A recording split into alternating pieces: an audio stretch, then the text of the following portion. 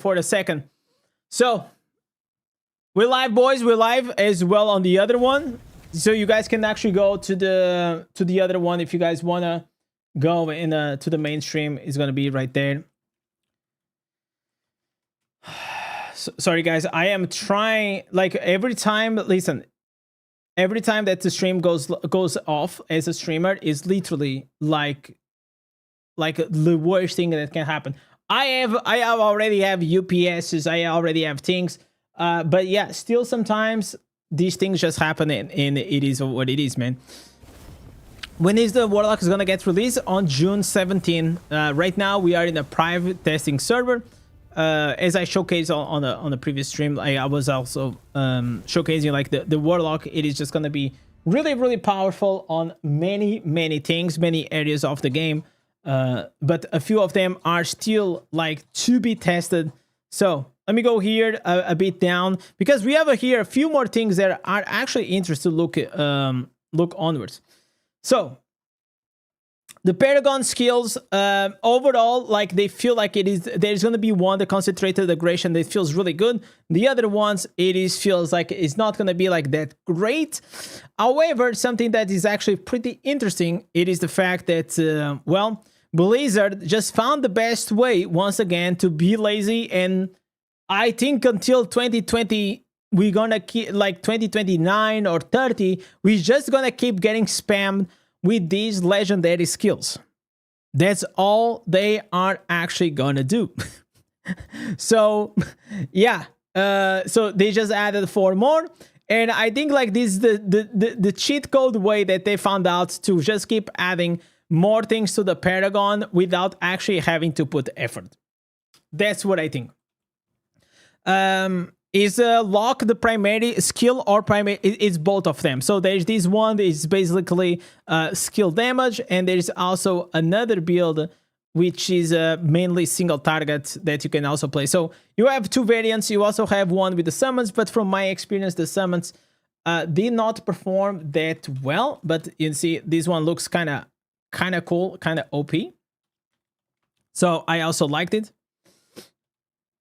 So you saw since Maul's video, I think Maul I should be playing like with the same build that I have with the build, but we actually can go and saw. I didn't want to post today. I will post my builds on the release date. Okay, on the release date, that's when I'm gonna go and post. Today I posted the patch notes, so be aware that the builds. And I also know what actually gonna be interesting to see what if our fellow creators got the same builds as me, or if they actually found out anything else. So let's go here into YouTube just to see what we have here. New legendary set item and ancient gear. I kind of want to know what is his opinion on these, honestly. But I think it is a bit boring. So major update. Okay, we're not gonna see these. Hellbound versus. Wait, how did he actually was able to test it out? Farming build. Oh my god, they put it like, how many videos did he put in?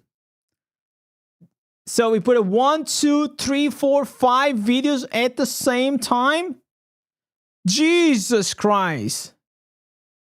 All right, so let me see. Okay, we're gonna start with the builds. That's what I'm more looking forward. I mean, with this account, like literally anything was gonna work, right? Anything is gonna work. So let's see what is gonna be the top DPS build for the Warlock. So let's go. Let me see if the audio it is good. It's finally. Okay, it's good. It's good. All right, ladies, we have the Warlock builds are now out, and we have here the build with Maw for the max DPS. It is a big whale, so let's see how much damage he actually is going to do. It's finally time. Diablo Immortal's 10th and newest class, the Warlock. Today I'm so excited to be sharing this video with you guys, and I'm so grateful that I had the chance to play this class on the PTR. I want to thank Blizzard for giving me the opportunity. Damn right. It's going to be an absolute banger. This class is really, really insane. It's such a blast to play. And the crazy thing about it is that not only is it a strong class, but it's also a very versatile class. You can play this class in many different ways. There's elements of summoning, like the Necro. There's elements of magic and raining hellfire on enemies, kind of like the Wizard. There's also elements of like primary attack and huge amounts of damage like we have with Blood Knights right now. There's also no shortage of dashes and anti-CC like we have from the Tempest, and there's also a few heals mixed in there like we have with the Druids. I'd say that the Diablo team has once again outdone themselves. Not only does the Warlock mix elements from other classes and kind of put them on steroids, but it's also got its own unique feel and playstyle. While I could sit here for hours and listen guys, I will say that this class, it's not gonna be another Druid. I think you guys gonna have a lot of fun, and I will highly recommend you guys to try it out because it's really fun to play. Talk about how much I absolutely adore this class and recommend you guys to switch to it. I'm actually going to jump straight in and answer the question that's probably on everyone's mind, which is, Mal, have you found a build that does absolutely crazy damage on this class? And I'm going to play a short clip. Oh, yeah, he's playing the same build. You guys can see the damage is absolutely bonkers. I peaked at almost 270 million per second, which I think I've never seen. Okay, over 10 Lisa, seconds, the thing is... 1.2. Bro, the thing is, like, now, like, it's such a maxed out whale that I don't even know, like, I think he has to give, like, the common player, like, if you are almost 13,000 resonance, like he is, I think he has to give some context to what. So whenever I'm testing a class, I want to know, okay, my maximum damage with this class, it is like 1 billion damage. Where does Warlock will stand? Because if you show me a build that's gonna do like 5 billion damage, like, it doesn't tell me anything for my own account because I don't know the scale on how Warlock actually ranks it up on his account. 1.3 billion total damage. And it's for this the is actually clickbait. Higher than Wizard, I mean, and not also really, higher but than the Blood Knight record that I have on my character. But obviously, if you are new to the game, you know, bigger numbered, better build. That's what a new player thinks, that they don't really fully understand the game. So we were lucky that with the PTR, we could test with our own characters, and all of the gem and gear is pretty much the same as what I have in the live server. So I'm going to make a prediction right now that Warlock is going to have the highest damage out of all the classes in PvE. So if you're a PvE player, you definitely don't... Okay, I actually don't agree with that, but just me. Based on my testing and on the builds that I played, and I also tried this variation with that Maul is using, Warlock for me was like about like top 4, top 3 of the highest damage of classes in my account. I want to be skipping this class. As far as the essence choices that we have, I think that these have all been single shown target. We're talking about single target that damage. We had last week, but we have about 10 essences in each slot, which I've collected all of them, and I've been trying my best to test pretty much every combination that I could think of. There's a lot of really different options that you can have with this class, like I already mentioned, and I think that people are going to have a lot of fun theory crafting with this class. So with that said, let's go through the build that's given me the highest damage. I tested this build, and then I'm gonna post my build and you guys are gonna see per second. I kind of like, sometimes I wish that, like, for example, Maul will test my build to see how much damage he actually will put. This is the build that I'm going to be using in raid content, gauntlet content, challenge rifts, things like that. And you could also use it in dungeons. So as far as the skills go, I'm going to go through each of these one by one in more detail, just because this is a new class and people won't be familiar with it. But as far as the primary attack, you have 2 options. It's the Hellfire Bolt or the Lunatic Rush. Both of these are really fun to play around with. But in this build, actually, the primary attack is going to get replaced by this skill here, which is called Lash of Pain. So it doesn't really matter so Lash of Pain is like rolling surf, which primary attack you're going to be using here. So as far as the next skills that I've gone for Hell Swarm, I've gone for Lash of Pain, like I already mentioned. Infernal Eruption, this is one of my favorite skills to use with this class. It's just so cool. And speaking of other cool skills, Tyrant's Grasp is such a hilarious skill. If you guys try out the essence for it that we have in game, I'm not going to spoil everything in this video, bro, it's but so this good. is a really fun skill to use. It's so fun. As far as the essence that I've gone for with this build, I will spoil it for you guys. I will spoil it for you. It gives these arms. Bro, tell me that this is not one of the best looking ancestors in the game. Like, are you kidding me? You have literally 2 giant demon hands or arms around you. This looks so freaking cool. I love it. Sorry, I had to spoil it. It's a little bit confusing because I'm using the ancient items, but we can see here that for the helmet, I've gone for the Hell Scourge. So this one reads that Hell Swarm empowers you, allowing you to swarm enemies with explosive locusts that apply harmful effects to enemies a second time when you apply them. This text is a little bit confusing, but I'll be explaining it after we go through all of the essence. So for the chest essence, I actually tried that out, and it was not. It felt to me that or the text is not accurate for what it says, like right here, or either way, the Demonic Pact performs better than the Hellswarm for me. But I'll be explaining it after we go through all of the essence. So for the chest essence, I have gone for Watch Them Writhe. This one reads that Infernal Eruptions now conjures a sword that crashes down upon enemies and shatters the ground, dealing damage, knocking up and burning enemies within the area. For the shoulders essence, I've gone for... Listen, guys, I don't think you guys gonna be using this one. The problem with this build, this essence in specific, so the other chest piece, it's a buff that the burning is always with you. It's like the druid with the firestorm, but that other one, I think like the problem with it is stationary. I personally, I don't like it a lot. Even if it does more damage, I don't think anyone actually should be using this, because here's what it does. It just like drops like a sword, and that's it, and does damage there. So imagine like if you transition the phase or something like that, it has a high cooldown as well. And yeah, it just stays there. I don't know. Like personally, for me, for my playstyle, I don't like stationary things like this. And shatters the ground, dealing damage, knocking up and burning enemies within the area. For the shoulders essence, I've gone for Brutal Lessons, which reads that Infernal Torment replaces your primary attack with a swing of chains. So I think this is just a mistake in the PTR. It should be Lash of Pain replaces your primary attack. Yeah. And it damages and burns enemies in front of you and knocks back enemies. So this is going to apply another burn, which is pretty important for this build. Next, for the pants essence, I've gone for Supply and Demand, which reads that Destruction's Claw, which should be Tyrant's Grasp, conjures demonic claws from behind your back, causing each of your primary attacks to unleash claw strikes that damage enemies in front of you. This has really good synergy with the shoulders. So both... Bro, these 2 instances alone, they make the build. So these 2 instances, the first one, it is these slashes. You see, it looks insane, and then the pants are these. So when you put them together, look at this. It looks fantastic. It looks absolutely insane.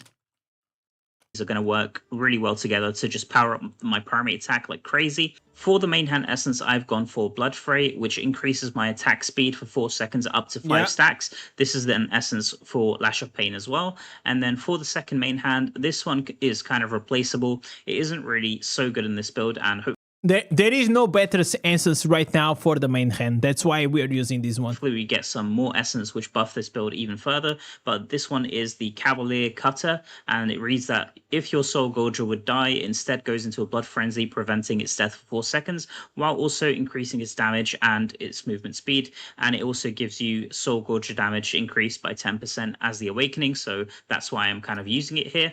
For the offhand essence now, the first one is really powerful. It's the Jawless Grin, which reads this that is important. This one is important here. 38% increased damage to burning enemies. What's up, Dan? We're applying so much burn with this build, so this one's always going to be up and active. For the second offhand that I'm using, I've gone for Dirty Tactics. This offhand is kind of a dead slot. Yeah, this is the problem that I found out with this build. This build technically has 2 dead slots.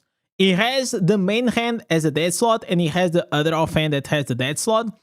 And the Hellswarm, for me, it's not as good as the Demonic Pact. So, for example, I'll show you later on. Hand for Lunatic Rush, but yeah, like you have 2, like literally 2 dead slots in this build. Lash of Pain, so this one isn't really going to be active, but there aren't really any other good options to use right now. Warlock So free? now Yeah, I of just course. want to go through each skill one by one to kind of explain how they work, and also to kind of showcase how they look, because in my opinion, these look super, super cool. So first, let's start off with Lash of Pain. So normally my primary attack is going to look like this. It's going to summon the Lunatics, but as soon as I press my Lash of Pain here, you can see that I've got this kind of god God I of think War. Warlock will Look work to with my low character potency. now. I Yeah, it call doesn't this matter. the Kratos skill. It doesn't really It matter looks your so potency cool. It right has here. 100% uptime here in PvE, and it applies knockback, it applies burning, which is going to be the theme of this build, and it also has very high attack speed. For the next skill, I'm using the Infernal Eruption, and this is such a cool skill. It has a passive burning effect and also an active burn effect, which does so much damage, and it synergizes like crazy with the next skill, which is Hellswarm.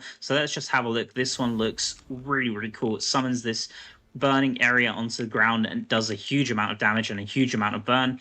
And then for the last skill that I'm using is the Tyrant's Grasp. So this one again here, I don't know why in the PTR some of these descriptions are a little bit messed up, but that's fine. So what this does simply is that it summons these two hands next to you. I think if you've played Chaos Convoy, you've already seen this effect, but the cool thing about this is that it synergizes. Wait, we saw this effect in Chaos Convoy? So both of these work really well together. Yeah, this is what I was showing. You can see it looks hands badass kind though. of moving around me, which looks a bit funny here. But both of these are doing a really good amount of damage. So now I'll show you want to boxing. speak Just about wait a bit. the Hellswarm skill, which is kind of unassuming. If you press it, you'll see that not really much happens. You get this kind of glow around buff your that's on the character, but double not really full much happens. effects. So let's have a look here at the description. So this one reads that you gain a power of scavenging insects, which increases damage by 40% for 4 seconds, which is already huge in itself. But then it reads that each time you cast a skill that deals continuous damage to an enemy, a scavenger inflicts the same effect on the enemy. This effect has a 0.5 second cooldown on the same target.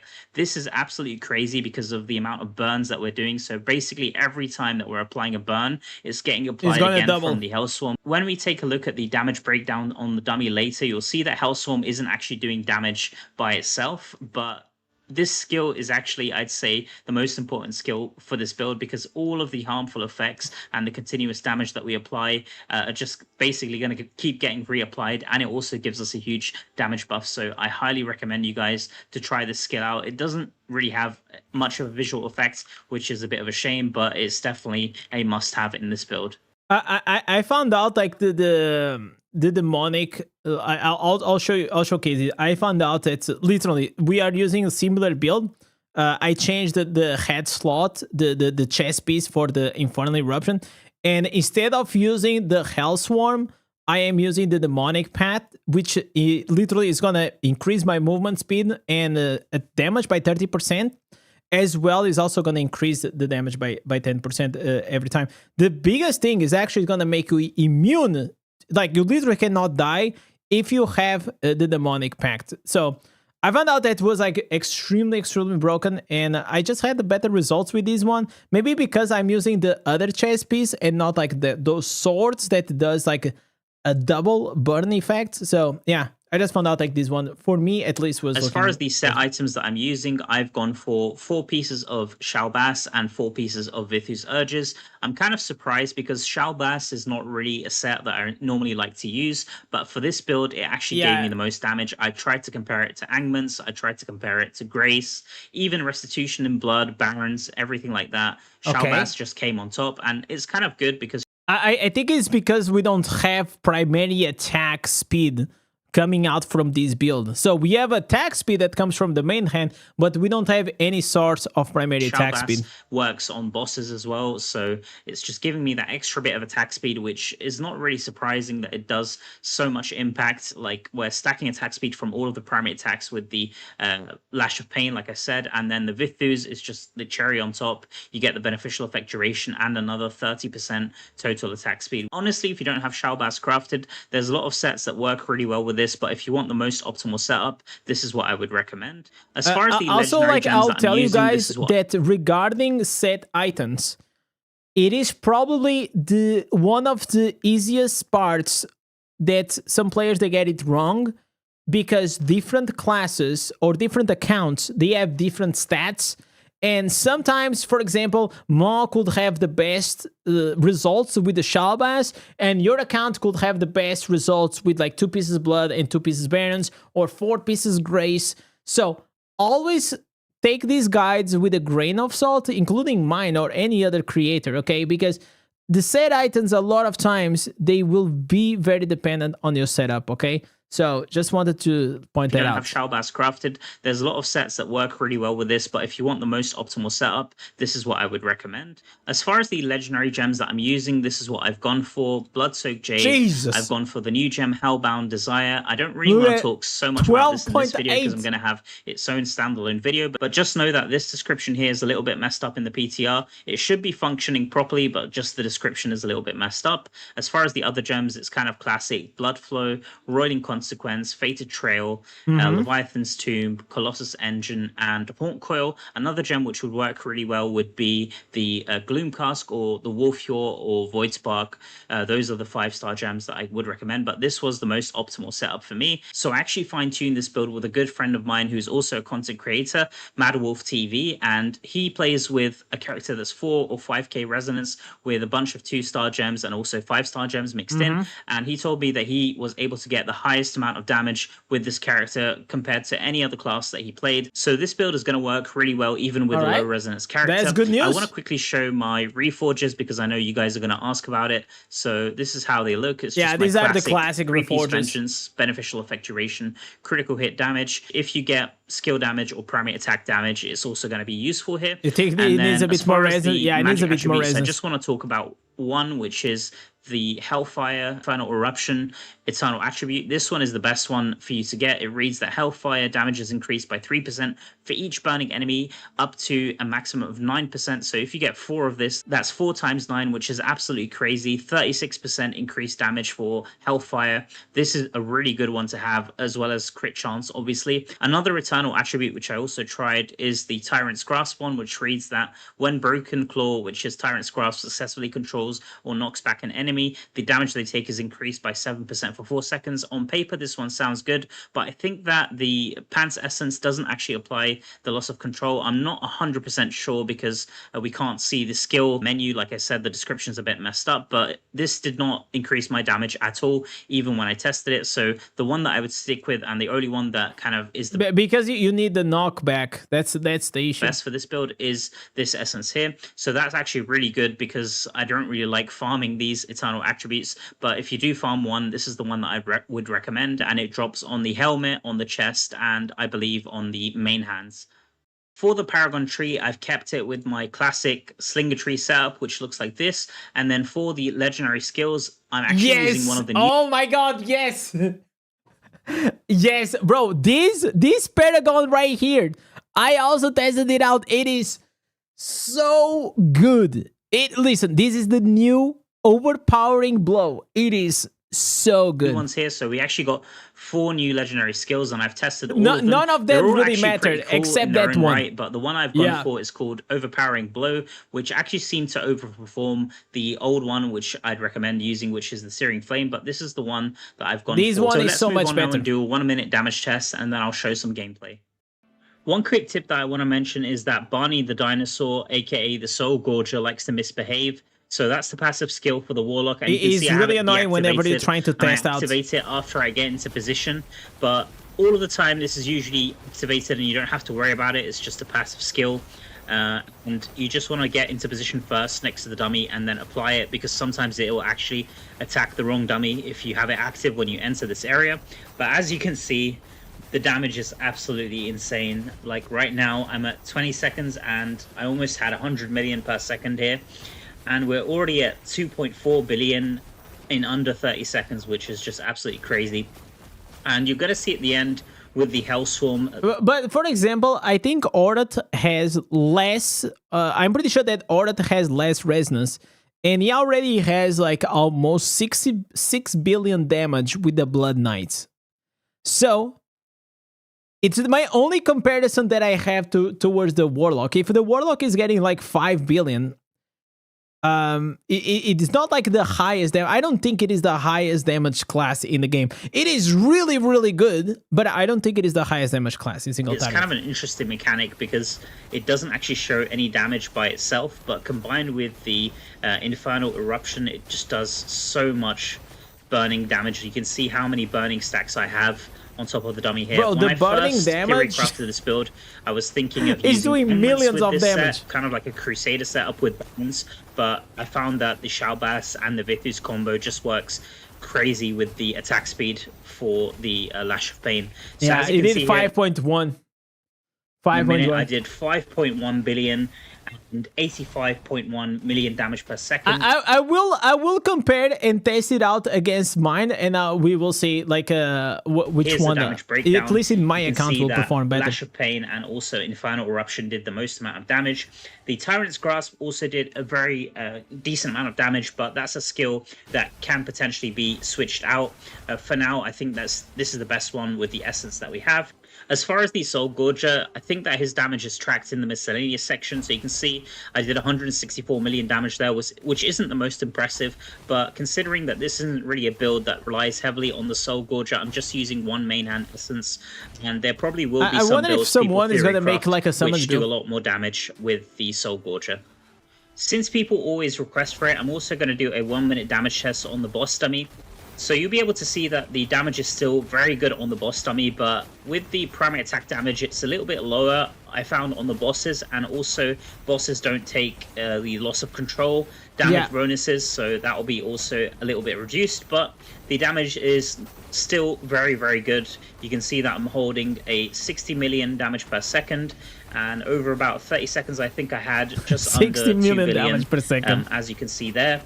And yeah, it pretty much works the same. The playstyle is the exact same, and once again, the playstyle is just press the space bar and you spam the buffs. And you can see that the burning effects are still going absolutely crazy on this dummy. The downside is the build is a little bit slow, but I think that still it makes up for it in terms of damage. And with the Lash of guys, don't, like, in my opinion, there is a build that is much better for dungeon. It does move you forward pretty fast when you hit enemies. Way better. I think it's not really that bad, and you can see the damage is this crazy. is like single target, guys. But I will be giving you guys a variation you can use if you want to use a build like this and move a little bit faster if your groups are moving super fast. And you only have to change one. Yeah, I mean, like, it will pop off here on the single target on the bosses, but yeah, I'll not go with that one. To a Burning Ascent, which is one of my favorite skills to use. Okay, so we have the faster variation. This is going to be the go-to skill that everybody's going to farm with. So the vanilla skill looks like this, which is like a dash that spawns that demon that you can hang from. Okay, he's changing the main hand. The Crash and Burn.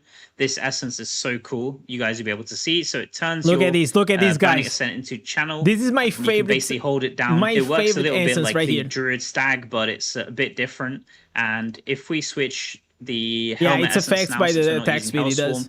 You can switch to this one, which basically restores the energy. You think switch from Tempest to Warlock? Yeah, of course, man. Pretty much the whole time. I'm changing day one, especially if you're hitting enemies. I mean, in town here, I'm still able to channel, but as soon as I hit enemies, I'll be able to move a lot faster. So for the farming build, there's gonna be like a better version of this build. So this is the max DPS build for the Warlock from Mom.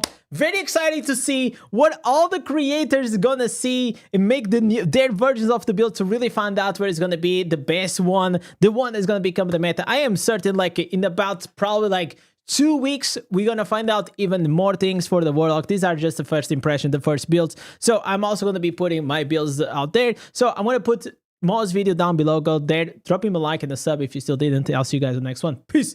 All right. So we watched the max DPS build. Let's go and watch here the farming build for Mom.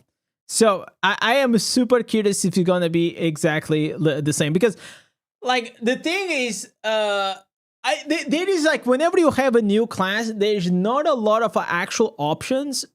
There are only 60 instances. Actually, I think like it's 50 something. So there was not a lot of like options for you to make like multiple builds very different. So I think like most creators are gonna have similar builds. Maybe it's like some tweaks here and there, specifically for their classes or specifically for their own account that is going to be better. So let's go and watch now another Warlock build. This one, it is going to be for the farming. This class, it is, in my opinion, probably the fastest class in the game when it comes to farming. So let's go and watch this one. Hey guys, in this video I wanted to share my farming build for the Warlock. In my last video I mentioned how fast and smooth it is to farm with this class, and I completely stand by that. So currently in the game, I'd say the fastest two farming classes are probably Druid with the Stag build, and Barb with Wrath of Berserker Sprint, the classic build. Oh, so Stag is much faster, but I think this one is going to be even faster. Those two classes are just slightly above the rest. Crusader's also very fast, but I'd say that Warlock takes the cake. It's super fast, and not only is it fast, but the damage is crazy. I think it's going to show. In my last DPS video, I had about 85 million damage. And with the speed farming dungeon build, it was about 60 million. And with this build, I've gone even more into speed and AoE. So we've lost a little bit of damage, but it's still 50 million damage per second. Granted, this is on a higher resonance character, but still, I believe that this build you can use for speed farming. You could use it for dungeons. You could pretty much use it for everything that you want to. I already see here that he's using one skill, probably one answers that I'm not using. But let's see. PvE activities. Let's not waste any more time and jump straight into the build. For the skills, I'm using Burning Ascent. This is the main skill that you want. You can pretty much use anything else glide. As long as you have always this skill. Gliding, boys. So this summons a Hellfire that kind of carries you, and you can channel this skill with the main hand essence, which I showcased, and pretty much speed through the whole map. So the other three skills, it's important that they can basically work as an AoE effect. Needless to say, the primary attack that you pick doesn't really matter. I've gone for Hellfire Bolt, but it doesn't really matter because we're going to be on the Burning Ascent all the time. For the other three skills, I've gone for Demonic Pact, I've gone for Infernal Eruption, and Blood Offering. As far as the essence I'm using, I'll give a quick overview. So I'm using Scarred Memories for the headpiece. So this is the one that's going to give you a cooldown back for your gives charge you and the glide 100% uptime for every 5 yards traveled with Burning Ascent. So as long as you keep moving, you're going to be gaining back the energy, and you're going to be able to channel non-stop. We also gonna have as a barbarian an Asus on the shoulders that's gonna be exactly the same thing. The whirlwind energy is gonna get restored as long as you keep moving. Exactly the same build, just different skill. For the chest piece, I'm using the Ashes of Liberty, and this allows you to conjure the Infernal Eruption as a ritual of flame around you, and it's also going to increase your movement speed and deal damage to enemies. So rather than the last Infernal Eruption essence that I used, which kind of summoned a sword that was more stationary, this one's just going to allow you to have this one for me is better. AoE effect, which also has a very huge range. Thanks to the Pants essence I'm using, it's called the Margin of Error, and this just increases the range by 29% for Infernal Eruption. For the Shoulders essence, it's Impassioned Misery.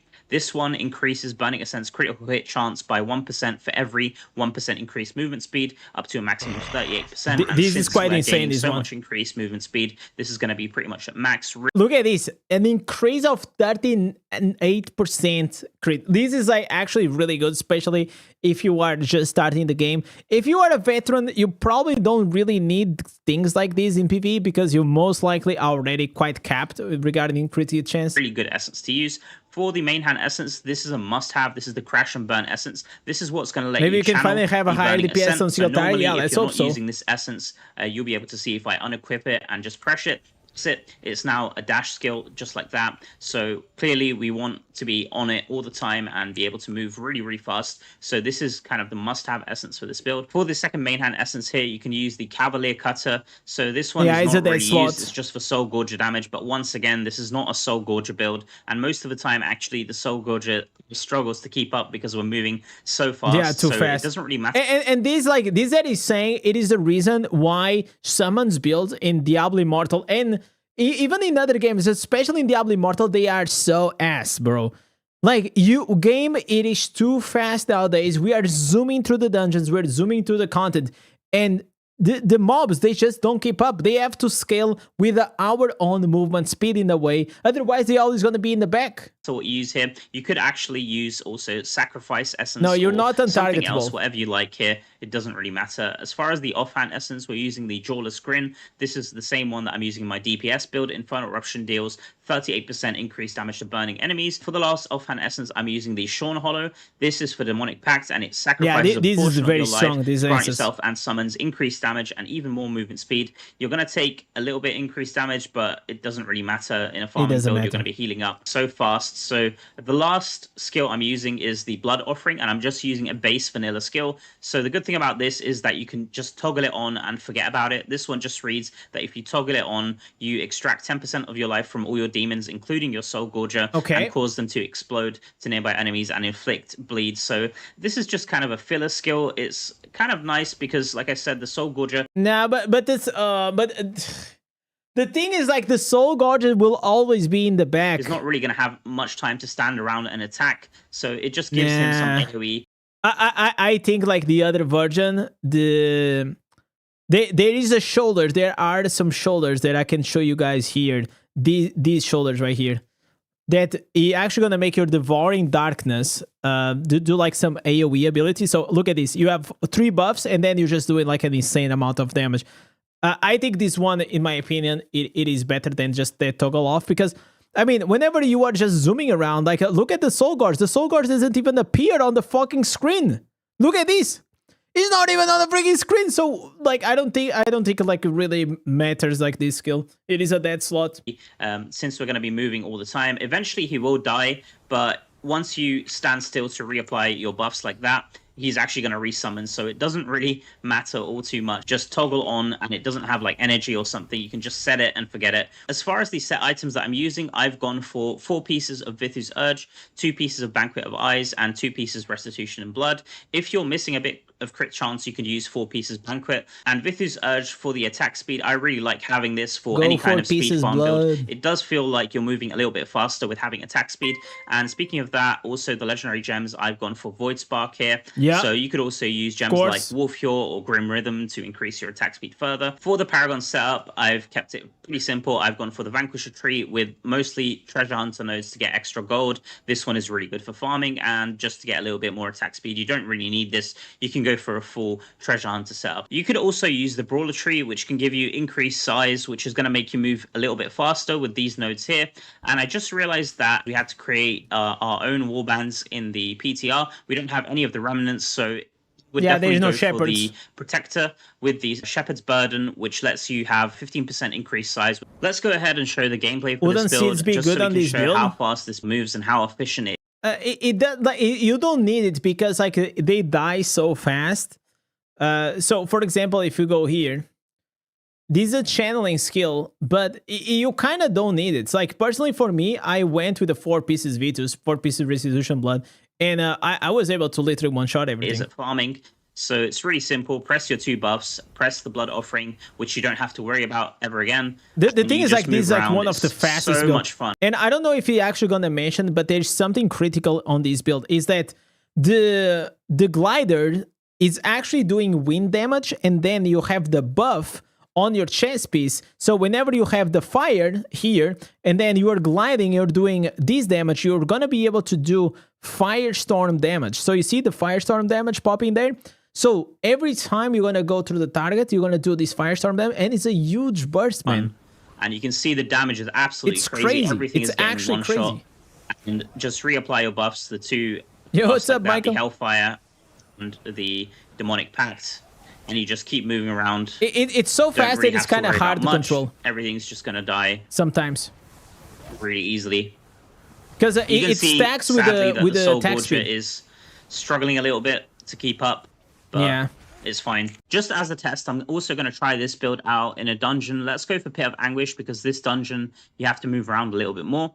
So let's go ahead. New class, it is going to come on June 17. I'm going to do a subathon, a massive subathon. Super fast. I did a trailer, Michael. Go watch the trailer. A little bit it's on my less channel. Damage, like I said, but the damage is still good enough to be able to speed through dungeons. Like this, augments wouldn't be good for the extra damage. For a lot of people that just want to speed through.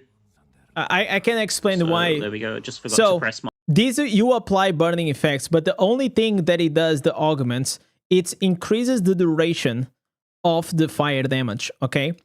And the only reason in the Crusaders you are using these is because you're able to resolve the burning effect. So the longer the damage over time is on the target, and then when you resolve it, you instantly do the 12 seconds damage in like instantly, then you're doing millions of damage. But in this case, on the Warlock, you're not doing any resolve damage. So you're able to already apply the burning effect all the time. So 30% extra duration doesn't matter to you because it just doesn't matter. Like the mob will, as long as you're attacking the mob, you're always refreshing the burning effect on him. And then he's just gonna stay until he dies. And the 15% extra burning effect on him, it doesn't really matter. Like it's not, they are not like very good sets for the Warlock at this stage. My Infernal Eruption. If you forget to apply your skills, just stop channeling for a second and then you how can just am press I them playing again. with it? So I am on the through this dungeon really, private really quick. testing server. And yeah, it's just an absolute you breeze. can This go is watch it. Just a Inferno 1 minute by the trailer way, for the subathon Challenge for the Dungeon. event. And even on single target, this does a lot of damage. I think this will actually be This is the build, guys. This is the dungeon last build that I showcased is more of a single target DPS. It does a lot more damage. But this So this is what I was trying to tell you guys. Like the max DPS build may do the biggest damage in the single target, but there is no way you're gonna take that to dungeons. It is too slow. And this one also has like a really good AoE. Plus, even in single targets, it does super good damage. That a lot of people end up using. Let's see how this does. Even on this is Zaka, gonna be the meta. You can see that. Not with this skill, but with the other one. There on the first phase, really nice. The Firestorm with the legendary skill, So everything is just dead. Dead. For the auto farm build that I'm using, this is what it looks like. I'll just quickly go through this. This is far from optimal, but I just wanted to whip something quick together for people that like to use the auto battle feature. So the set it's all about like pretty much the same. 2-piece restitution, 2-piece barons instead of the 4-piece Vithus though, and still 2-piece banquet, 2-piece Vithus. For the skills, I'm using the Hellfire Bolt as the primary. As far as the essence that I'm using, I've gone for Watch Them Rise. I wonder why he's using 2-pieces barons. Like everything just dies so fast. There is not a big reason for that. Which is the same as my I think like 4-pieces blood probably will be better, or something that will increase your damage. DPS chest lets you place a AoE effect on the ground with Infernal Eruption. Then I've gone for the Jawless Grin, which applies the the classic on burning enemies. Margin of Error, which increases the range. So it's really simple. It's very similar to the DPS build that I have. For the shoulders, I've gone for this one. The Soul Gorger drains power of enemies, increasing the size of maximum life and attack range. Sadly, this does not work in the PTR, so I'm not sure if this doesn't. is going to work properly. But if this is going to work, guys, I tested this out. It doesn't work.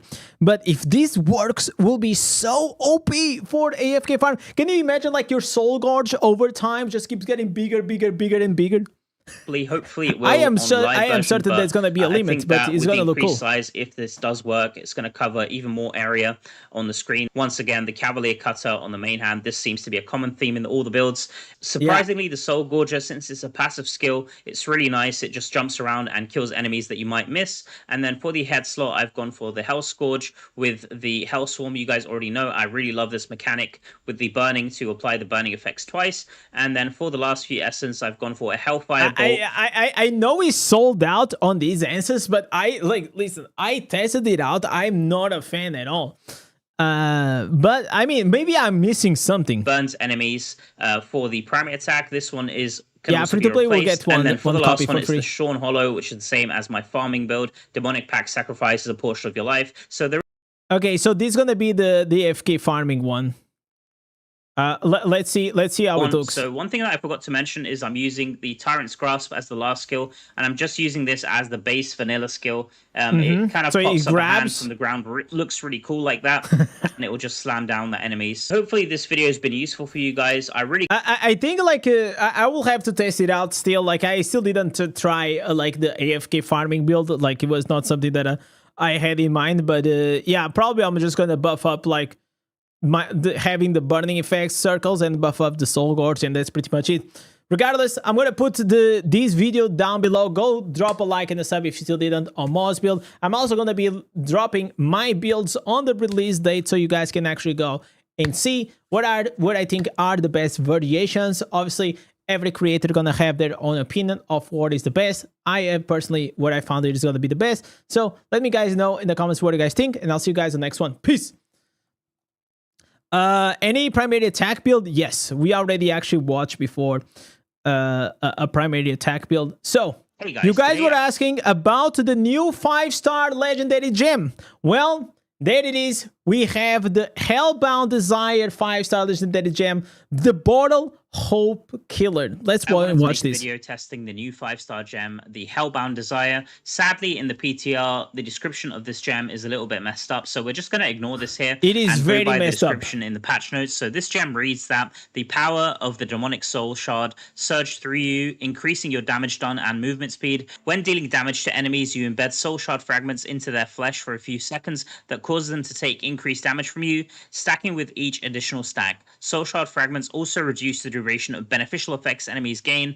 Each enemy cannot be afflicted by a new soul shard fragment more than once every 20 seconds. The effect on paper sounds really powerful. Sadly, the patch notes don't mention how much damage they take per stack, but from my testing, it seems like the soul shard fragment stack, it does about 3% damage per stack at rank 10. I could be completely off because, like I said, the PTR, this gem, I'm not sure if it's performing exactly as it states in the patch. I don't really know the description of the gem. I'm just going to do side-by-side comparisons with other gems we have in the game. I think like he's trying to test the gem, but it feels like it is broken. It was not increasing the movement speed. So the one that really comes to mind, and a lot of people always ask me if it's worth replacing, is Bottled Hope. This gem has kind of been on the chopping board for PvE for quite a while now, and people always try to replace it for other gems like the Fated Trail. Yeah, it doesn't even fit on my Gloom Cask, Void Spark even. So I think that the new gem, Hellbound Desire, is kind of going to be the nail in the coffin for this gem. As far as my setup for my character, I've just gone for my highest single target. I mean, like the 6%, if you have it at rank 10, the 6% skill cooldown reduction is still going to be probably very valuable for you in PvP,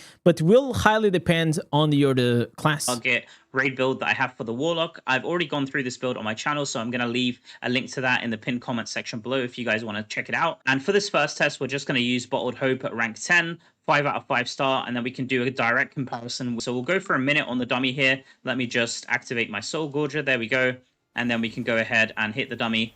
And as you can see, the burst damage is still really crazy with this build.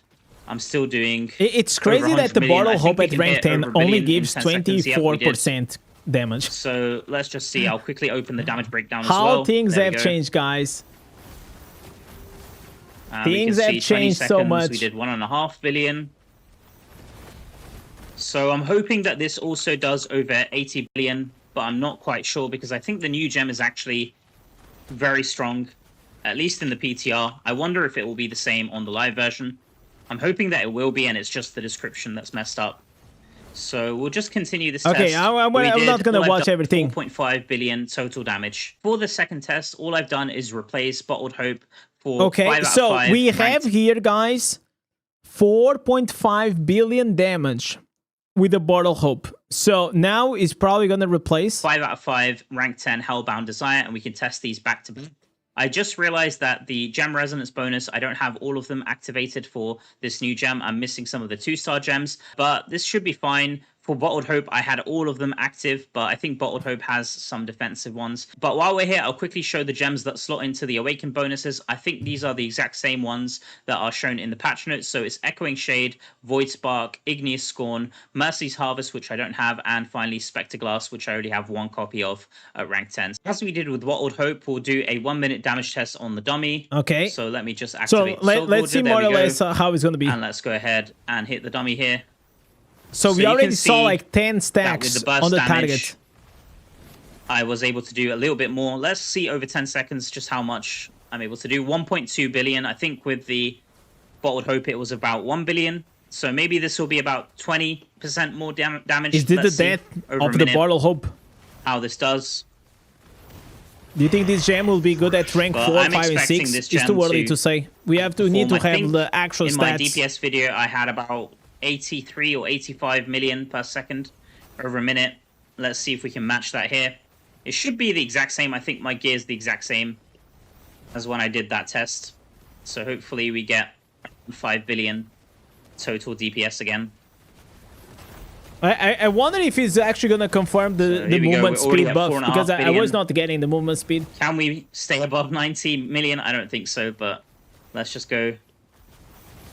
Last few seconds. So the damage is 83.5 million. So if we do 83.5 divided by 74.3 million, which is the result for Bottled Hope, we get roughly a 12.4% DPS increase, which is huge considering my setup is the exact same. All I've changed is this gem. So yeah, we can expect 12% that at least for single more target damage. damage. Wow. This gem is gonna by far outperform Bottled Hope. So I'm actually a little bit curious how this gem is going to stack up to the Leviathan's Tomb. Now, Leviathan gonna win.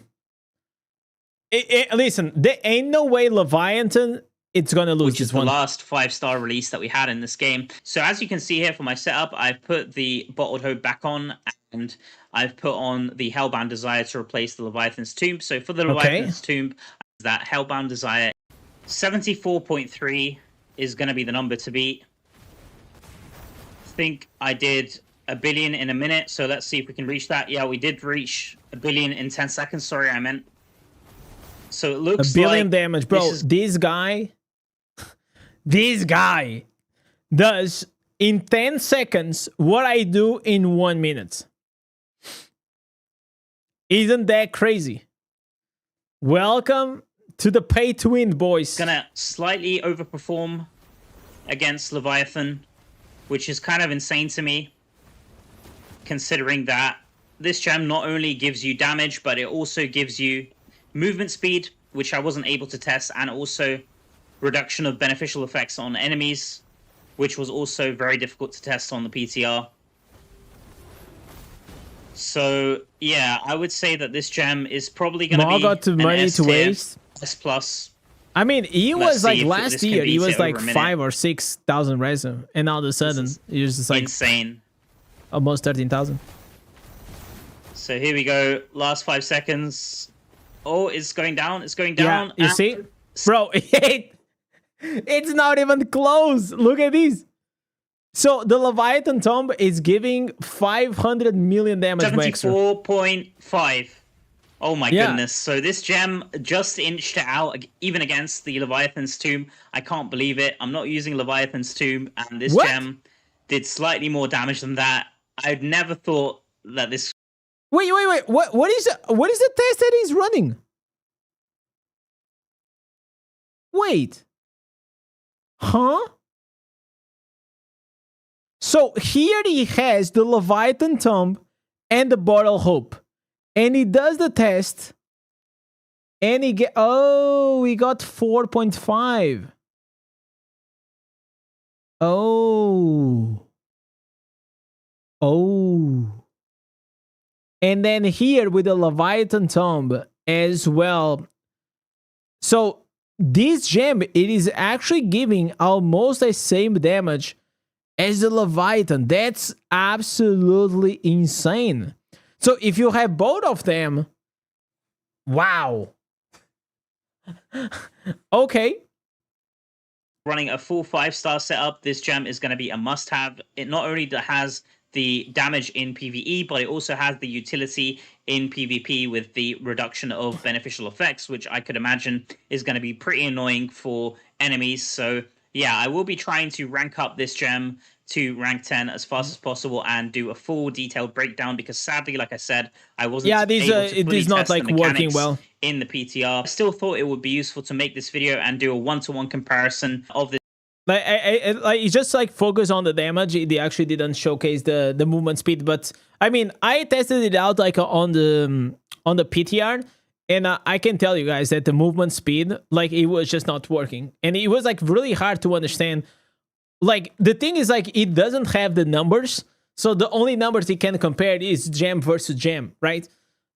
So we will have to see what are the actual numbers of the Hellbound Desire. The good thing is that if you are a free-to-play, you're gonna get one copy for free. So yeah, that's actually gonna be like the good part.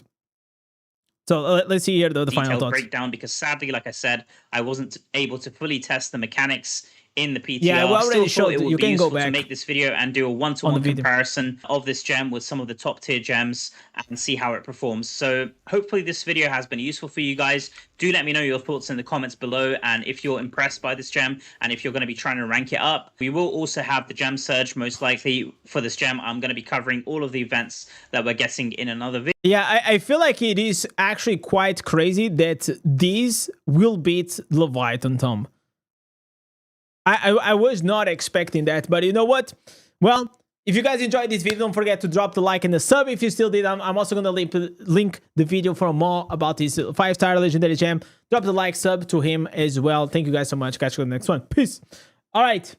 We got here this one. It is done. I mean, like, there is this video, but I'm not going to watch this video from more about, like, the ancient gear and the ancestors. I mean, it's everything is dog shit, okay? Not the video. I'm saying like the content itself. Like it's not that interesting. Is there anything else interesting here? No, I don't think so. Right? So did he post another thing? No, he posted like 5 videos in a row. That's how Maw does. Then he goes MIA for like 2 months, and then he comes back, and it's like the ketchup. So we have here. Hi guys, what is going our favorite bald beard guy on YouTube, boys. Our boy Laurent. He uploaded the farming build. I want to see if what is his farming build and what is the version. I can't wait to actually drop. I'm gonna drop my build, and I kind of want to see like also them testing it out. It's gonna be fun. It's gonna be fun.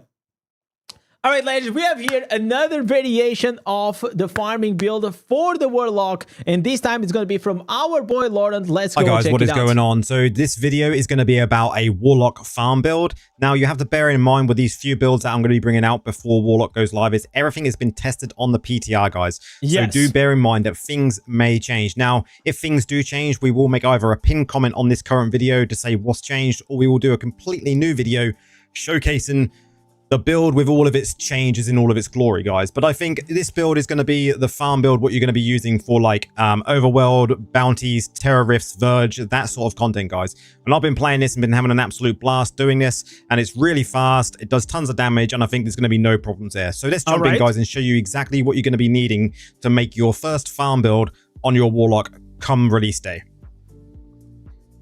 So let's jump in to the main build itself first thing, guys. We'll load this up. Now, the first lots of skills you're going to be taking in, guys, is I've got Lunatic Rush, but you can use the Hellfire Bolt as well. Either one, because you're not really going to be using your primary in this build. Then we've got Burning Ascent. We've got Inferno. Oh, I think this is very close to the build that I'm using.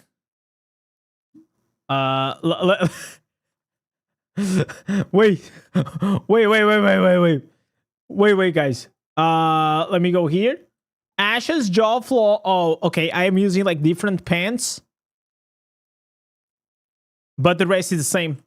And I'm using like different. Okay, so different set items, but pretty much like the only essence change is the pants. We've also got Devouring Darkness, and then we've got Demonic Pack as well. So they're the skills you're going to be using, guys. I think the main damages you're going to be noticing are going to be from your Infernal Eruption and your Burning Ascent. They do tons of damage when you're flying around. It's going to be absolutely a blast. So for the gear then, guys, in your chest piece, you're going to be taking Ashes of Liberty. It causes Infernal Eruption to now conjure a ritual of flames around you that increases in intensity with your movement speed, dealing damage to enemies within the area and burns them. So insane amount of damage. Absolutely crazy, guys. So this one that is talking about, it is this here, that whenever you activate, you have this burning damage around you. It is so OP. You're going to be taking the offhand of Jawless Grin. This one increases Infernal Eruption's damage to burning enemies by 20%. Absolutely brilliant offhand. Then the legs, Margin of Error. This is going to increase the eruption's range by 20%. 20% doesn't sound a lot, but when it comes to farming, it is a nice enough range to take it. In the helm for our burning... So in my build, the change that I have... Oh, come on, PTR. Come on. Okay, so the one that I put it is the one that applies movements slow. So it applies a slow on the target, and like that, I'm able to apply the damage to loss of control and do way more damage. Ascent. Burning Ascent's cooldown is as Sacred Memories. Burning Ascent cooldown is reduced by 0.15 seconds and restores 10% energy for every 5 yards traveled. This one gives you virtually, well, will give you 100% uptime of Burning Ascent, guys. Yeah. The only time you'll be coming out of Burning Ascent is to reapply your other skills, and then you'll be back into the glider and you'll be whizzing around again. Then for the main hand with Burning Ascent again, it's Crash and Burn. Burning Ascent is now channeled, allowing you to control the demon as it flies around the area, unleashing blasts of wind below it, dealing damage to enemies within the area. So obviously, you're mixing this up with your Burning Ascent and the Infernal Eruption. It does wind damage that Burning Ascent does, so you can see that Firestorm will be proccing, guys. Then in the second offhand, it is really OP, guys. Like, whenever you mix them both, so you see here, you have this chest piece, it's gonna give you fire damage, and then you just glide, and you're gonna do fire damage on the target. It is gonna be, oh, Firestorm, you guys see? That Firestorm, it is enough to almost like one-shot a pack. And the pants that I was saying are these ones right here. That the Infernal Eruption applies a slow, and whenever you have the slow, well, you can actually take advantage of, like, the, for example here, damage to loss of control. You also have on your Reforgers, you can get up to 90% increased damage, especially really good, especially for the early game players. Let's go and check it out here, the rest. Guys, we're going to be taking Sean Hollow. This was for Demonic Pack. It now sacrifices a portion of your life to grant yourself and your summons increased damage and movement speed, but you could also take an increased damage, and if you die, your death will be briefly delayed.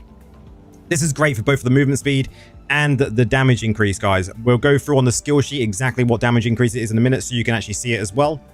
Then for the second main hand, you're taking Cavalier Cutter. If your Soul Gorger would die, it instead goes into a blood frenzy, preventing its death for 4 seconds, while also increasing its damage by 15% and movement speed by 15%. It starts at hell. Our Soul Gorger in this build is always going to be out because you can activate him or deactivate him, and I think it's just extra damage. So this is just handy to not have a dead slot, and your Soul Gorger, if he does go to die, he's going to do more damage and obviously have a bit more movement speed. Then for our shoulders, we're taking Unholy Domain.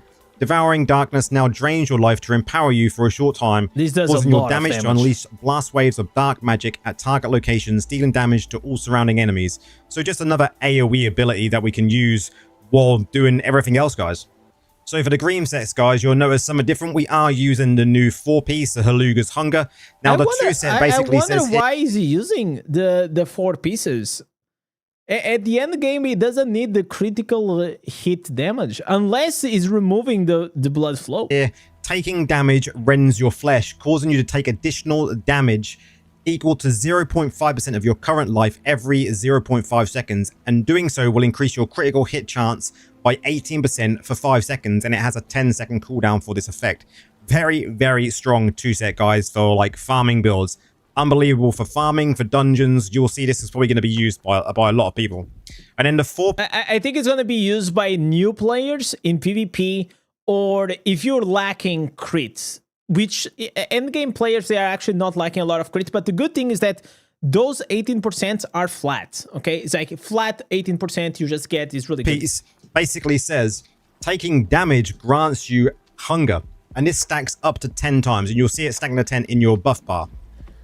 Upon reaching the max stacks, you feed gaining regret, healing yourself for 8% of your maximum health, and it also then increases your critical hit damage for 36% for 5 seconds, and this also has a 10-second cooldown. So you're not just getting crit hit chance, you're also getting crit hit damage, which means, guys, if you are taking this set, you could potentially drop things like Mother's Lament, possibly even Blood Flow.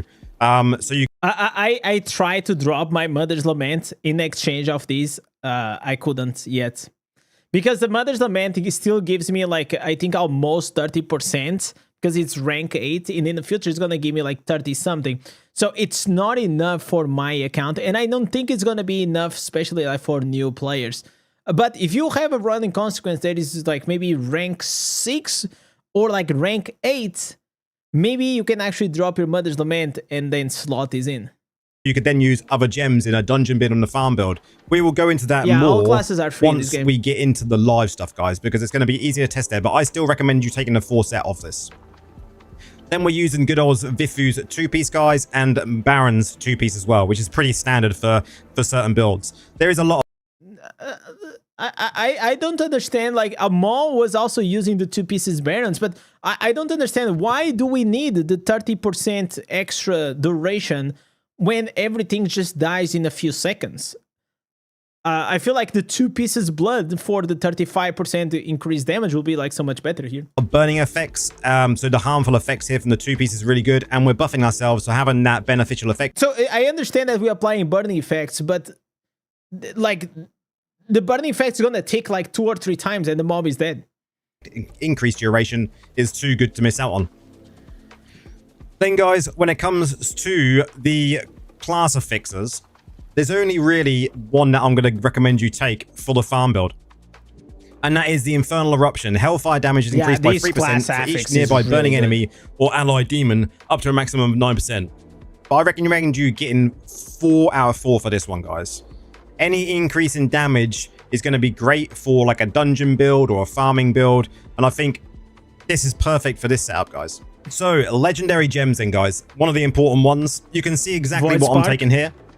I'm going with Colossus Engine. Okay, increase in size is always going to be good for a farming build.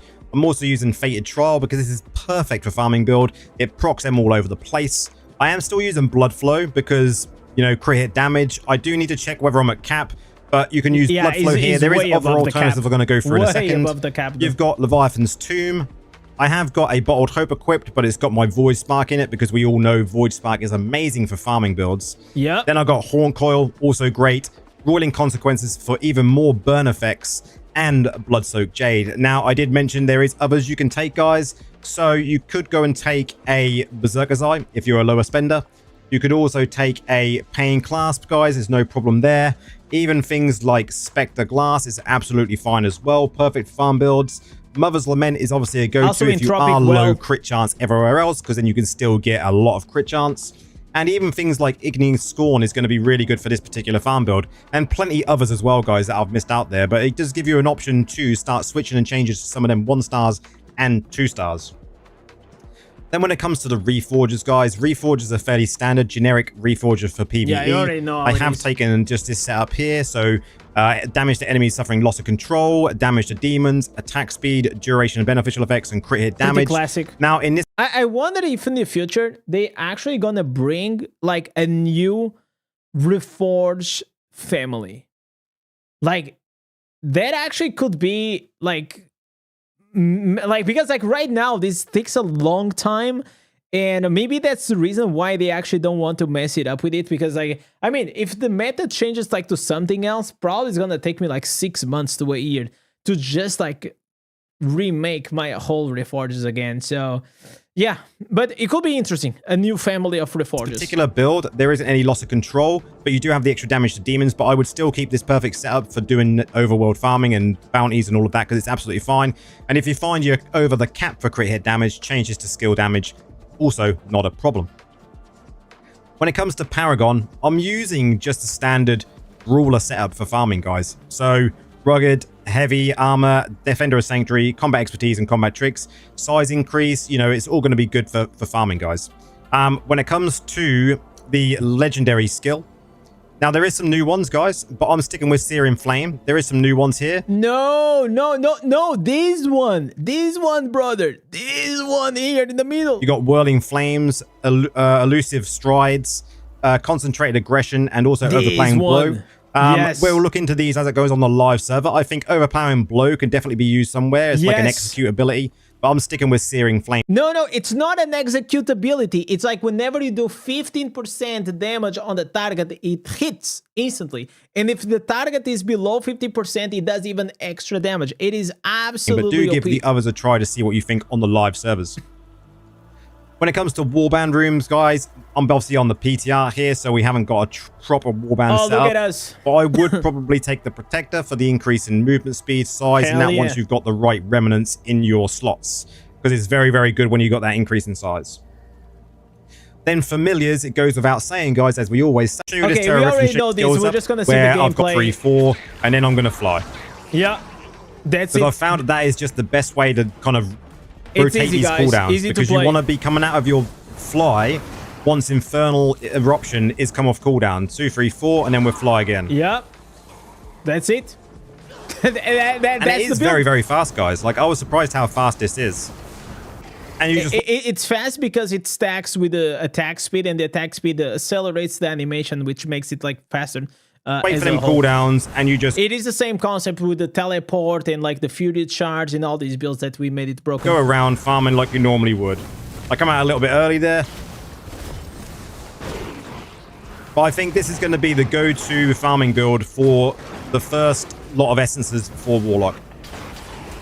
Yeah.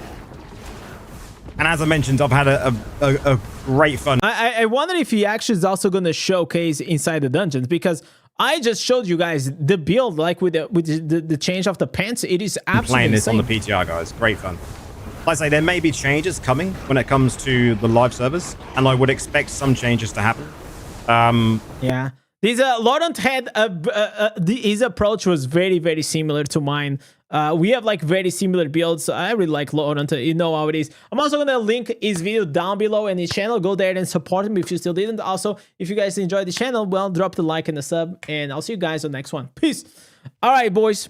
Is there anyone else that posted any videos that is worth to watch, or how it is? We can go here on YouTube. Okay, I don't really care about like the Phantom Cosmet. Let me see if Kill Switch sometimes has like some cool videos. Okay, no, there's nothing. Maw, we already watched Maw's ones. The thing like with the Maw content, it's very unrelatable now.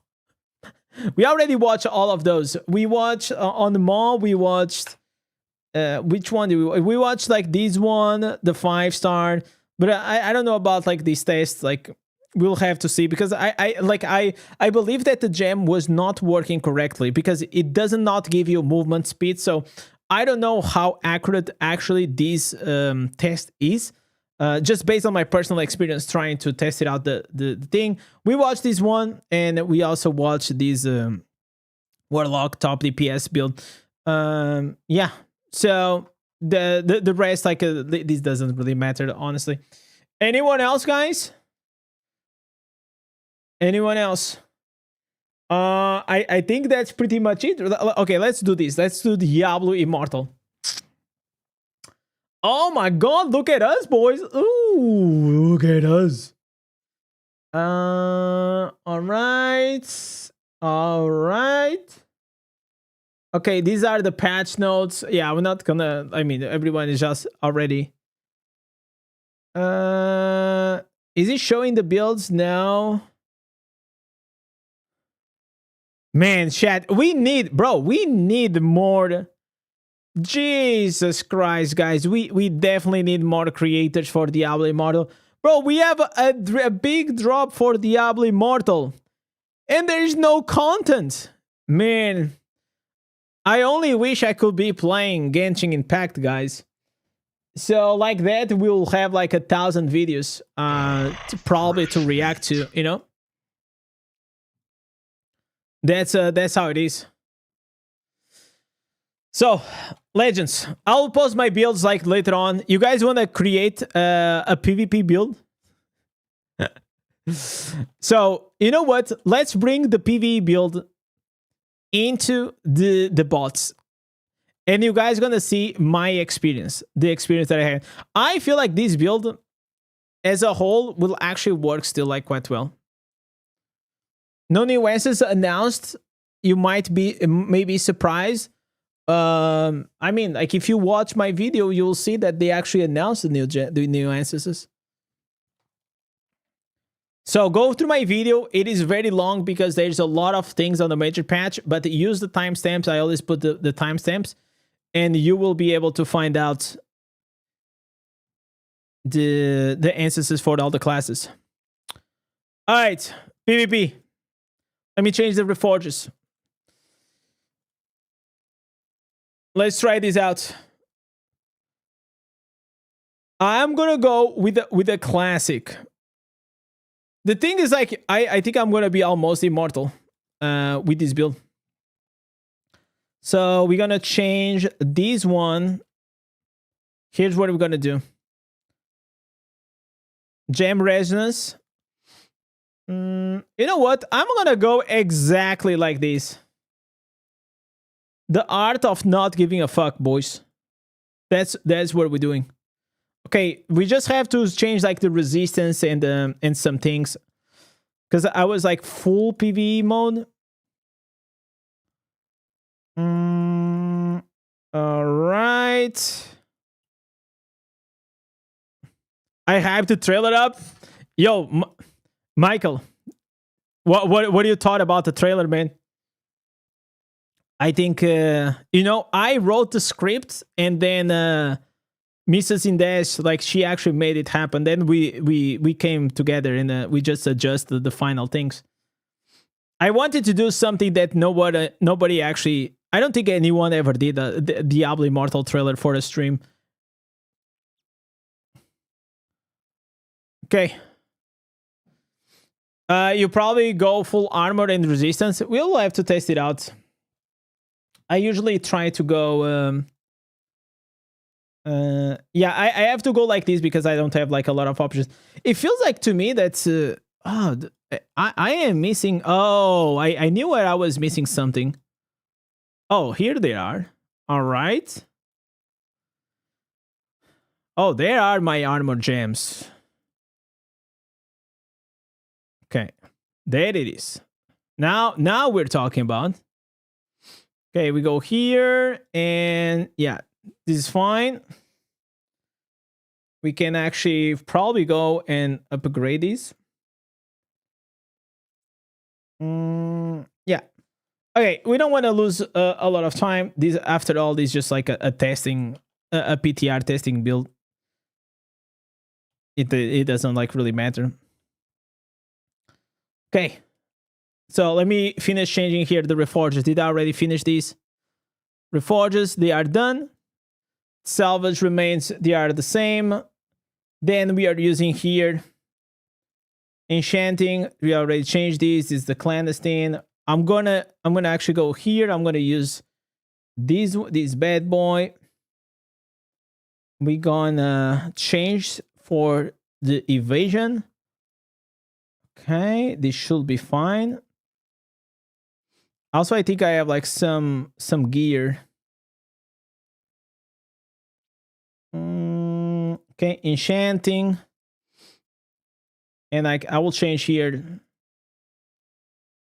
the Siphon Life with something else. Blood Offering, Titan Grasp. Okay. I want... These are not the ones I want, man. Okay, Hellswarm, Demonic Portal. This is nothing that I want. I'm gonna show you guys also like some very cool instances. Okay, fuck it. It's not popping. Let me show you guys something cool for PvP. So you guys know that to do PvP, you actually have to go here. Well, now you don't, because you just go to Party Finder and you're gonna have the battleground right here, boys. That's right. Easy. You can queue anywhere in the world. You don't need to go anywhere. You just go there and it's easy. At first, you thought that it was the class was called WARLOCK. No, it was actually called originally WARCOCK, but they had to rename it because, you know, it was 18 plus. So now they actually just changed it to WARLOCK.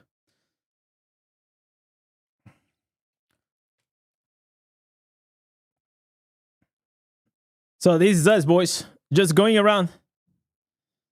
Man, it looked like the Blizzard made it was fucking awesome. So professional. We tried, man. We tried to... I mean, next one, I am sure like in 6 months, if we make another trailer, we can make it better. But yeah, we were really proud of that. We were really proud. Oh, there's no... The action analysis is not...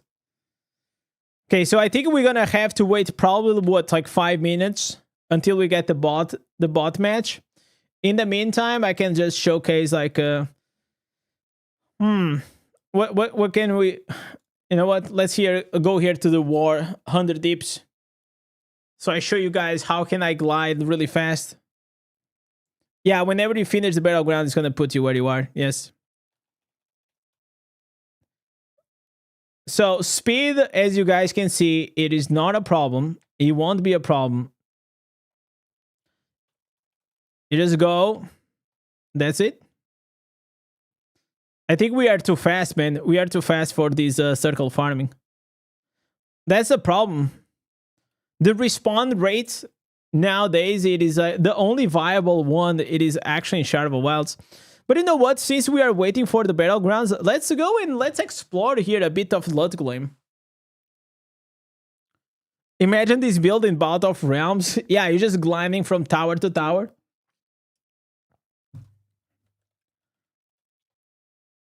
I don't know how I think defensively it's not like the best, but you guys have like something on the class affixes for this ability in specific that you can get immunity. Like it cleans up your slows, also makes you immune to crowd control. It is sick. Okay, we are exploring the map. Can you guys see, guys? You guys seeing the map? The map is so good, right? Okay, maybe I should just go walking, not gliding. I wonder if they unlock... So they don't want us like to showcase like the story. It's the only thing. Can you mount up and click? No, so no. That's not how... So you press the skill and you just keep it pressed. So while it's like a channeling. It's literally like a whirlwind or the strafe build. You channel and they just keep gliding. These, in my opinion, like from all the builds that I tested, this one was the most OP one. OP because of everything. Like I like to... These are my perfect builds. I have like certain check marks regarding builds. The first one, it is how can I make this build the most boring as possible to play? What I mean by that is that I love builds that I don't, especially in PvE, that I don't have to press a lot of buttons, right? So here you press 3 buttons and then you are for the next like 10 seconds you are just gliding. So it is very easy. You don't you're actually not gonna go and you're not gonna do like a lot, right? You just glide through it. Very easy. The other one, it is speed. It has a lot of speed. And then we also have a bunch, like literally a bunch of damage. So these are my 3 core things that I look forward in a PvE build. Yo, Anna, thank you so much for the raid. Were you enjoying the Warlock?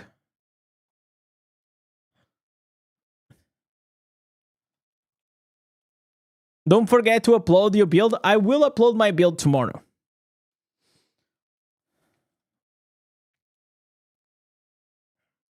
In the meantime, you guys can enjoy like the build from Maul and Lawrence. Oh, finally, boys.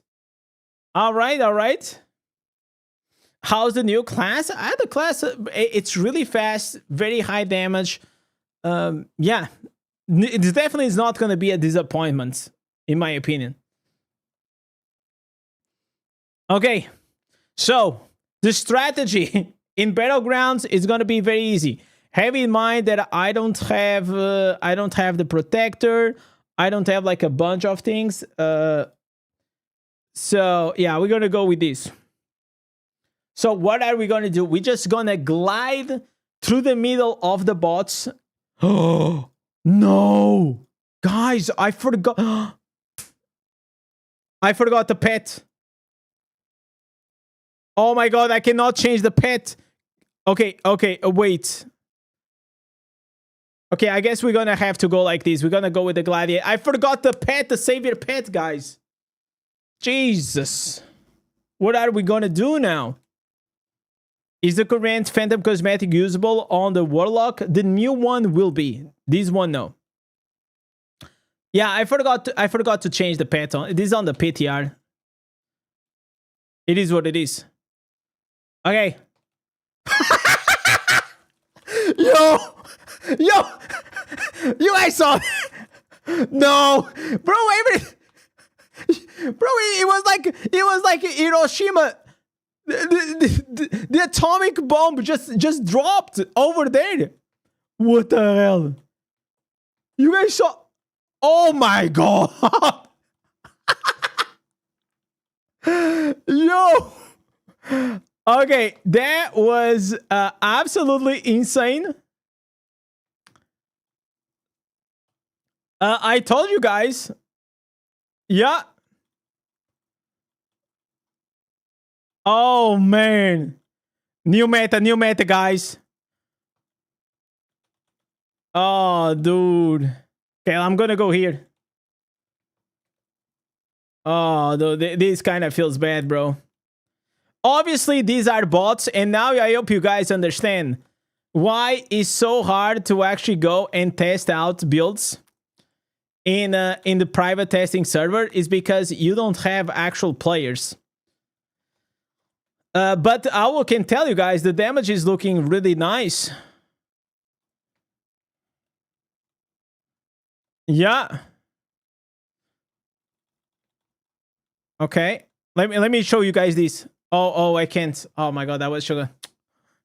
I forgot that these lasers actually kill you if you have immunity.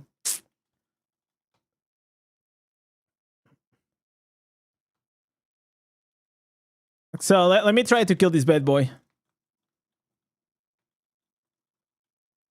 All right. But we are definitely squishy. We definitely are squishy. So it's like big dips, but you gotta be careful. Have a good night, Anna. Thank you so much for the raid. I appreciate it.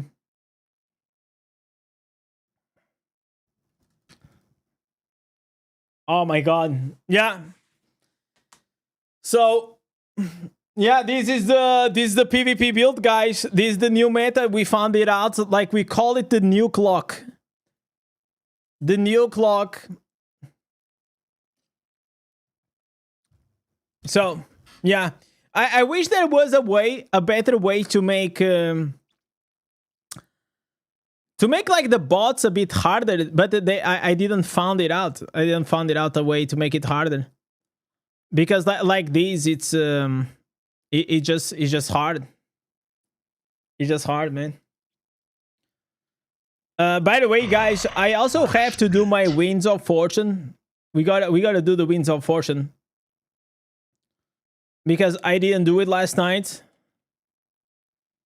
So maybe in a bit we might actually go to the freaking main to play a bit with the Tempest. Just saying goodbye with the Tempest one last time, and then just wait it up. And then maybe we can, before we finish the stream, maybe we can also come here a bit to the Warlock. But I'm also gonna show you guys here one last thing, so you guys can see. PvP test area? No, there's no such thing.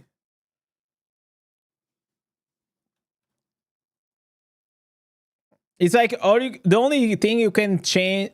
It's you have to go maybe do duels with other people or something in the open world. That's pretty much. But then that's a duel. That's not like battlegrounds, right? Oh wait, I'm with my wait. I'm with the wrong setup. I'm with the PvP setup.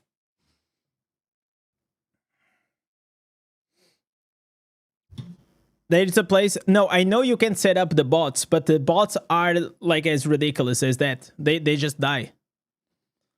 Should you collect Winds of Fortune? Yeah, if you saved up for 3 days, you should.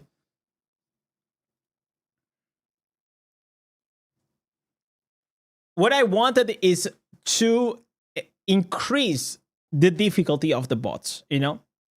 So they are like harder, so they simulate a bit better playing against actual players, not like bots. You know what I'm saying?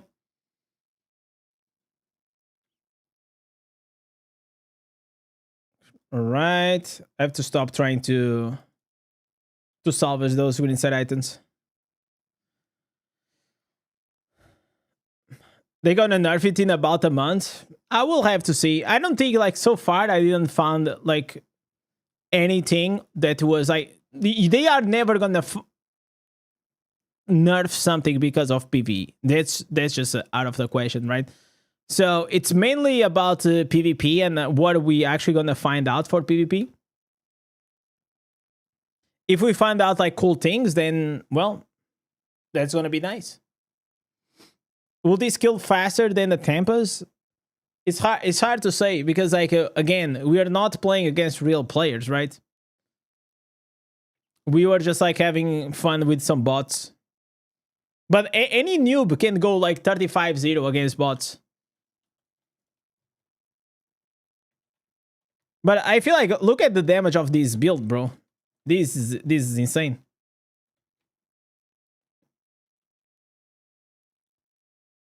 And I am playing alone, which is like even more impressive. So I am cleaning this up. Like, look at this. So from what I saw from Maw and Laurent until now, I mean, I think like you know, at least the idea of the builds are the same because you know at least we all came like more or less with the same because. After analyzing all the ancestors, like these are 100% the best archetypes until now.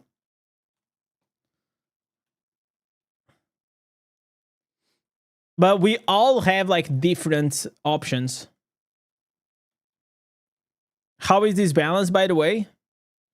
What do you mean? How is this? I don't understand what you're trying to ask. Even like in single target, it is still like pretty good. So this reminds me of like the Stag Druid, but better. That's pretty much it. It's the Stag Druid, but better.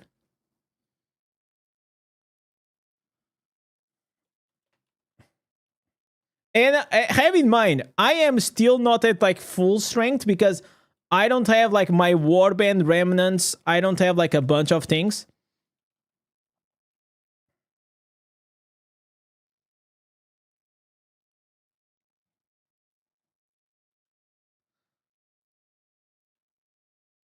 The classy looks very OP, like the damage isn't real.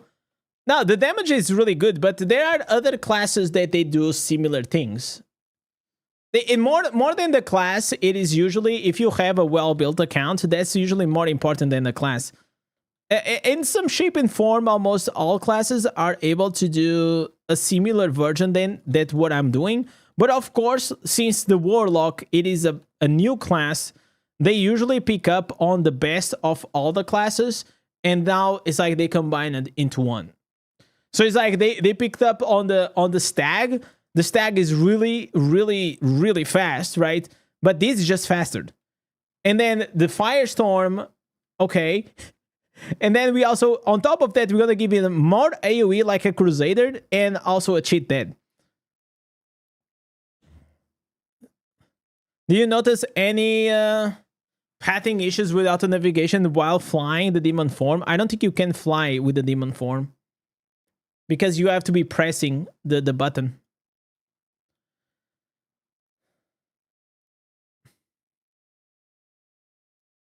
The Stag Druid is faster? No, I don't think it's faster. It's faster than this? I don't know, man. I think like this is faster or the same speed as the Stag. I saw a video of a guy doing almost 5 billion damage on the dummy, which is crazy. Yeah, of course. Like, if you put like that much money in the game, you will also be able to do 5 million damage, right?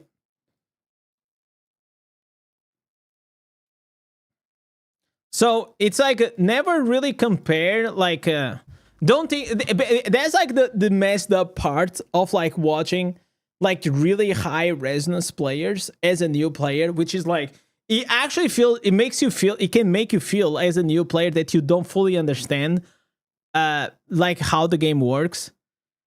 it makes you feel probably depressed because you go to the dummy, you're doing like 50 million damage, and then you're seeing a guy doing 5 billion, and you're like, okay, this is a pay to win, game. So it's like, I'm gone. But what is important whenever you guys are trying builds is like, try to see what is the best build for your account, okay? Because your account is what really matters. Some builds are better on your account, other builds will be better on the other accounts. Some green set items are going to be better on your account than others. It's just like, try to always test it out or on your own account. There are the rule of thumb that there is, like in certain like reforges or like legendary gems, there are some rule of thumbs, but at the end of the day, builds and classes, like they have very specific things that will only come with time and with knowledge about the game.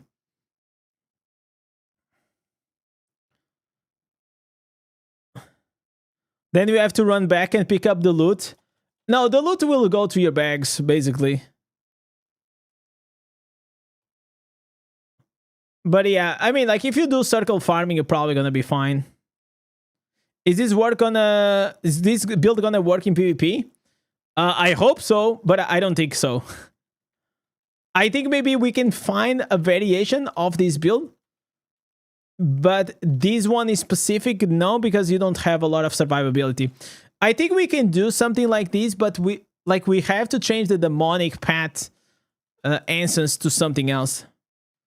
What's the overall speed right now? So we are actually breaking. So we have 53% movement speed right now. But the thing is, like, we are, imagine like we were at 70%.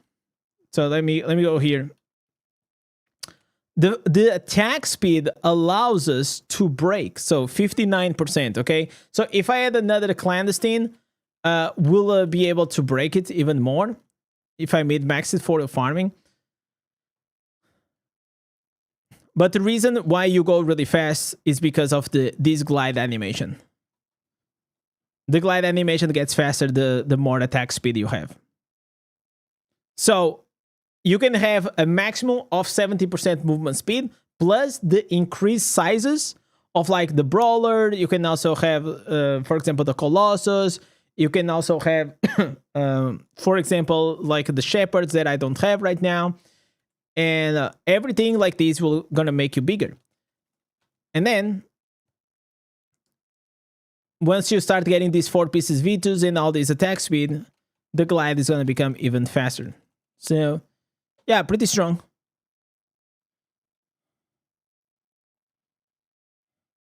And then you really just want like a build like this. You know, if you're farming and if you're doing stuff, that's what you really want. You just like to glide around. Let's go do like, for example, because in Terror Rifts, they tend to be slightly stronger, but I don't think it will matter, man. I think we're gonna be able to cook everything. Which class do you think will counter the Warlock? I think the Warlock. It's just like I cannot tell you like the right opinion right now because I didn't test it out the Warlock really well in PvP because you just can't.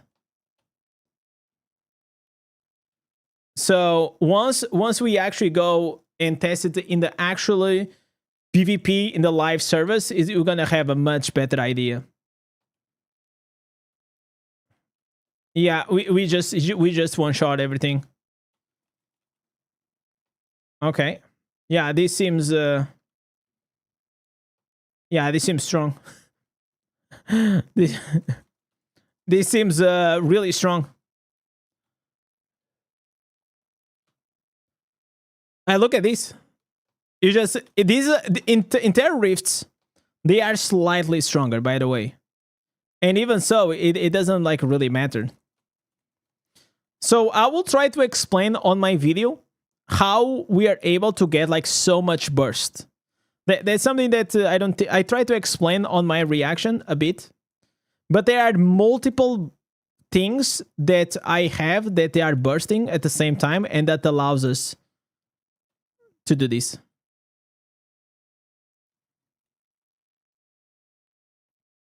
So it's like, it's not only the build itself, it's also whenever you combine like with multiple things that allows us you to have like these kind of one-shot mechanics and everything. And even this guy, oh, this guy just died. Okay. Well, that was not that intended.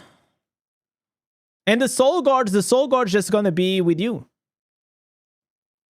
It's like you have a golem all the time.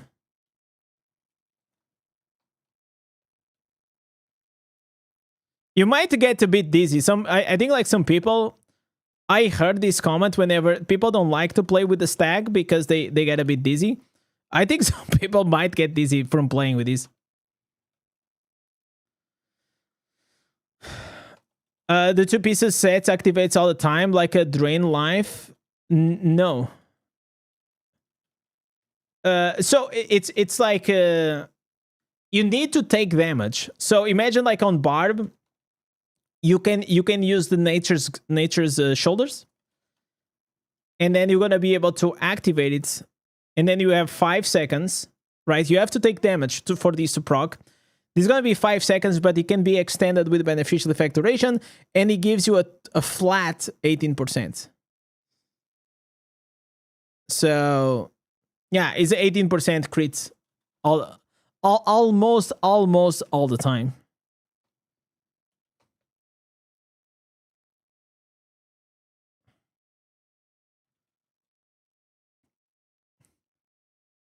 Best, we can also try the Verge. You guys want to do a Verge run?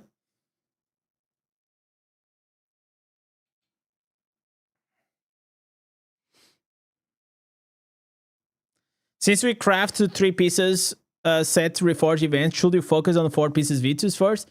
Yeah, do the bracelets. Do the V2s items that you have, at least 2 of them.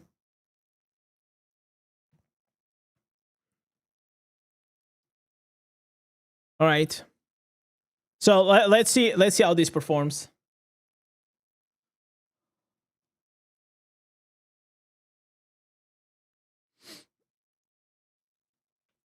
Okay, so the secret here, like usually in Abyssal Verge, is to just know and go to the spots of the orange mobs. So one is here.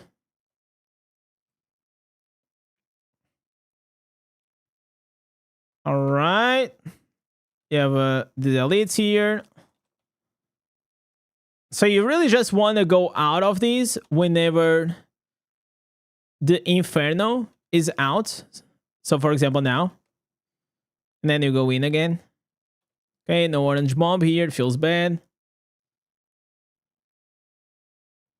There's gonna be one here. Oh, there's no mob here. Oh my god, boys. Where are the orange mobs? We're getting scammed.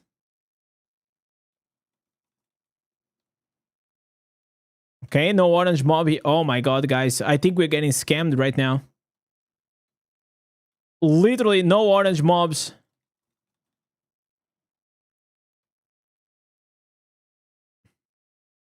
But it's so funny, man. Like you literally just glide.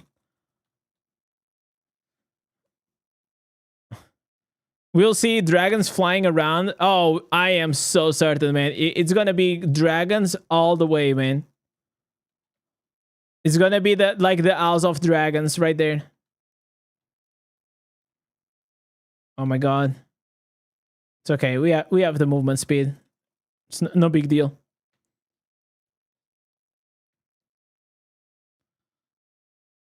Can you be target while channeling? Yes. Oh, can you get knocked off?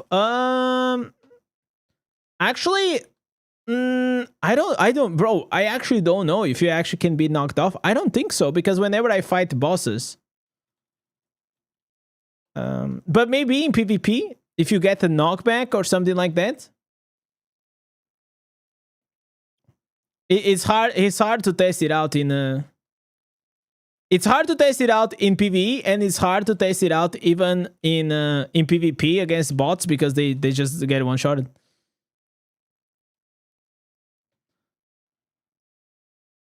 We got unlucky with the. I feel like I did like 3 turns to the map itself.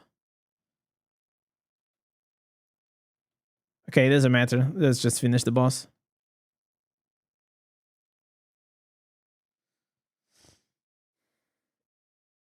Do you have to keep moving to activate the moving animation?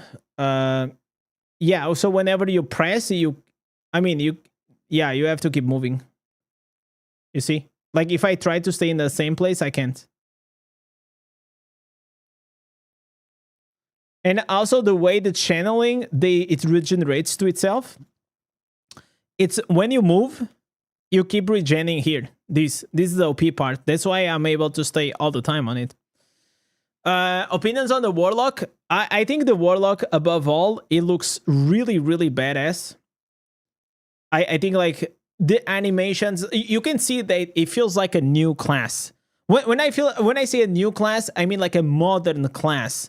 Like other classes in the past, they have like some clunkiness, but this is like literally picking up like on the good things of multiple classes and put them in one. So you have here like literally the ultimate farming build for the dungeons or whatever you want to do, and you also have like a really broken single target build. That, I mean, this one visually is my favorite. I think this one visually, it looks my favorite by a mile. I love this one.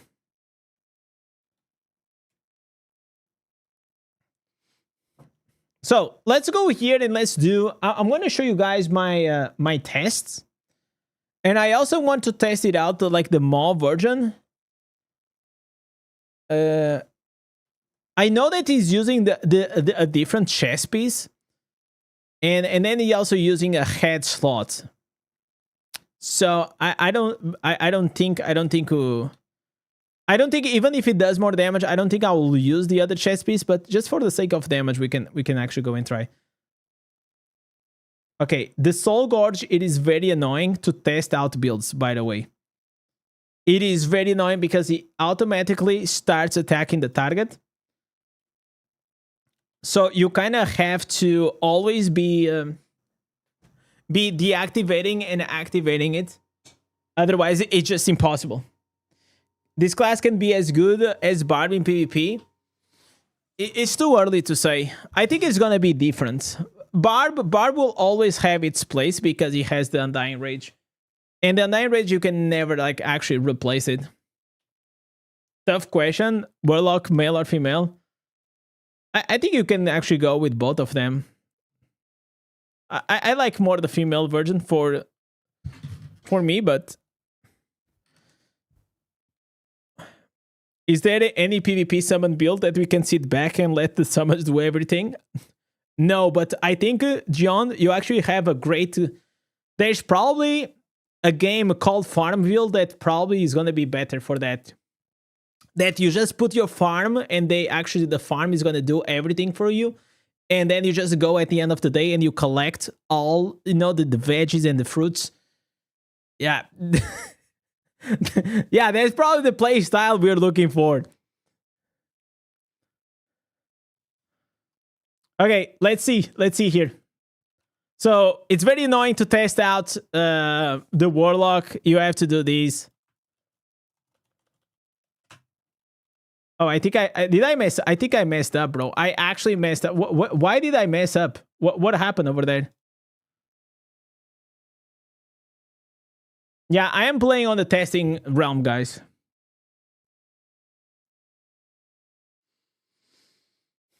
I'm definitely changing, not going back to Tampa's. I mean, guys, listen, this is a new class. I will highly always advise you guys to just go and try it. There's nothing more exciting than a new class. On the game, and you can just go have some fun, and then later on you can go back to your main. Just because you change classes, it doesn't have to be like, okay, now I'm breaking up with my main class and gonna play only these. Okay, we're gonna do here some testing. Okay.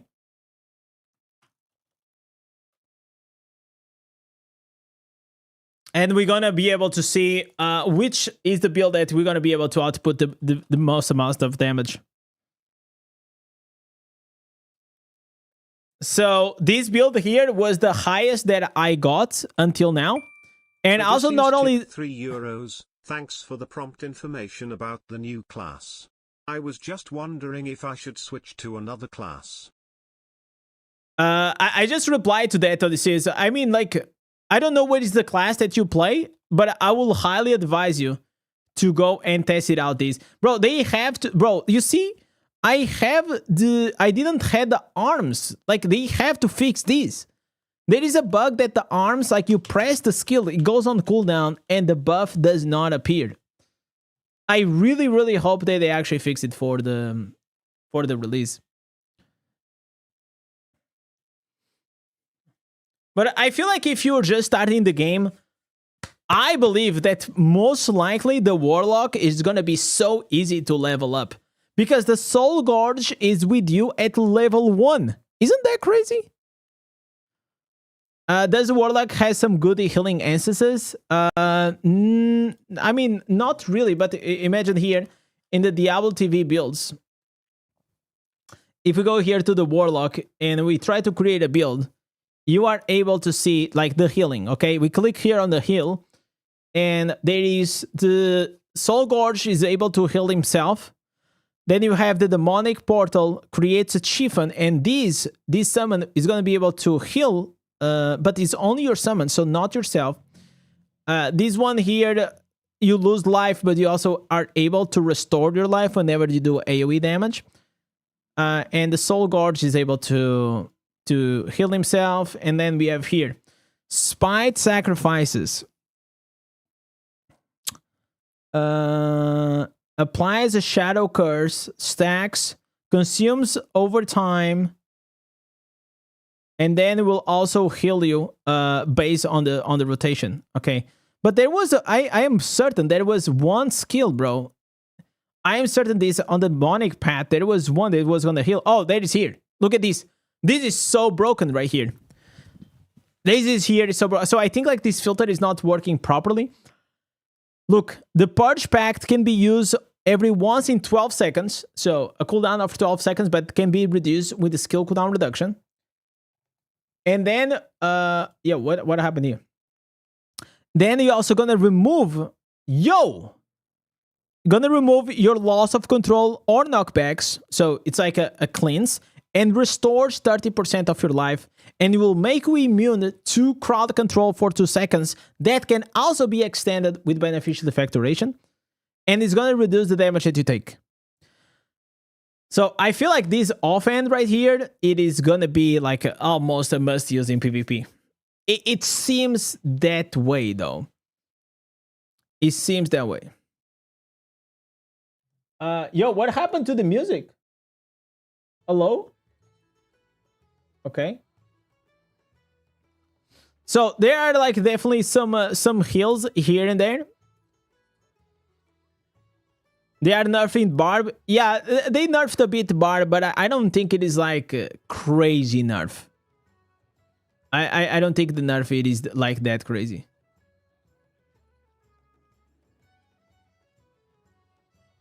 Okay. Oh my god, stop attacking.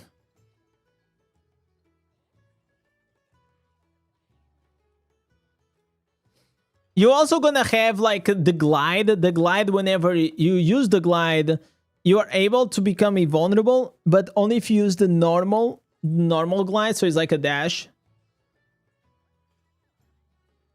I can't wait to actually go and test it out, man. It's gonna be cool to test out the PvP builds, especially in the battlegrounds. It's gonna be a bunch of the Warlocks, I'm telling you, a bunch of Warlocks. Everybody's gonna go crazy. Okay, let me deactivate this guy. Okay, let's go here. Yeah, I know I can deactivate, I just forgot. Alright, activate. All right, let's do the 1 minute test.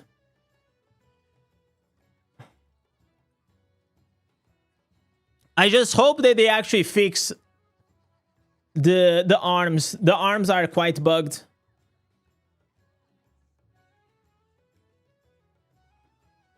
All right.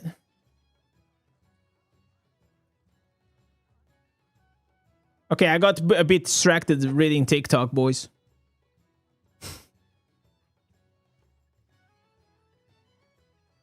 So we had like 2 seconds that we didn't had one of the buffs, but it should be fine.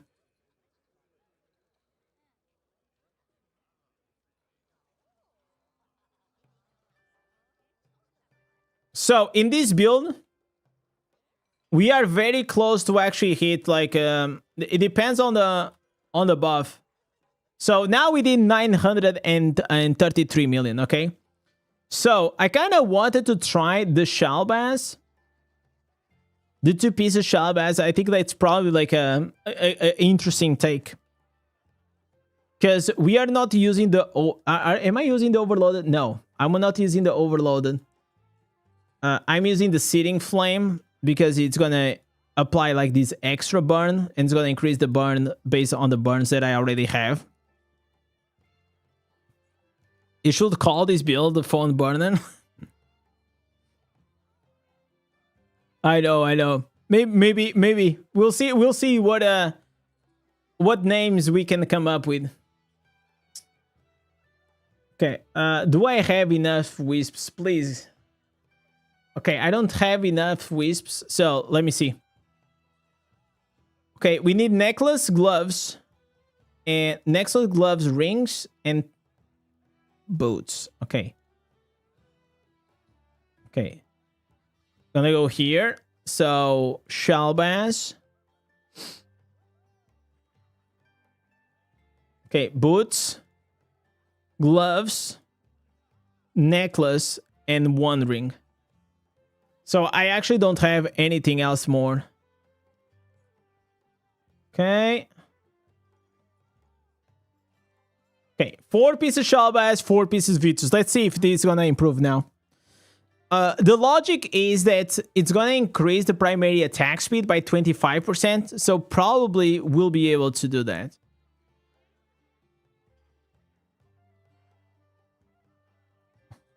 Yo, Yonat, what's up, man?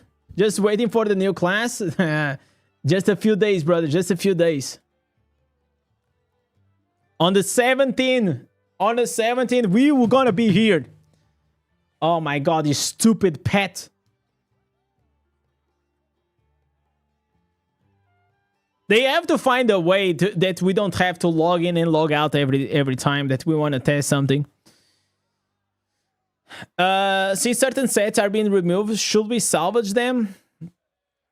I mean, you can keep it. I think they are still gonna work. I don't think they are gonna be removed out of the game. I just think they are removed from the pool, so you are not able to get them more. I think that's how it's gonna be. Any resolve build? No, you cannot resolve the dots on this class. So that's why I don't think like potency will be good, but I don't think it's like as key. I believe that in the future, 100% we're gonna have a resolve instance. That it is. I don't have a doubt in my mind about that. All right. So let's try to activate here. This is the test number 2. So the record was until now, which was Odysseus tipped €1. I play a Crusader with a resonance 3600. I really like it and enjoy farming with it. But after looking at a Warlock, I realize it would be even faster and more fun. Yes, like, definitely more fun. Listen, it does. Regarding fun, it doesn't get worse than the Crusader. Let's be honest. Crusader is many things, but it's not like really fun. Unless you are a very boring person and you love like boring stuff and that's really fun for you to be boring, all good, man. But I feel like this class, for me personally, it is more fun. Not only it is faster, it's gonna do a lot of damage, but you have more things to do, man. You have like you have the primary attack build, you also have the summon, so you just have like more stuff to play around. All right, let's summon the Soul Gorge and let's do the test.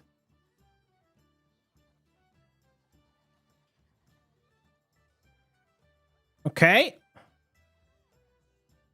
Okay, we are definitely clapping faster. Let's see if we can actually keep up with the dips. For sure, like on the main, on the live service, I'm gonna have most likely more damage.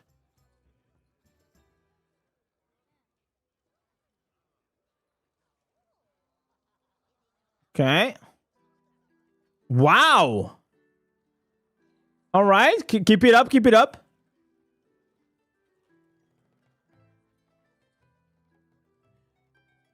Bro, it's actually gonna be less damage. See? Wow. See what I was saying? See what I was saying to you? Look at this. This is what... Listen, whenever I was reacting to Maul's video, I was telling you guys that depending on your build and depending on your account, please make sure you actually go and you test out. So I changed to the green set items that Maul is using, and I literally just lost 100 million damage. But on his account, the 4-piece Shalbaz works better. Because like he has, first of all, it's 13,000 reso almost, right? But he has like different gems.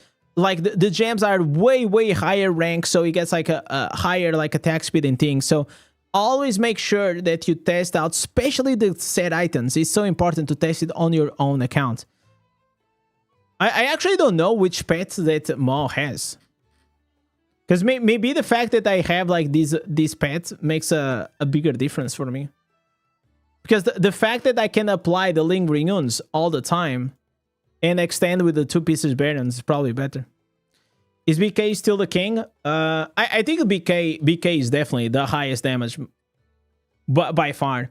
And the only way I can compare is that Maul was like with a higher reso, he was doing less damage than Ordat on the BK with less resonance. And they are like pretty much the same like type of mid-maxing. So I think Ordat is like 5.6 billion. But I think Ordat is like 10 or 11,000. It's not like 13,000. Can you tell us the name of the cosmetic offender market? If you go to my video, I showcase all the classes. Like I showcase everything. But this is the one. It is called the Beacon of Hope Phantom Market. So I can't really relate such a high reso account with my account, so I have to relate with the other person that I know that also has a very high reso account, right? So, okay, now I'm gonna test out, I'm gonna change to the exact build that he has, which he changed, so he's not using the Demonic, he's using the L Swarm, and then the changes he's making is like he's actually changing the head slot for Hell Swarm. This one, the Hell Scourge. This is the one. That's one. Yo, Rush! Holy moly, girl! How are you doing? It's been a while. It actually has been about a year. It's been about a year. So I met Rush in the Blizz headquarters last year. We went together, like a bunch of us, like to actually go and try the Druid. And also is changed up here the Infernal and is using the Watch Them right. Okay, so here's my thing. Here's my thing, guys. Even if this is higher damage. Personally, I am never a fan of like using skills like these because I don't think like they are like that great for the playstyle, you know. So I always prefer to have buffs that I have like that firestorm around me. But just for the sake of damage and trying it out and trying the build exactly as it did, we're gonna do this. All right. I wish you could play it again in the HQ. I know. I was so sad that we were not able to go again.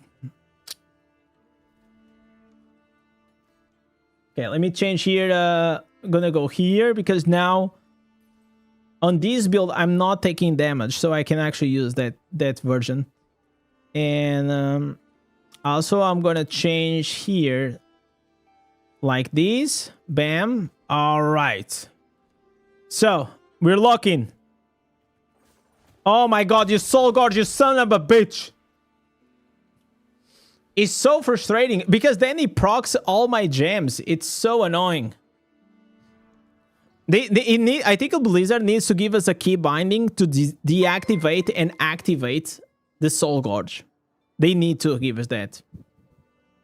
I have a question about Winds of Fortune. Can you leave it and it will automatically go to the mail? Yes. What will go to the mail? It is the XP, the gold, and the battle points.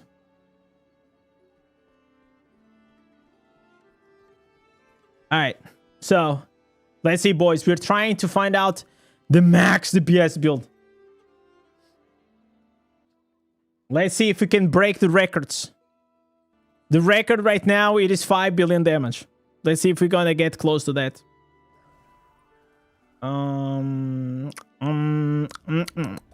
Okay. Okay, Soul Gorge. 3, 2...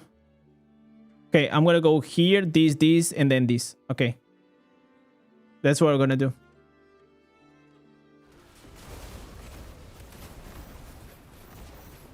Okay. Okay. Wow.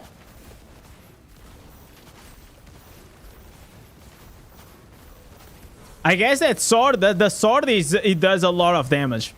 The sword does a lot of damage, guys. Let me see. Okay, you know what? Then we actually gonna test it out.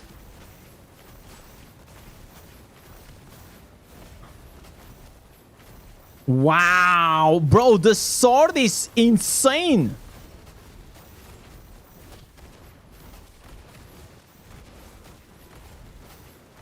Wow, we already broke 1 point. Jesus Christ.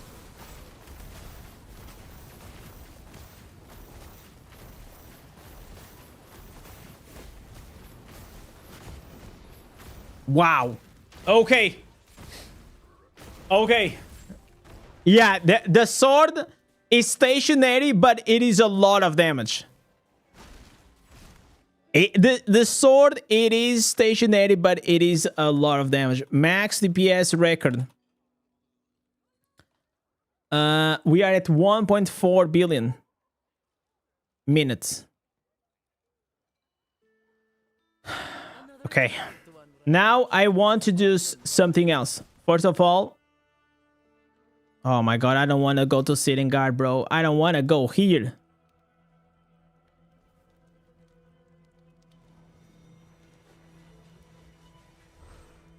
Now I want to see another thing. I want to see the difference because this chess piece answers is very annoying. So I want to see the difference with this one. Because this one, it is way more comfortable, right? Like you can roam around, it's just a buff. The buff is always going to be active. So we're going to test it out to see if it's going to work. But first, I'm actually going to do something else. So, armory. Gonna go here, gonna save this up. Bam, bam, bam. All good. Let me see if I have the pets. Okay, I have all the good pets. Nice. And we're gonna call these 1.4 billion. 1.4 B. This is the record right here. This is the dips record right now. Maybe we're gonna make it better. Or not. We'll see. We're gonna keep testing it out. Okay. I want to test changing the head slot. Please make this head slot better to change. Otherwise, just gonna be like so annoying to play with this build. Okay. So please, pet, do not attack. Nice. Good boy. Good boy. Now we're gonna go here. Soul Gorge. Activate everything and just DPS.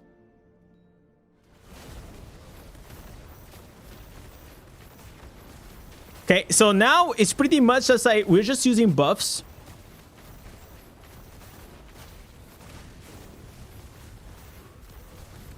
But I can already see the drop of the damage. My concern is like, okay, imagine like you drop the sword in a place, right? You drop it in one place. And then like the boss moves. And now, like, all that damage is wasted, right? So, just that one chess piece is adding a lot more damage. Wow.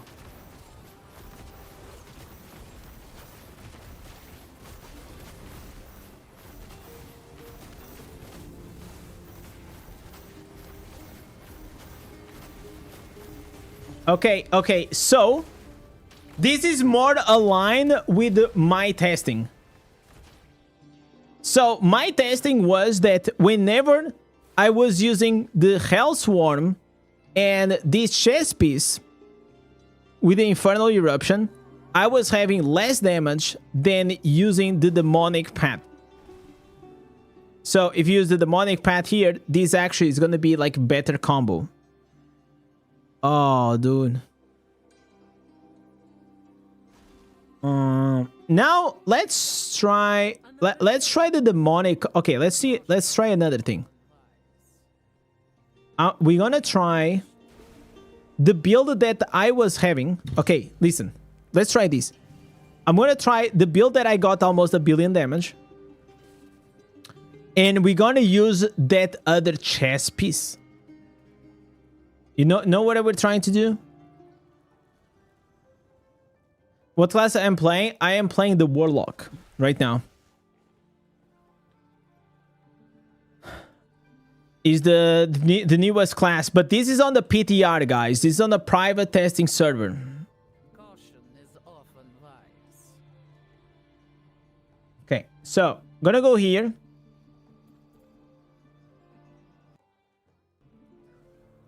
I'm gonna go here. Gonna change these. I'm gonna change these.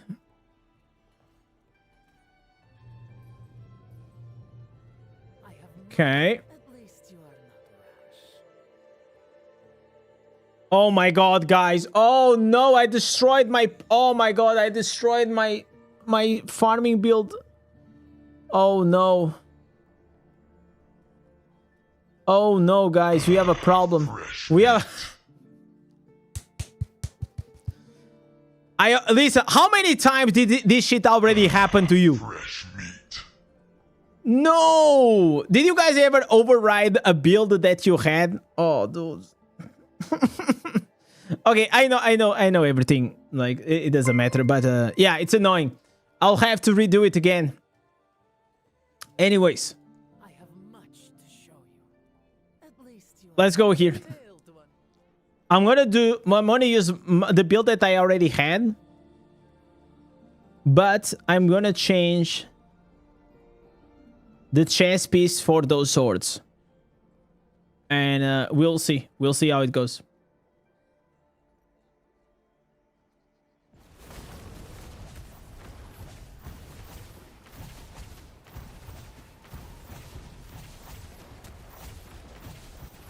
Okay.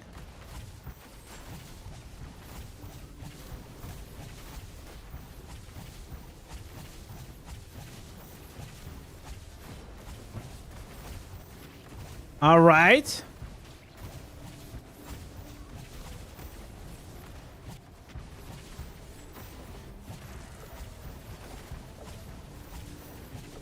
All right.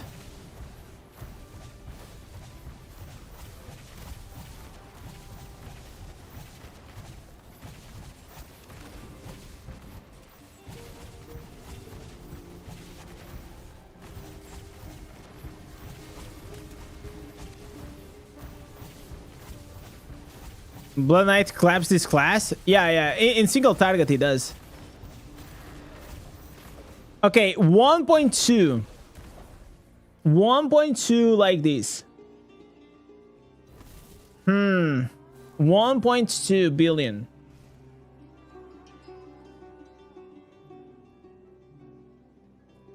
I have much to show.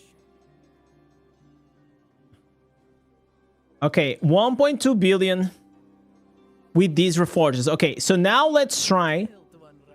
I'm gonna try with a Hell Swarm.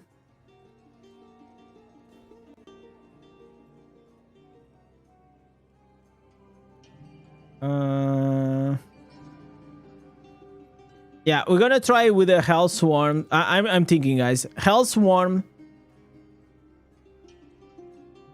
and the other green set items, not the 4 pieces Shalbaz.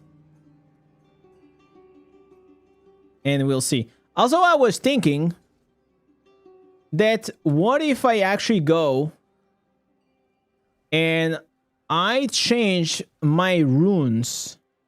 Oh, I already have cooldown reduction. Wow, dude. Are you using free-to-play? Yes, I am using free-to-play. This is my free-to-play account on the testing server. Okay. So we'll test it out. 2 pieces blood with 2 pieces barons. I could also use like the 2 pieces banquets. Maybe for the better consistent damage. Probably that's actually maybe a better choice though. We'll see. We'll see. I think I tested the 2 pieces blood was outperforming 2 pieces banquet. Okay. So for the sword is giving me 10% damage. Skill cooldown reduction here? No, it's all damage. Okay.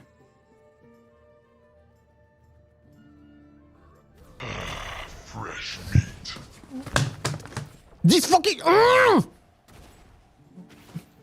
these freaking pets, bro, they stop attacking, man. Why you are attacking? You are in defensive stance. Jesus Christ. You're almost 4,000 reso now? No, I'm not. I have the rank 10 5-star on the private server. It's so like the fact that you have to reset every single time. It's crazy. Okay, let's go again. So I am testing the big sword with the L Swarm and 2 pieces barons and 2 pieces blood. Let's see if it's gonna break the record this time.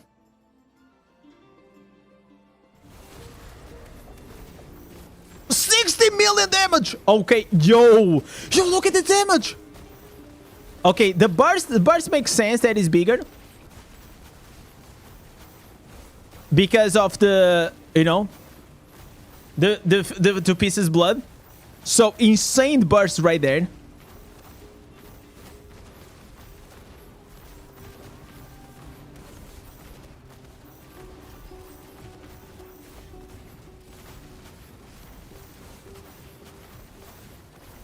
Is this it, boys?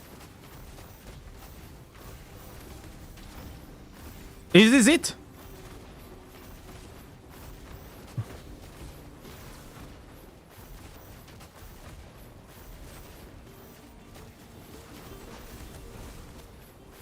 Come on! Come on, baby! Come on, baby! Let's do that twist! Come on, baby! Yeah! Oh my god, we are so close! Yo, what was the... Oh my god! Tell me what was the other one? What was the other record? Oh, we were so close. Bro, we were so close, guys. No, I know it was 1.4, but I mean, we had like 22 billion. How much we did before? No. I'm asking how much DPS did we do before? I should have put it the DPS. Let me try to find here. Oh, he was actually very close. Oh, I got it. I got it here. I got it here. So if you see here. So we did 22.9. And with this one, we had 20. Wait. So 22.9. And with this one, we had...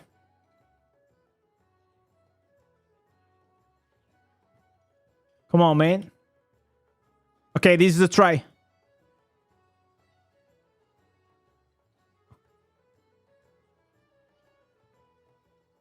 Okay, it's actually super close. Guys, it's actually super close. So I think like both of them, they work in different ways. So for me personally, you think I can beat it? Probably I can try to beat it, right?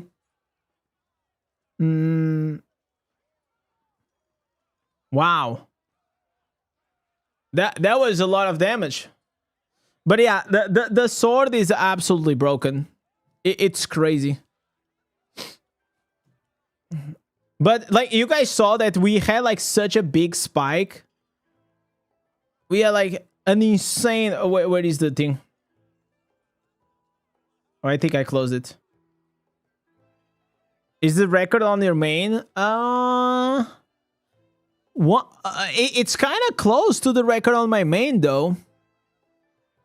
I think the Blood Knight gave 1.4 as well. I was 900k at 35. Okay. I mean, fuck it. We can try it.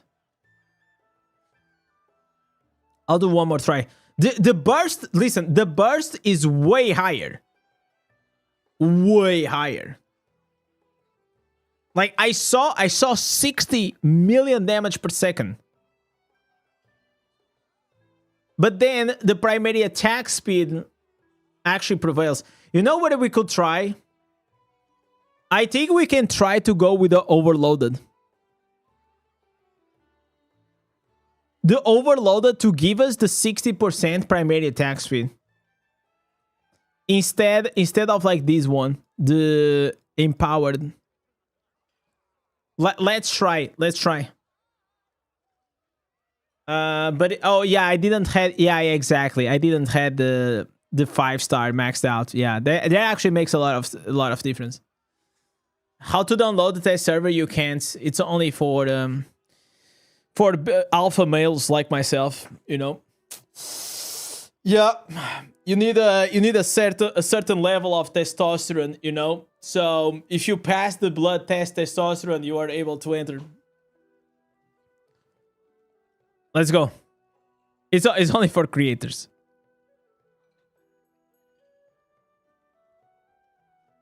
Okay. Let's try. Yeah, you need to be a member of the Hustlers University. Exactly. 3, 2, 1. Oh, I messed up. I don't know why the guy didn't start attacking for like a few seconds. But look how cool it looks. Holy shit. I think this is gonna be it, guys. This is gonna be it.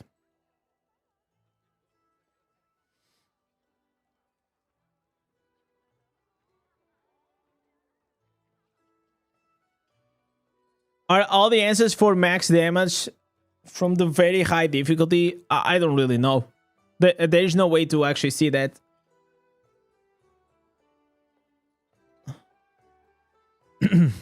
Let's try, boys. Okay, the record is 1.4. We gotta break that. 1.4, baby.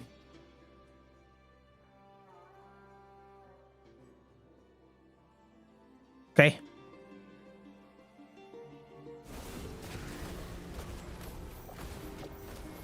Once again, I missed. What is happening with my primary attack? No, wait. There's some reason. I don't know what's happening, but I click on the primary attack and the girl is not attacking. Can you deactivate the summon? Yes, you can.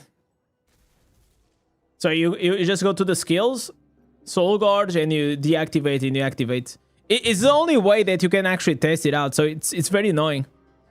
Are you using Shalbaz? No, Shalbaz, I tried it on the other one. Am I Portuguese? Yes, I'm Portuguese.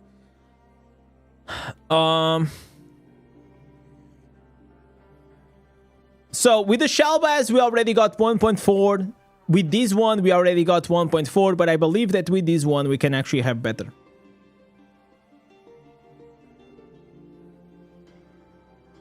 All right. You guys ready? Potency? No, I don't think you guys need a lot of potency for this. Come on, baby. Let's activate. Okay, now we are talking about. Yes, now it was the perfect start.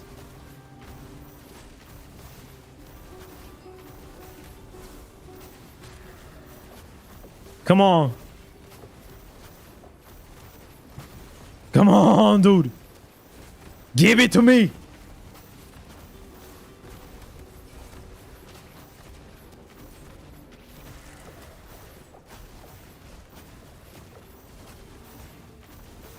Come on, don't drop the dips. Don't drop the dips.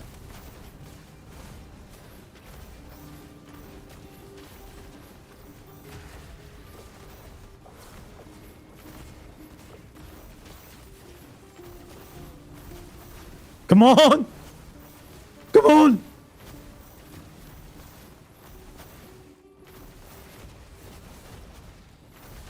Oh, man. No, so close. So close. Oh, dude. I mean, we had better damage. We had better damage this time. Because now this is giving 23 million. But it is like more or less the same, dude. So how much damage we need? It's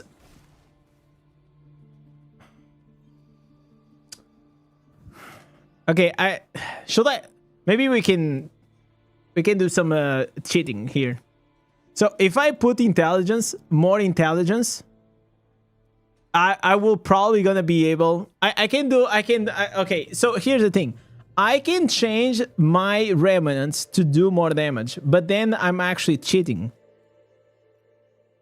You know, because then I had to compare exactly to the one. You lose attack speed? No, because then I'm getting the attack speed here from... It actually works exactly the same. The overloaded, I already used the overloaded for the 60%, then I use here. This one gives way higher, like way higher burst than the 4 pieces Shalbaz. But at the end of the day, they are doing the same damage. 4 pieces Shalbaz or this one, they are doing the same damage. It's like 1.4. Now we have to see inside 1.4. So this one actually gave us slightly more damage. So maybe like, I don't know, maybe 50 million or something like that.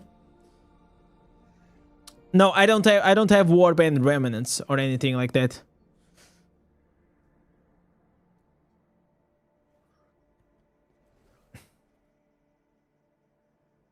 No, I can actually break. See, if I start changing things on my gear, I can break it. Okay, we can break. You can find a way to break the 1.5. That's not the point. The point is, with the same gear that we have, with the other build, so we cannot change anything, right? We cannot change anything because once you change, well, then you cannot compare equally. So you have to change. The only thing you can change, it is set items and instances.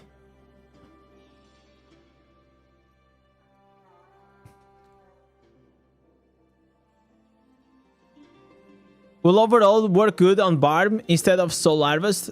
No, no, you don't really need, because you already get attack speed.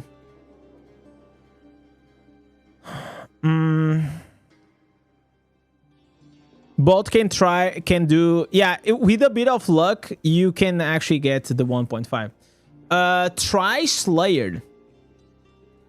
I actually did try Slayer in the past. During the testing, the server testing, and it didn't perform as well. But I mean, since we're already here, like, what?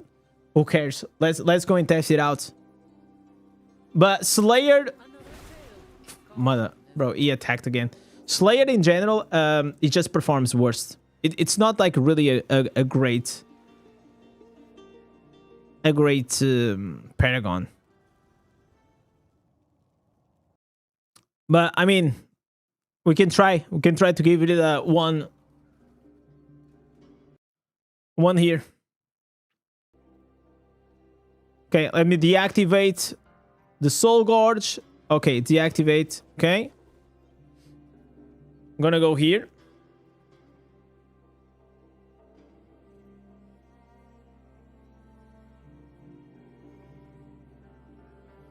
Let's see, boys. 3, 2, 1.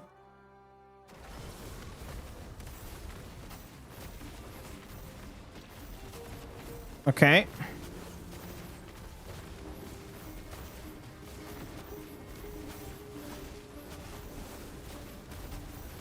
Yeah, the damage is already dropping. You see?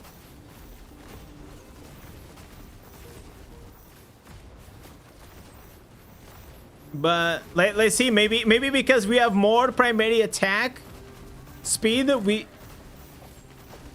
we can maybe maintain a bit of consistency.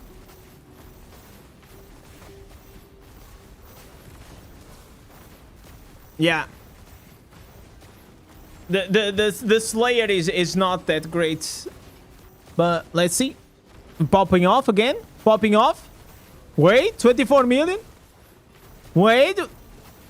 Now he's gonna drop. Is this it? Nah. 1.4, but still more or less the same.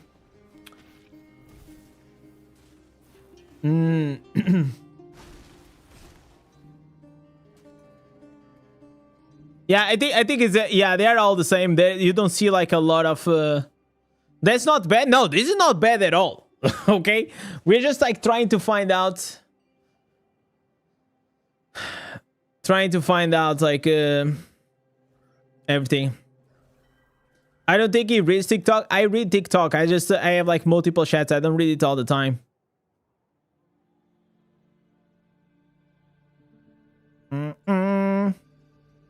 I already showed the Phantom Market. Like, if you guys go to my channel, like, I already posted everything. Try Vanquisher. Yes, I'm gonna try that.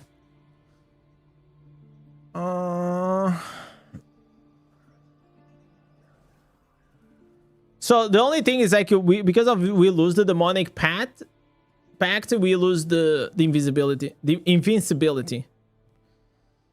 What's the main secondary of the Warlock? It's gonna be armor pen and then potency. But it depends on the build, because you have like builds that have a lot of potency, and you have builds that they have a lot of armor penetration. But I don't think like this is a potency class. Yeah, I was testing the builds, trying to find out like what is the highest damage. You know what is the crazy part that I'm gonna tell you guys is that this build that you guys are seeing here, this freaking build has 2 dead slots. Like, this here is a dead slot. You're not using this for like literally nothing. And this here, it is also a dead slot. They do nothing. So this build, it is the highest damage build with literally 6 instances. 6 instances. Wow. And it can be a bit annoying to play with these swords. That's it. Dead slots is a classic in the new class meta. I know. A new class comes in, and the best classes and the best metas always have dead slots. How do you have access early? I'm a DI partner. Using the Warcraft, I don't even know. I don't even know what I'm using.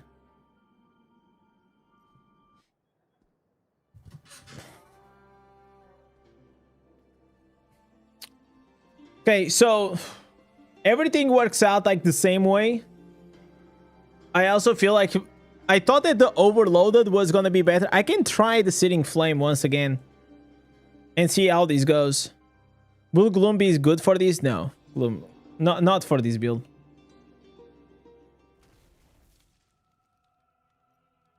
I don't see a world that is actually gonna be good.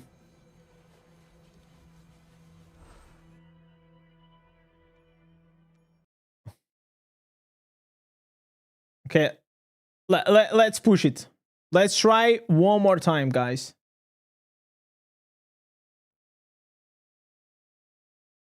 One more time. That's release. No, that's release doesn't make sense here anymore. Have you tried 4 pieces banquets because of the burn effect? That doesn't make sense. Alright. If you read the 4 pieces banquets, you will understand why.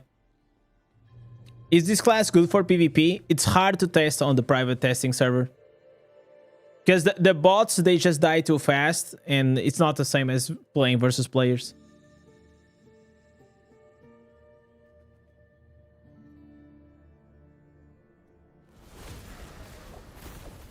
Okay. All right. Last try, guys. Last try. Come on. Come on, baby. Is this it? Nah, we're already losing. Ah, dude. More dips.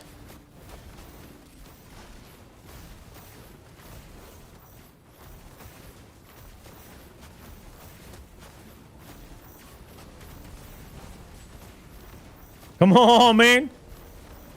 The animations are insane. Congratulations to the guy. Nah, it's gonna be 1.4 again. Ah, damn it, boys. Okay, but this time, guys, it was higher. It was actually higher. Like, look at this. You have like 23.4.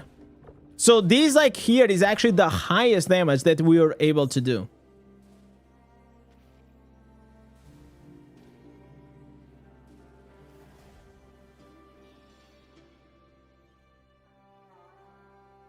The design is phenomenal. Yeah, the design is looking amazing. I love it.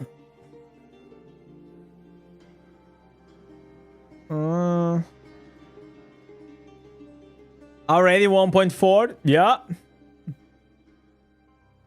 So yeah, I think this combination works really well for me. So I am a big so it depends on the content that you're gonna do, right? But it doesn't really matter. But I always like to have like more initial burst.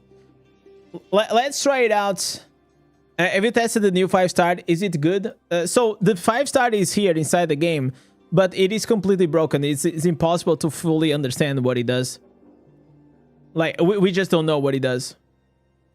And I don't even think that it is actually working correctly. I know that Mo, he did a test, but I don't think it's working correctly as it should. I think whatever is the version that they send us, it's not the actual 5-star. Because the 5-star says that it increases the movement speed, and this one doesn't increase the movement speed. So let's test this build. I think this build is gonna be a bit slow for these, but But now we just go here. We drop the sword here in the middle. And everything just dies.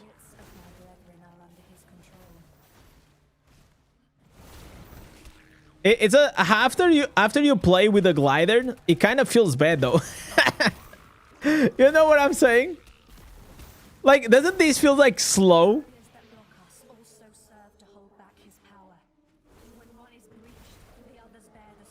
It feels like very slow compared to the other one.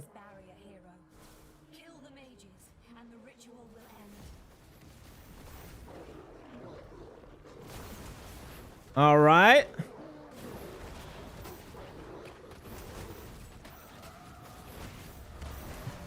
But you guys can imagine, I believe that this build here is gonna go to PvP. A similar version to this. 100%. 100%, like we're gonna have like a something similar to this.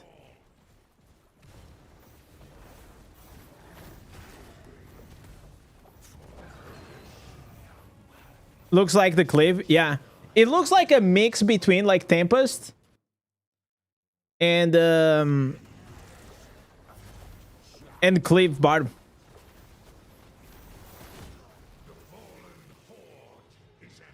Yeah, it doesn't have like a lot of mobility. We can try to go and do like a boss or something. I think the bosses are gonna be really easy. Can you FK farm with the Warlock? Yeah, you can FK farm with any class nowadays.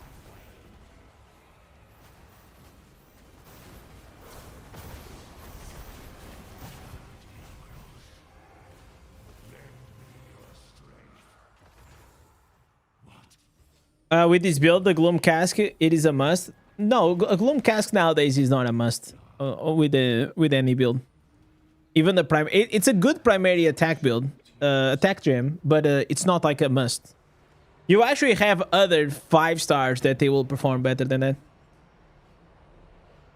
Those arms are comical. I can't even stop laughing at. You think what? You don't think they look? I think they look insane. Bro, I love the arms. Nah, bro, you're trolling. You think for Restitution Blood will be good? Yeah, I think it will be good. I mean, I am using 2 pieces and 4 pieces all the time.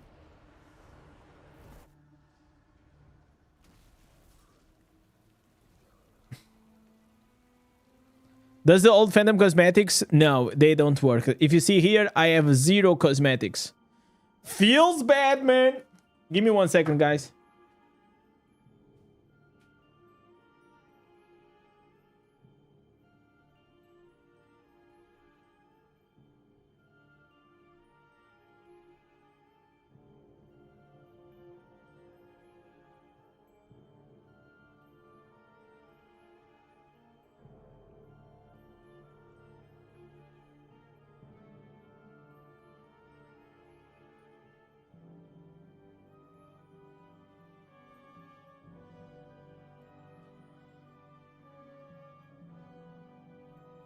All right.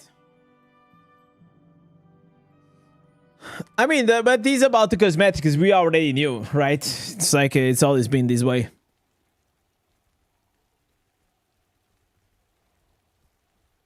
With these arms, you're like the Pokemon Geodude. Yeah. I mean, isn't that awesome? I mean, I will take it, guys. For me, it reminds me of if you, I don't know if you ever watched like Naruto, but Sasuke has what is like that guy that he summons, like Susanoo. I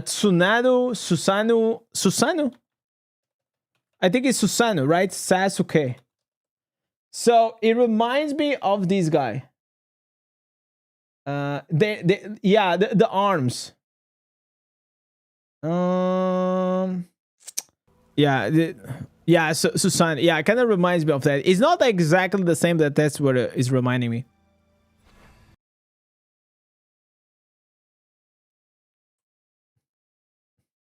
Okay, guys, let's go here. And did anyone else posted anything cool for Diablo Immortal? Let me see. Diablo Immortal. Let me see if we have here new content for the game. Filtered by filtered today. Okay, only things from today. What do we have here? We have me. We don't need to watch these. We already watched that. There's also me. Then this Brazilian. We don't have to watch that. That's the patch notes. Okay, so these are all the patch notes. Oh my god. We also already watched Lawrence build. Damn, boys. There's actually... Is pay to win Blizzard answers. Huh?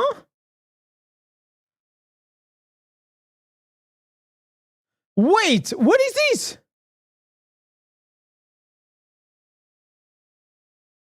Wait, who is the... Huh?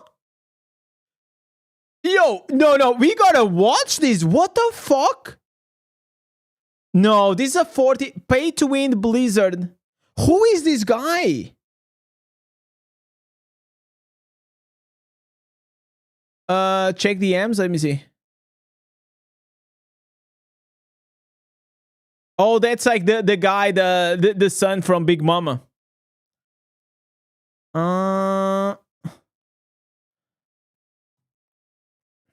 Okay. I kind of low key. I kind of want to watch that. Warlock PvP build. Okay, bro. Why? Listen, I got, bro. This guy became a Diablo partner. Okay, recently, but I don't understand why. Why is he doing 1 minute and 50 seconds, 4 minutes, 3? Like, why is he doing like such a small videos? It's not a good idea for YouTube. Like, I recently make a trailer, right? And the reason why the trailer doesn't get pushed, so for example, this is the trailer, right? For the subathon, it got 2.4 thousand views, which for a video that has 1 minute, it is pretty good. But they don't get as pushed as like longer videos. The longer, the better. Okay, let me see what is the build that he actually came up with. I want to see. So we have here PvP Warlock build, and then we have chat.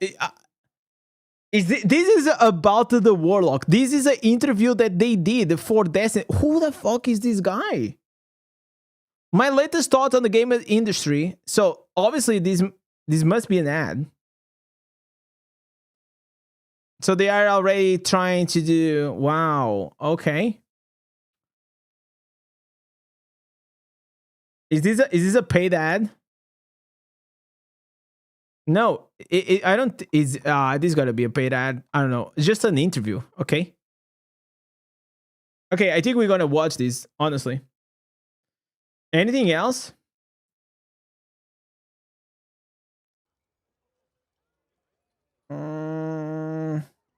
These Vault of Realms things, I don't really care a lot. And okay, we are getting too deep into the sauce. Okay, first let's watch this.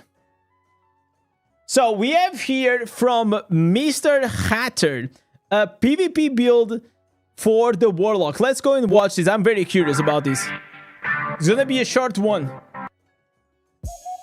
Hey there, given that the Warlock is just around the corner, I put out the PvP build that you can try. And don't forget that I'm gonna make an FAQ video answering your questions, so leave them in the comments below. Okay. Now, in creating this build, I was inspired by the Oh my god, it's booming!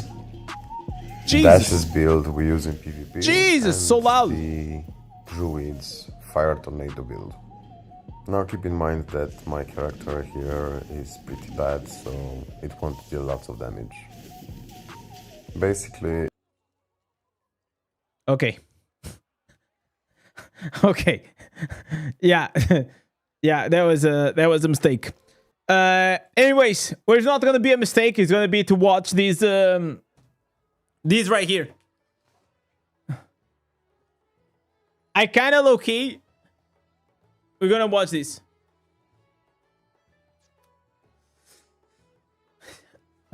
Yeah, that was unwatchable. Like, I mean,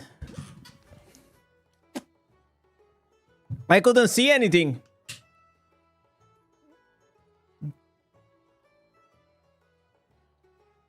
Okay, so this has to do with the Warlock. We have Neon and we also have Ryan.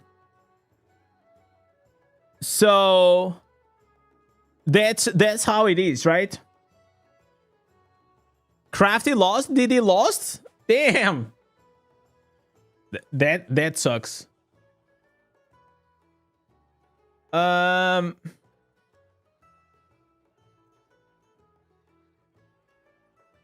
Okay, let me fix here a few things. All right, all right.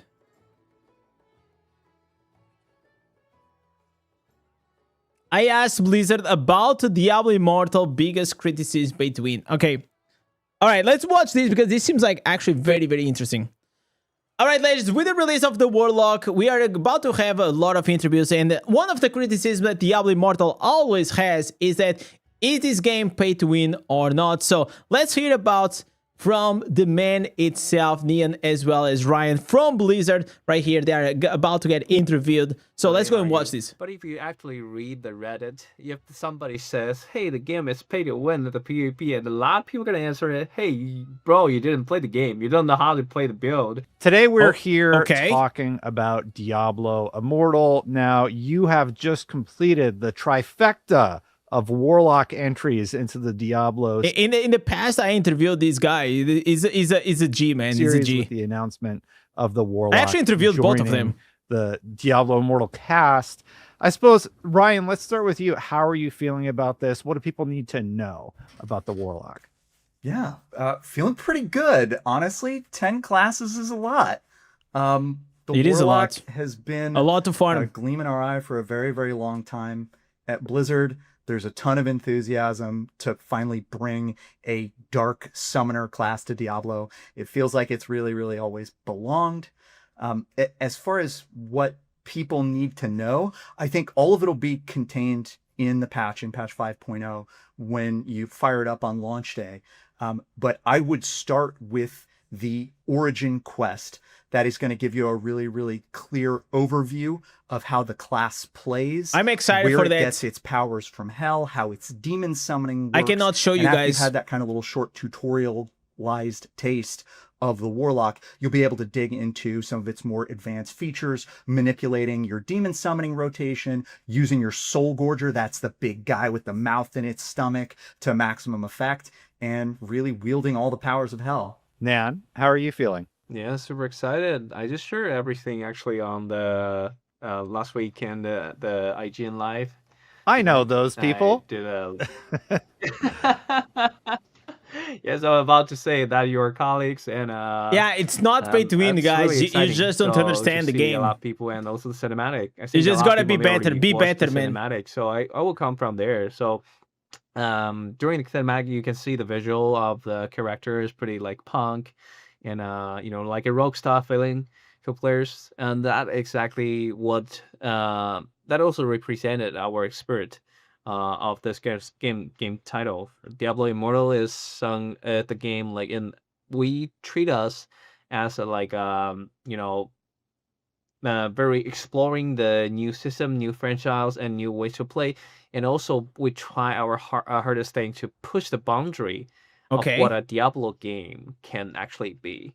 So and that kind of, you know, revealing. Okay, I think like what he said is actually true. Like we can criticize Diablo Immortal a lot, but it is the only game in Diablo that actually has competitive PvP and actually PvP. Yes, it can be pay to win, but there's a lot of things that Diablo Immortal is doing right in terms of like systems that others aren't, but there is also a lot of things they are doing wrong. There's energy, and also pioneer spirit is something, you know, the same with the Warlock class, but also our game studio, our game group are always chasing for.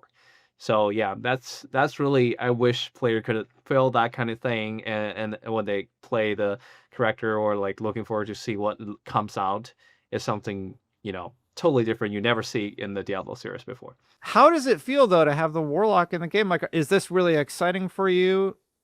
Tell me. Yeah, I can start first. So it's definitely, our I think our principle to design a character or like a new class, fundamental principle is like, do we feel fun about it? So I think that's core of game, right? If a game doesn't make you feel fun or doesn't make you feel very interesting, then it might be a fail. But for us, when we play test our character Warlock class, and I think the answer is a big solid yes.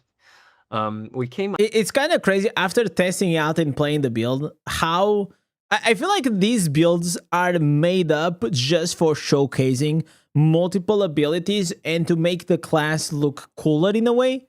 Because whenever I first picked, or the creators, whenever we picked and we look at the ancestors, we look in a very different way. We looked, how can I literally break this character? How can we do the maximum damage with the maximum speed, with the maximum crit, everything maximum? So they never look like this. This is a very, very slow pace. That's why whenever we are seeing the IGN, interview, I was telling, listen, we have these, but I can promise you that none of these are actually gonna look like the final builds that we're gonna be playing. This class with just random ancestors. A very, very unique new feature, or like something we never tried before, is the non-player controlled character as so like very important power for yourself. So it's hard in the game industry. You can see there are many tries on different games or having that kind of tries before, but in our games, the first time we tried to using this kind of non-player control character, but also as part of your power, and how could you smoothly make sure the non-player control character are able to deliver your expectation in the combat, and how could you let him fight as what he wished to, and how this character, this demon, could able to interact with your current skill. That is something we really tried our best and push the boundary to, and that's also the outcome, like to be actually really fun. Because like for example, I made a lot example before, like the last role playing, but there are also many other skills are able to interact with the Soul Gorger, our core demon, that are creating many different situations, many different interactions to the enemies, and to Demon Hunter, to Warlock himself.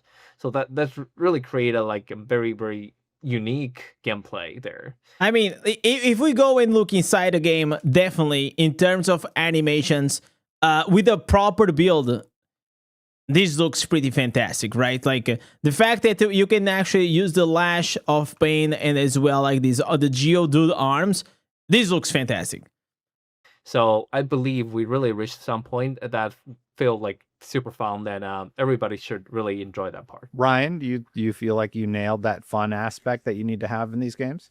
I think the viscerality of the class is all the way there. I love sending little fallen lunatics out like homing missiles and have them just detonate themselves. I feel like the visual identity of the Warlock, this like extreme contempt for the demons that they summon and use, I think it comes through pretty powerfully in the way that the VFX in combat play out, and the way that, your summons disappear, get consumed by fire, melt, blow up. All that stuff feels really, really resonant to me. But also, like, I've worked on a lot of classes on Immortal. This is, I think, my 6th, because I joined the team in 2020. And it really feels like something super no, there's no fresh. way to, the only way to catch up in the normal gems is to play high concept fantasy archetype that has been in a bunch of fantasy games. But for us, we launched the game with 6 very, very beloved kind of classic Diablo classes. Then we did these awesome weirdos, the Blood Knight and the Tempest. Then we did another fan fave, the Druid, which has this really, really strong reputation, familiarity with Diablo. And now we're doing a class, here and in D2 and in D4 that is really our first stab at taking this classic fantasy identity and saying, how do we make this feel like it could only happen in Sanctuary, only be part of, you know, the legacy of the Viserai Mage clan, only come out at the same time as we're releasing Luke Ghislaine and Andariel and this sort of captive city that is in the thrall of demon summoning. And I think that cohesiveness really, really comes through when you fire up patch 5.0. Can you do me a favor? Go back to the team and ask them, when you roll a new class, let me be able to exit back out to the menu a little easier. As UI wise, I rolled a Druid before we did this interview because the Warlock wasn't out yet. He messed up. Get him on Slack. Be like, for Destin, let him exit out to his character selection easier. Oh my god! No, in all seriousness, I like Diablo Immortal, and I feel like it. Bro, little bro, just flaming the team UI right there. Like, yo, I just let them know that I just want to go back to the character selection. Then I don't know how. That's a good gameplay loop. I was just reminded. Oh my god! When I rolled the Druid in the middle of an interview. That's crazy. I am sort of curious though. You brought up, you know, starting with a few classes and then expanding. Take us through how the game started and where you are today. What are the 3 big changes that you think has really made it stand the test of time? Do you mean in terms of class design, or do you mean for the whole game? Well, you've added classes, so I'm thinking like, yes, you have add classes. Those are the big beats, right? But what are the fundamental? No, it's just like they just added the classes. That's all. The end. No end game, boys. Just classes. Just keep bringing classes. Now, why we need dungeons, guys? There's no need for any dungeons or any PvE end game. Let's just, keep doing exactly the same thing that we've been doing for the past 2 years, but we just do it a different class. Fundamentals that have been tweaked that you think have really improved that retention rate to keep players playing Diablo Immortal? Well, I'll speak to my perspective and then maybe pass the ball to Nen to see if he has any more systems designery thoughts. But initially when we were rolling out new zones and quests and associated zone content, we got into this habit in 2022 and 2023 of sort of releasing it all at once, packing an entire zone into a single patch. And what we found is that folks' play patterns adapted a lot better to what we wound up doing last year and what we're currently doing this year, which is to take a zone identity, take a storyline, and spread it out across the course of an entire year. And every major update keep expanding. Like we did with Charval, saying each quarter we're going to... I will just say that the fact that they have this now roadmap, that every quarter you're going to have a bit of the story, and that at the end you're going to kill the boss. I kind of don't like it a lot.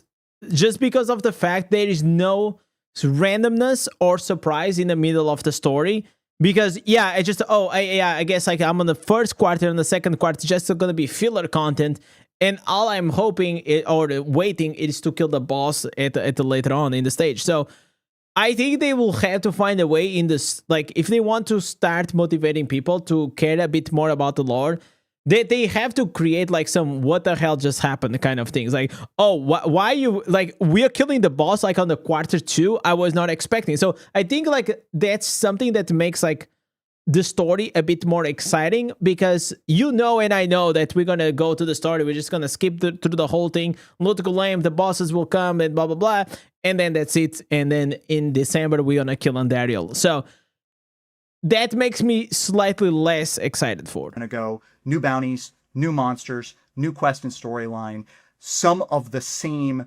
key villain, key challenge, key environment that you're pushing against, but really making sure that keeps pace with when players are playing, when players are returning to the game, and produces still one like very digestible chapter at the end of each year where we can look back at it and say, okay, that was an arc of Diablo Immortal.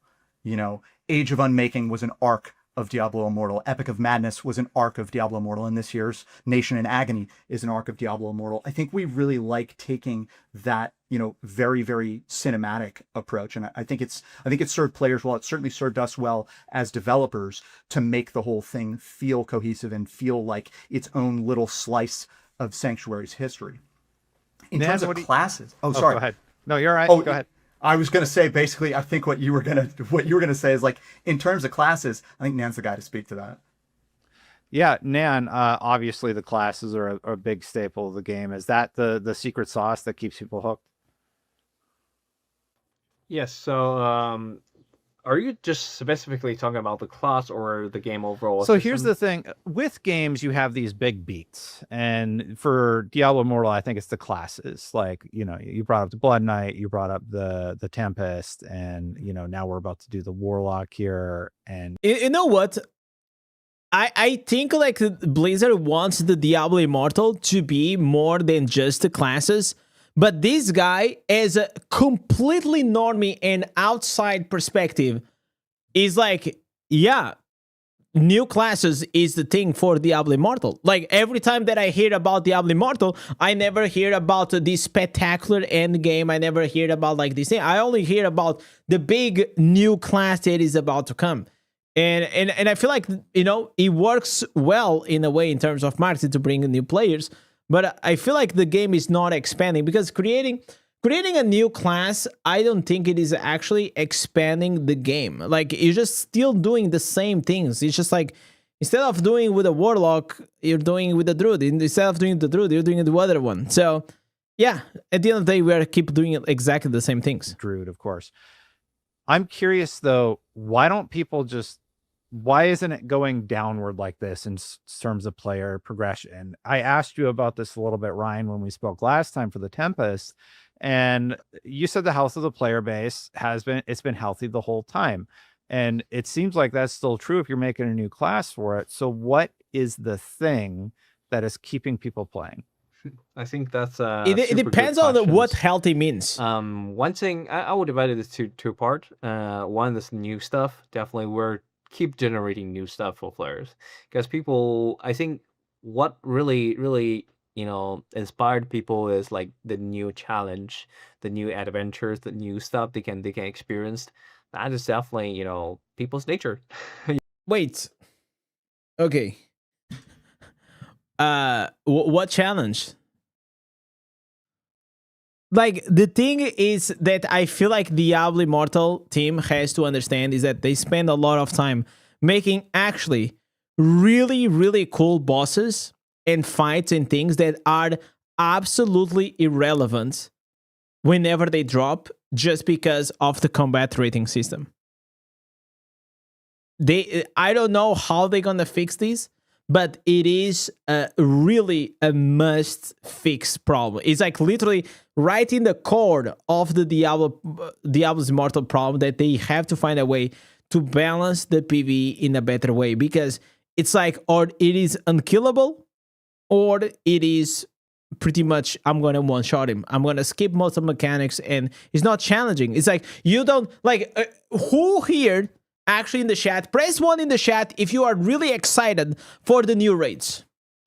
It's like, man, I cannot wait. Like, if you played other games like World of Warcraft, like, or Final Fantasy 14, or like this, or like Destiny 2, bro, the raids are like the fucking peak, man. Everybody is like, oh my god, like, but here, no one cares. And it's not like because of the design, it's just because of the freaking fights are boring, man. You just want the new stuff. And all of these exciting stuff, like for new class, you will have a new set of everything. You can progress from zero and experience the whole story, even the original story, but with the new class, it would have like totally different experience. For example, WARLOCK will have that Soul Gorger at level 1. I don't know if I come back to the very bro. I would love to level up one just class. Came home and scared me. As the Warlock. Sorry. Yeah, you're good. Yeah. They slam the door sometimes and like, oh man. Okay. Anyway, but like even you go back to level 1 and with the Soul Gorger again, I think it will be a totally different gameplays. I think players just enjoy those new or even the old journey with the new content. And also we're actually adding new content all the time, new storyline, new maps, new tasks, and everything new, and also even new modes, new game modes like Chaos Convoy, like those kind of things, or new things. We'll keep generating. Okay, Chaos Convoy, to their benefit, it was a big W. I believe that Chaos Convoy was probably, from everything that I saw them creating as a game mode, it was pretty fun. If you played it, I think you also had fun. It was enjoyable. I liked it. I rather do Chaos Convoy every season than go back to the Tower War. 100%. This kind of new stuff. So on the other hand, we have a strong community. It was fun. Like we created like the clan system. The previous thing, I think, it really did a really good job. Like we have assaults. If you play the game, if you actually play the game, you will finding out that there's a lot of people gonna helping you. I don't know why, but like, that's really my experience. When I blocked myself, I mean, when I entered the game, that's already like when the game was launched for 1 or 2 years something. And but when I go to the Halakori boss, it's very difficult. I couldn't beat them by myself. But someone just because you didn't have combat "Hey, you need rating. help," and that's happening all the time when you play the game. I think basically it's a game, but it's also a community. A lot of good. Okay, so he has a point. I think the community is very giving, but here's where I think there is the flaw. The flaw is that it's not the boss is hard, is that you're hard stuck because of the combat rating. That's what I think it is, because he probably has the mechanics. He has the mechanic. He just doesn't have the combat rating. And I think that's the thing. Like most players, or at least I'll say majority, will have the mechanics to beat the bosses, even if you'll take them 5 to 10 minutes of fight to kill it. But the fact of the combat rating is there, it makes it literally impossible to even try it. People are here, they're helping each other, and we also supporting that kind of system. We have a clan system, but it's true W community, man. We're supporting people. We have shadows and the immortal thing, that kind of circle, and people just roll. And we're even giving out the cross server, the bound of realm competitions, and also the cross region bound of realm, like the challenge of equal, this kind of big events, right? Try to let our competitive players getting together. I think they have to speak in a way because like he's talking with a guy that knows absolutely nothing about the game, and if you just like throw random things like Bout of Realms, I think you have to explain what it is. You just tell that, okay, since last year, we are making the biggest PvP competitions that are cross-server, and you have the biggest and the best players in the world competing against each other. That's how you actually fucking hype it. Like, if you tell that it is, oh, we make Bout of Realms competition, he doesn't know what the fuck it is, the Bout of Realms. Together and try to compete each other. We're offering that kind of society or community things for our players are able to express their kindness, their competition, their dream. It's like explaining for new players. You always have to come from a place that you are explaining to someone that never watched or seen your game. It's like explaining to a baby what are you trying to say. That's one of the key elements why the game is very healthy and why people keep engaging with the game. As send this to the community manager, ask for an interview. I already interviewed both of them, and maybe during the subathon we may have something. I don't know, guys. I had a pretty great experience with the community. Depends on how long it goes to subathon. Stream chats to be like, hey, like, how do I get into this game? And they would just like go join the server. They will answer you. Yeah, they'll answer you. They'll hook you up, and the community has been absolutely great. When I hop in for a big expansion and, they get viewership, they get to, show newbie players like myself how to really sink their teeth in. And yeah, I will say you do have a pretty good loop, like even for dads like me who don't have a ton of time, it really gets its teeth in and has you hooked. One question on that, you made another reminder of when I play, this has been an issue since World of Warcraft's start. and I am curious, how come, and it's not just unique to this game, but a lot of games have this, how come no one's ever solved for the spam gold farmer chat things? Do you have any idea? Like, why is that a hard problem to tackle? Why Oh hasn't it my just been God. Yes. eradicated Wait. in the- What a great question. He's asking why. Look, he's asking why is the gold spamming such a big issue in all of these games? industry yet, in your opinion? Do you have Um, any idea? yeah, this is a more of a technical issue, so maybe we're not the Okay. best person to answer this. Right. Yeah. Yeah. So the guy was trying to slide that question right there sneakily. And we're like, yeah, you know what? Our PR training doesn't allow us to answer that question. That's like kind of technical. So yeah. Questions. Sorry about No, that. it's okay. And But, it's not about your game. I'm just like, yeah, you know, I see that in Immortal. I see that in all of these games. How come there hasn't been like a Oh, he's a doubling bot or down. something He's that doubling just down. He's trying scans for again. those and insta bans the players or something? You know what? So I will just let you know what I know is Blizzard always have a very restrict stance for this kind of thing. We're gonna ban it. We will try our best to stop that kind of actions. But the word is complicated. You can't stop and It's a cat and the mouse situation. You know, they try to do something, they're gonna find something else, and that it's a cat and the mouse. It'll always be because at the end of the day, you have to understand, like, these guys, they are selling plant.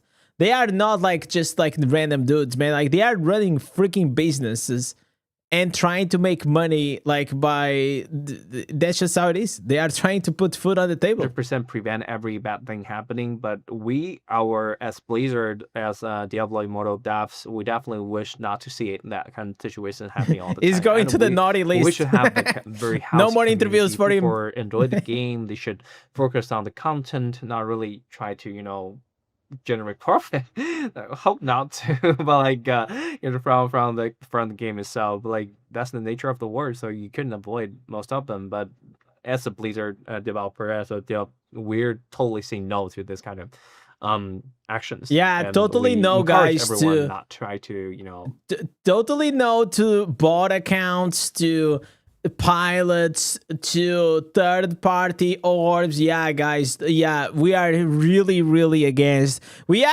don't allow those things. Those things, they never happen in Diablo Immortal.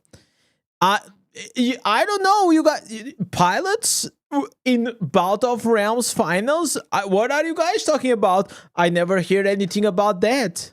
communicate with them, or give them the market. Yeah, I just realized I never asked anybody that question, and it's something that I'll ask other developers too in the future, now that I've thought of it.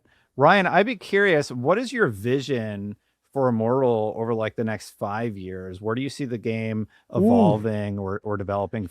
Ryan is like, man, I hope I'm not gonna still be playing or working in this game, man. Please promote me to the Diablo 5 team. Further here in terms of support and evolution? The big question, 5-year plan. I think I can probably speak most authoritatively to how we're thinking about narrative and quests and zone content and that sort of thing. I think when we came up with the idea for Diablo Immortal way back when, the conceit was to define this very specific era in Diablo's history between Diablo 2 and Diablo 3, and serve as a bridge between those two games. Because a lot of times when you have long-running franchises that release games that have long development periods between them, what happens is you share a lot of themes, and you share a lot of icons, and you share a lot of vibes, and sometimes you share characters, but you don't always share continuity. And at Blizzard, when we're making these games, we're thinking of them not just as games, but as worlds. And so that lengthy ramble is all to scaffold the idea that I want to keep moving us from being in proximity of Diablo 2 more toward being in proximity of Diablo 3 in terms of the events that we're seeing happen and some of the places that we're going. Now, obviously, with 5.0, we're still in Loot Ghislaine, and that's very much a Diablo 2 exploration. But I think there are big questions raised by D3 and cool experiences that I and a bunch of other players had playing those games. I want to see the lead in to that. I want to see what's going on, what demonic machinations, what plots, what developments in the lives of all these big player characters that we've tuned on now for 30 years, what's happening in their lives. And so I want to explore some of these things that we've already mythologized.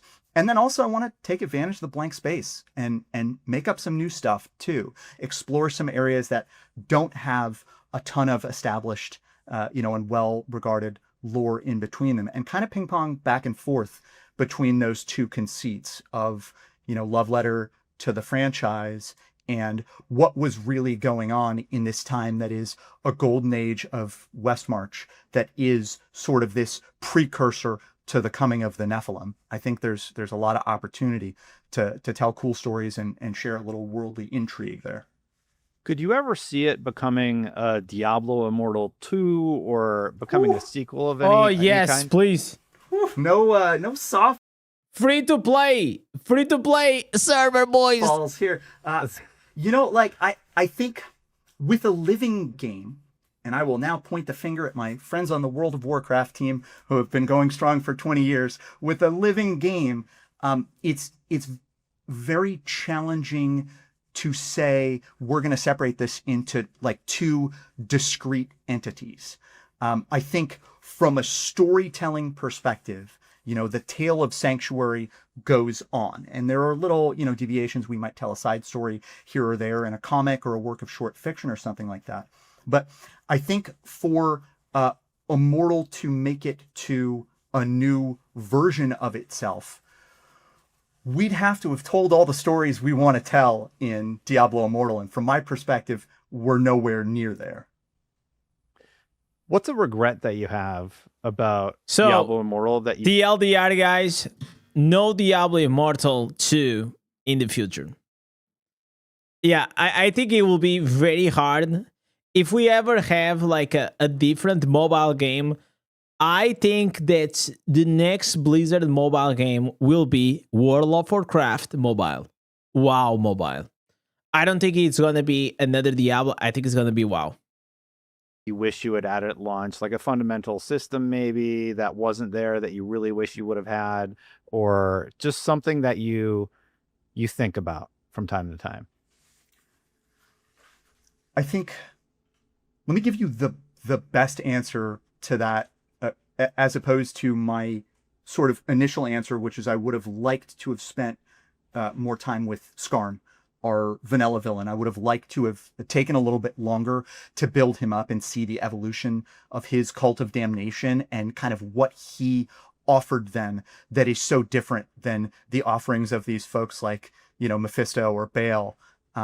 Because I think Skarn was a sort of fun, weird bird in his perception of the eternal conflict. That's not I don't think my biggest, oops, we misstepped, but that was the first thing that kind of came to my mind when you asked that question, is I would have loved to have spent a little bit more time with our launch villain, because every other subsequent year, we've gotten to spend a year or more with these experiences. We had a year with Albrecht. We had like 14 months with Diablo.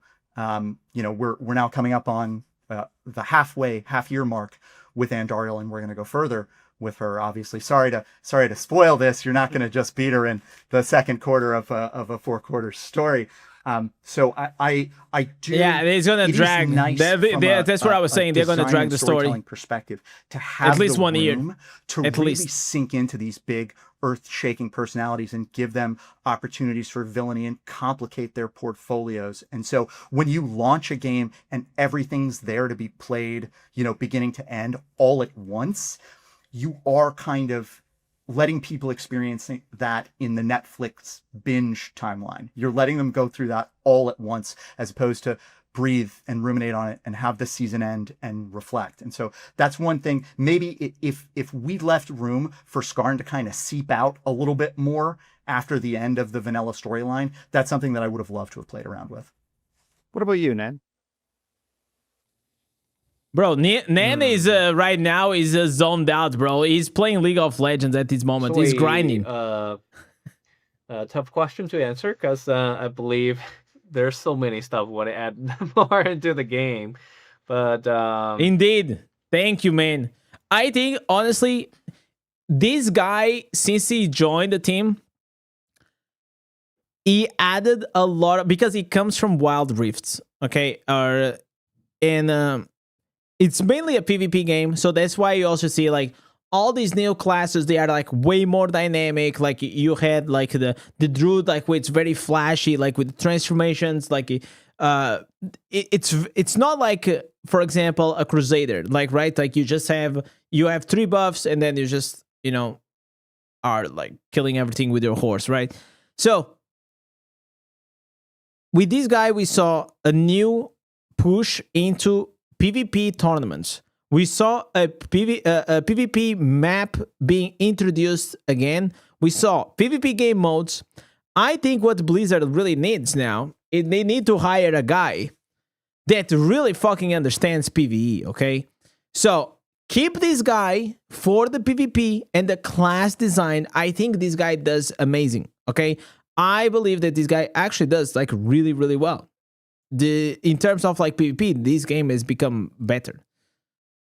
But we need someone that will take care of the PvE to expand the game, bro. Like the Ancient Legendary gear is the most boring like mythical gear that I ever seen in any ARPG ever. It's so boring, and that's why like a lot of people don't enjoy to do PvE and say that it's boring, because it is boring. In other games like Path of Exile 2, Path of Exile 1, Diablo 3, Diablo 4, all you did was PvE.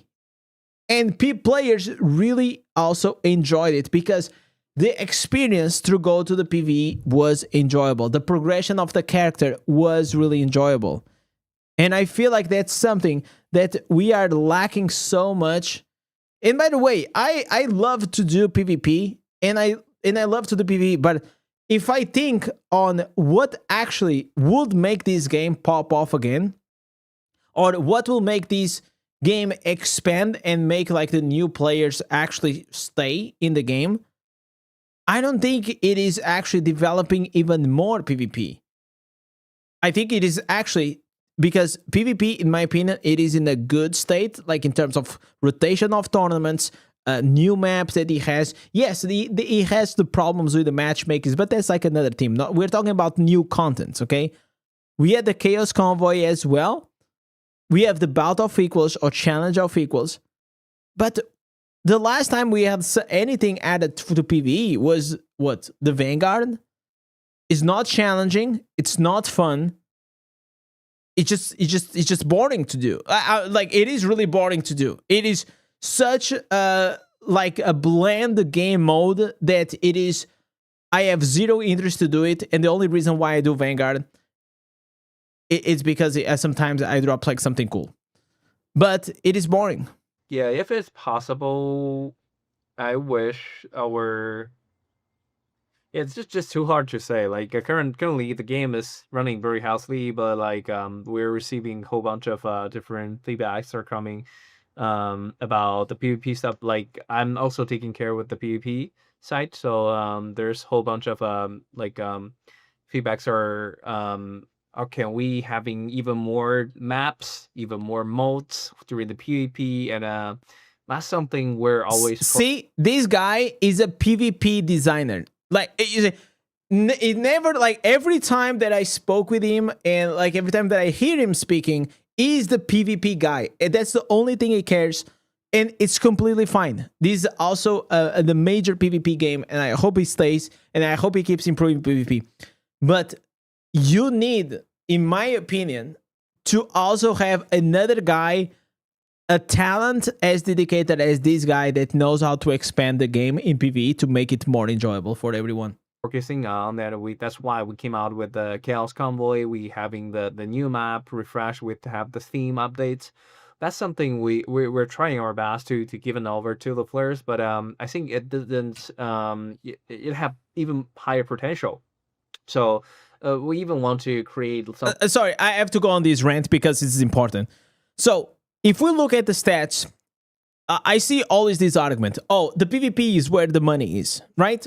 You see these all the time, like everybody says. And yeah, it is true because you are not making challenging PvE game modes.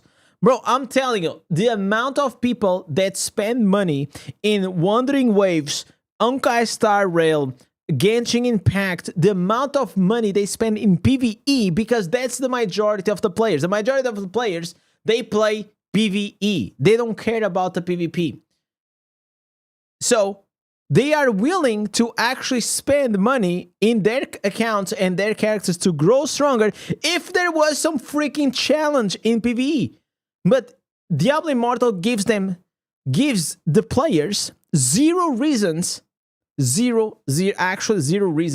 to even consider investing money in their accounts, because PvE is just like super easy. It is super easy. You can play the game for like, I don't know, a couple of months as a free-to-play, and you're going to be owning. That's it. You're going to be owning. Like, you're going to be able to do challenge dungeons. You're going to be able to do your raids. You're going to be able to do, like, you're going to be able to do everything in the game. Then what? Then the only thing you can do, it is PvP.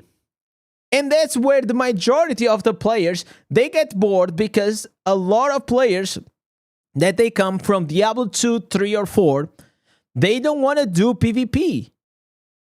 They just want to go and have fun, killing monsters at the end of the day, and that's what they are looking for. But Diablo Immortal does not really have that challenging experience. It has a very mindless, boring, I'm turning off my brain kind of experience, and that's it.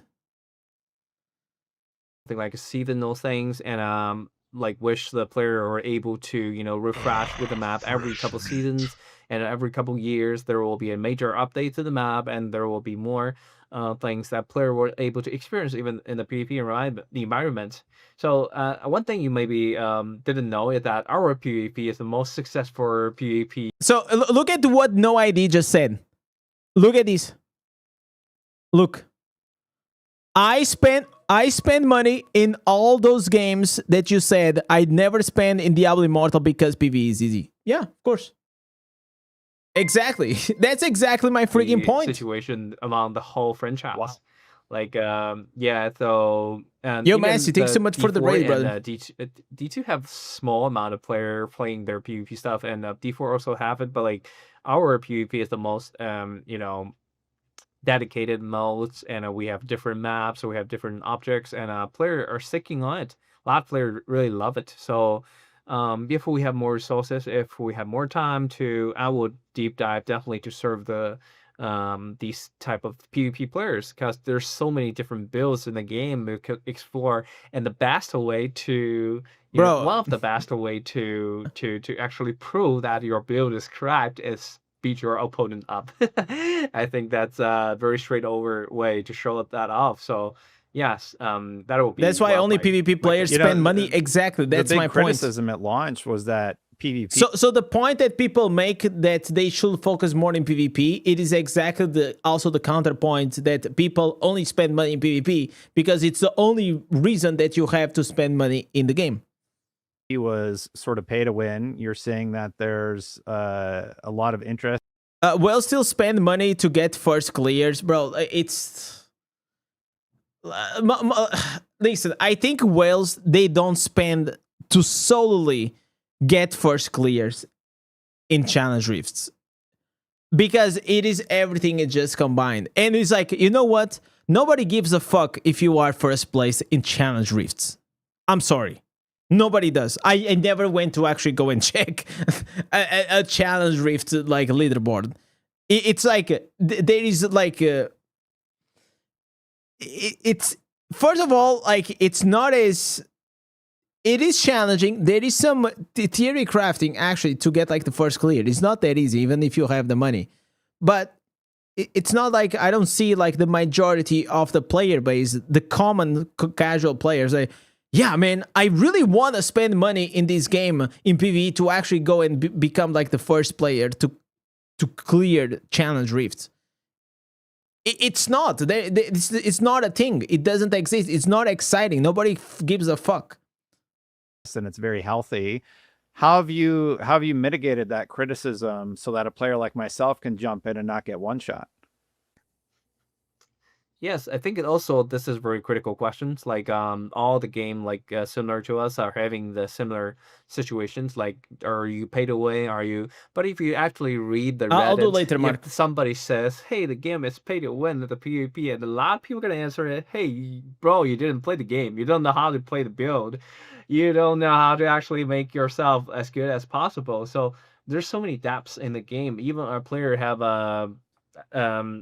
even they have very high rations, they have very good paid stuff there, good gym stuff. But if you don't know the strategy, you don't understand the mechanic, even though we even saw that kind of situation, like people have very high rations and good kill strike, but they still lose the game.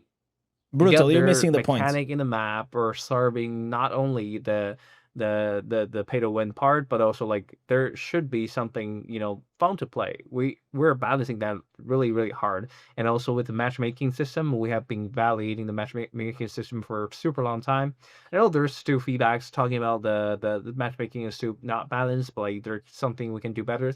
That's why I'm always saying like we're putting a lot of effort with the algorithm, and also like even we use the new AI stuff to like try to make sure that each game having the best to match peoples are able to in the game they will have the best experience. Because when we're finding out that like if you're matching with somebody too strong than you or even too weak to you, your experience is gonna be bad. Yeah, we understand that. So how to create a very competitive match is something we're always chasing for. Interesting. I think like a big problem. This is just speculation, okay? I don't know, but it's just like it makes sense to me that one of the biggest reasons that why we tend to have like bad matches in PvP, I think it also comes down to lack of players doing PvP. We don't have like as many. Like we probably have like if you're gonna go to Diablo TV, you're actually able to see exactly the number of players that they actually reach to Legend. And the number is actually surprisingly way lower than I actually thought. So I don't think there's as many players playing PvP actively all the time. Also, the game doesn't incentivize you a lot to keep grinding after you reach to Legend. And that creates a scenario that whenever, even if the matchmaking is trying to combine like all these perfect scenario, yeah, also, I'm sure in the algorithm it says, hey, but this guy has been waiting for like 5 or 8 minutes for the match. So just let's slide this guy in, even if it is a higher reso, so he can just play a match and not get away from the game. So in an ideal world, if you had the more players you have, the more sample the algorithm can actually go and collect and do the perfect match.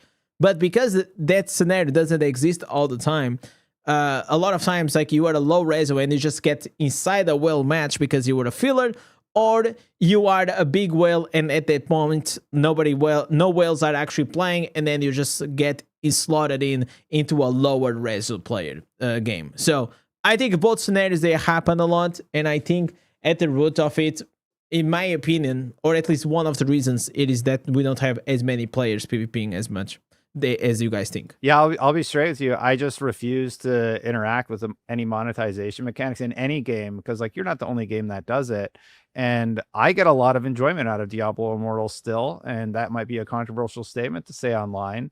But yeah, Ryan, do you agree with that assessment? The players just aren't playing the build right?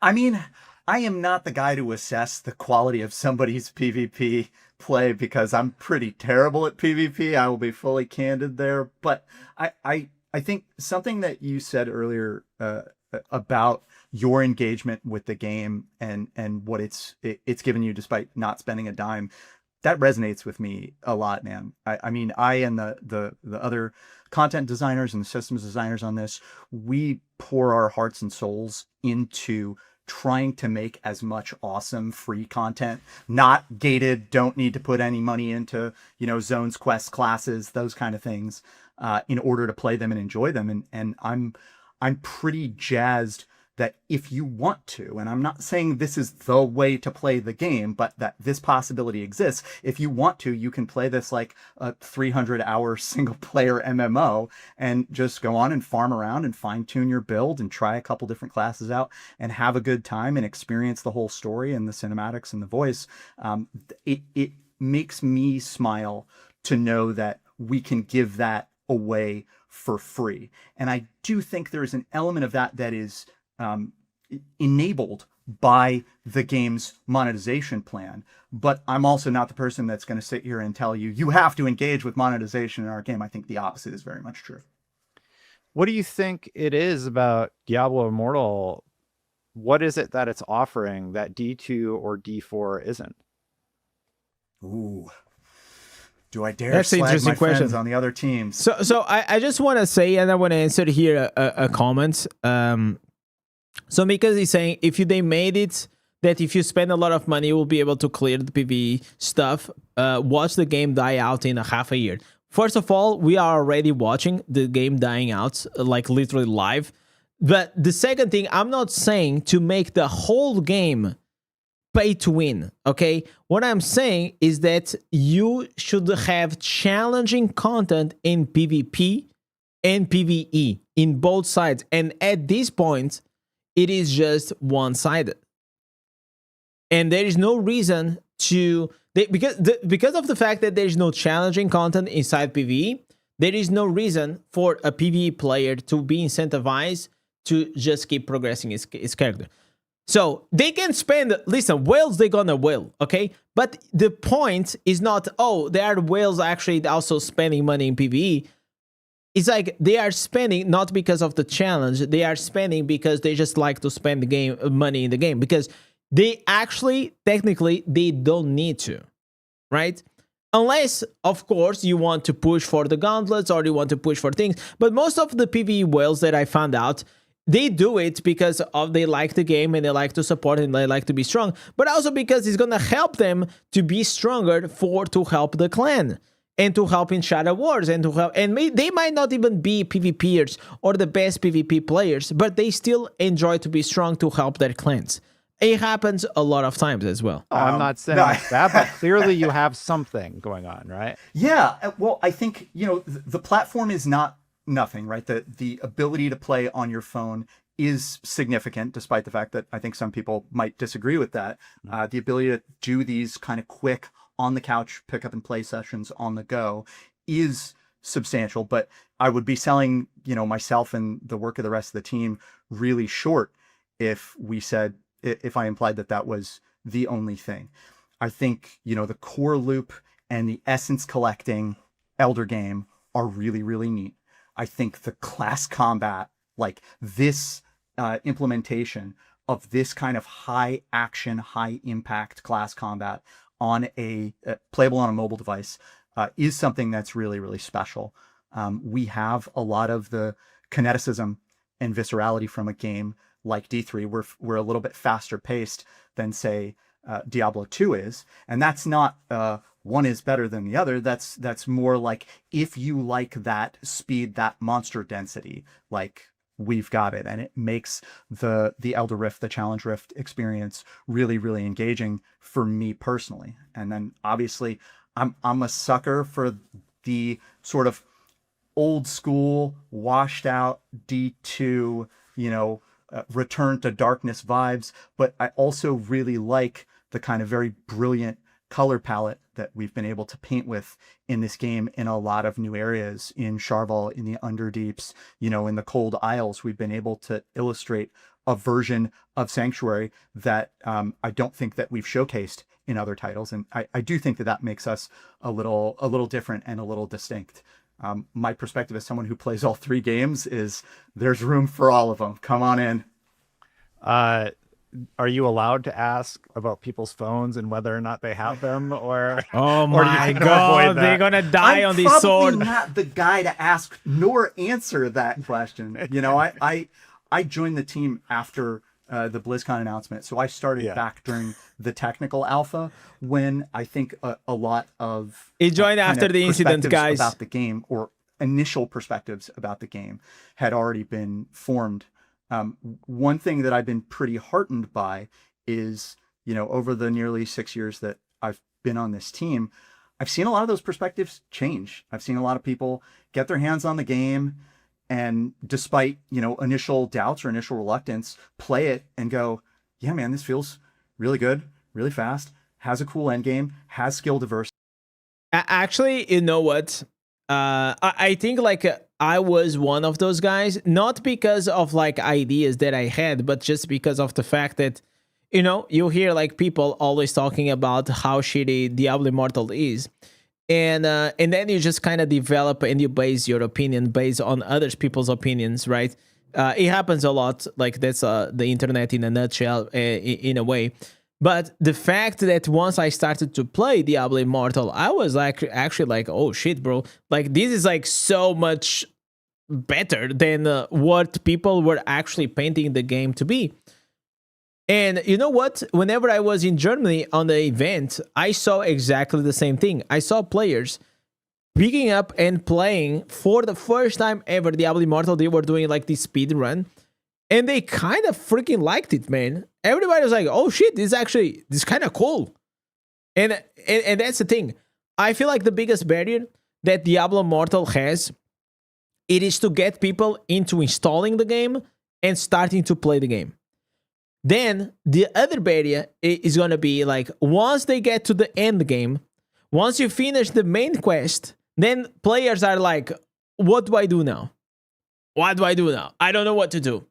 So then it gets very repetitive, not because of the grind, but just because the grind isn't as enjoyable as much as in other games, because the progression is not very vertical. It's just a bit weird. So yeah, I feel like those are literally based on my experience and things that I saw. They are very big roadblocks. Has options, represents a specific era in Diablo, so I'm pretty jazzed about that bit. And the original question I was asking was, what do you think it is that Diablo Immortal is offering that D2, D3, D4 isn't? Because you have a secret sauce. I think the mobile experience has to be one. A little bit that kind of seamless switching nature of it. As we have PC, okay, so we have PC client, and you can enjoy that. That's where I play. Yeah, and also you can enjoy it at home. And when you come out, I think nowadays people are just super busy every day to day, right? And they got to commute. They have a lot time. They have fragment time, and even for me, I can lie down in the bed and play the game. I just don't want to get up and sit in front of a computer. I think that, bro, so true. I feel like after being playing Diablo Immortal for 2 years, I am so spoiled.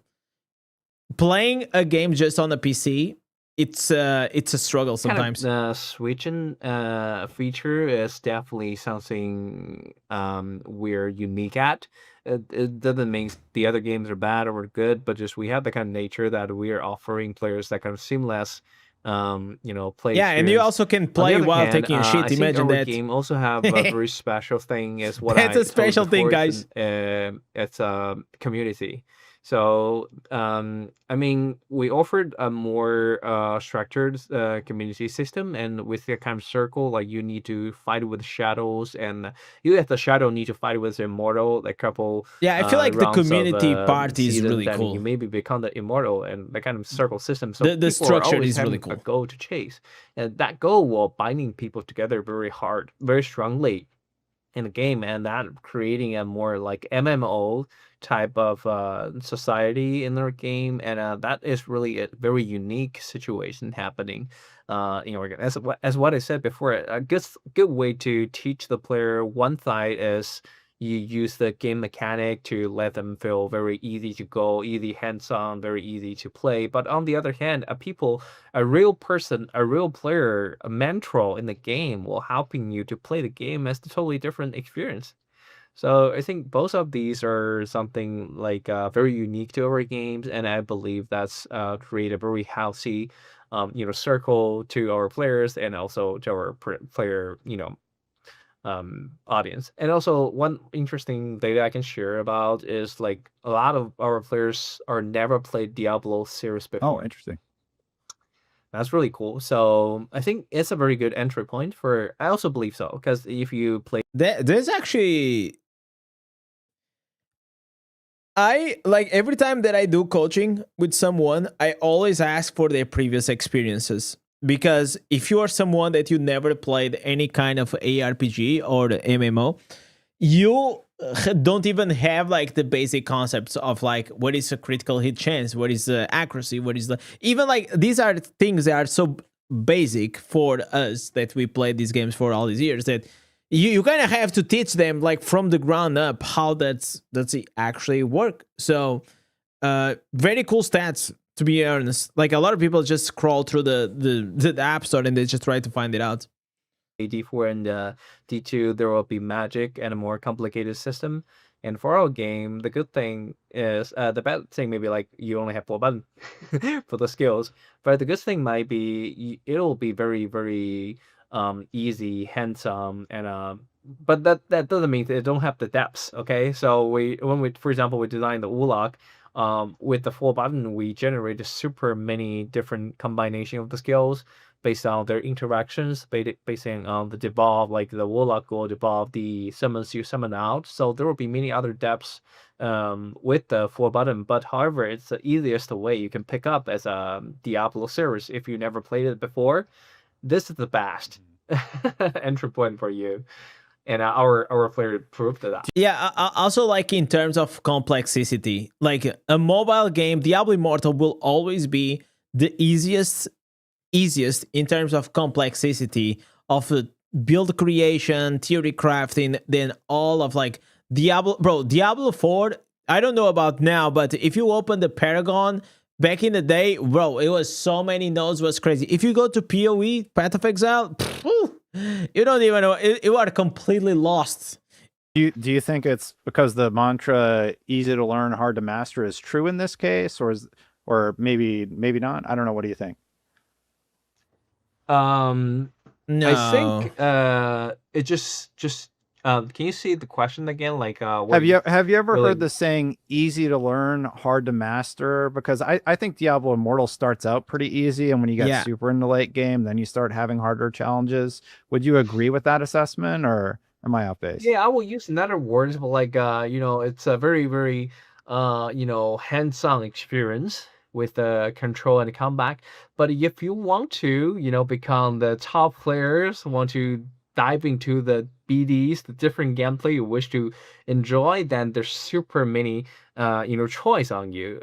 As what we talked before, one of the key principle that we design those classes, or we put down the toolbox on the table and let player pick whatever they want. We actually wish to say player generating new type of gameplays that we as a designer never imagined that kind of things before.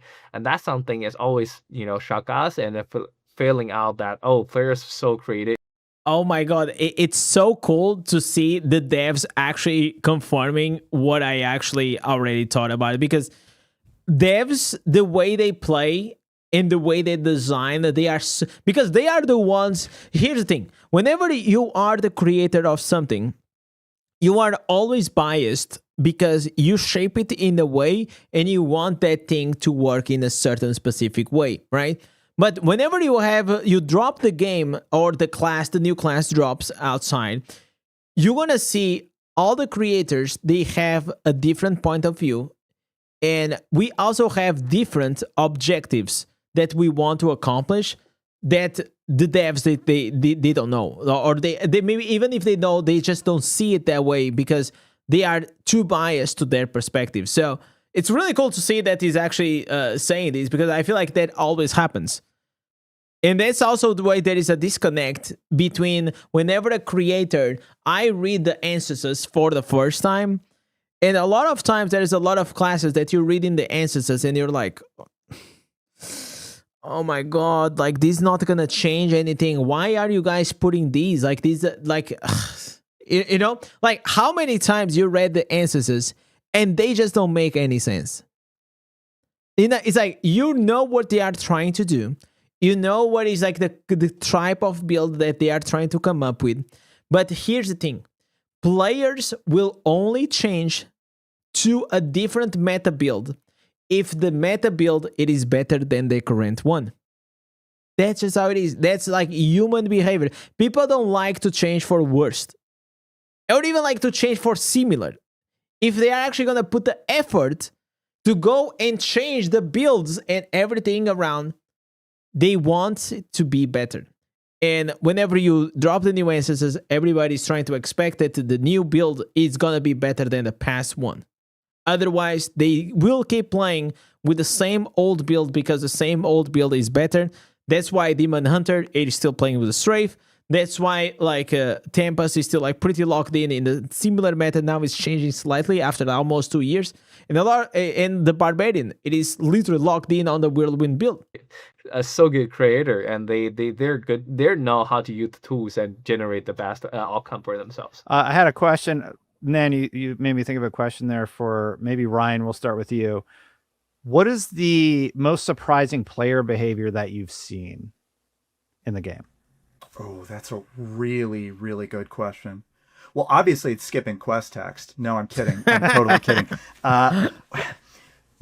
People use our abilities, our mobility skills in really, really crazy ways that to me, even going back to Drawn Quarter, when you're artifying a skill and animating a skill and looking at how it plays out, I think there's an Quarter is the pony for the expectation Crusader. from designers initially that, the function will follow the form.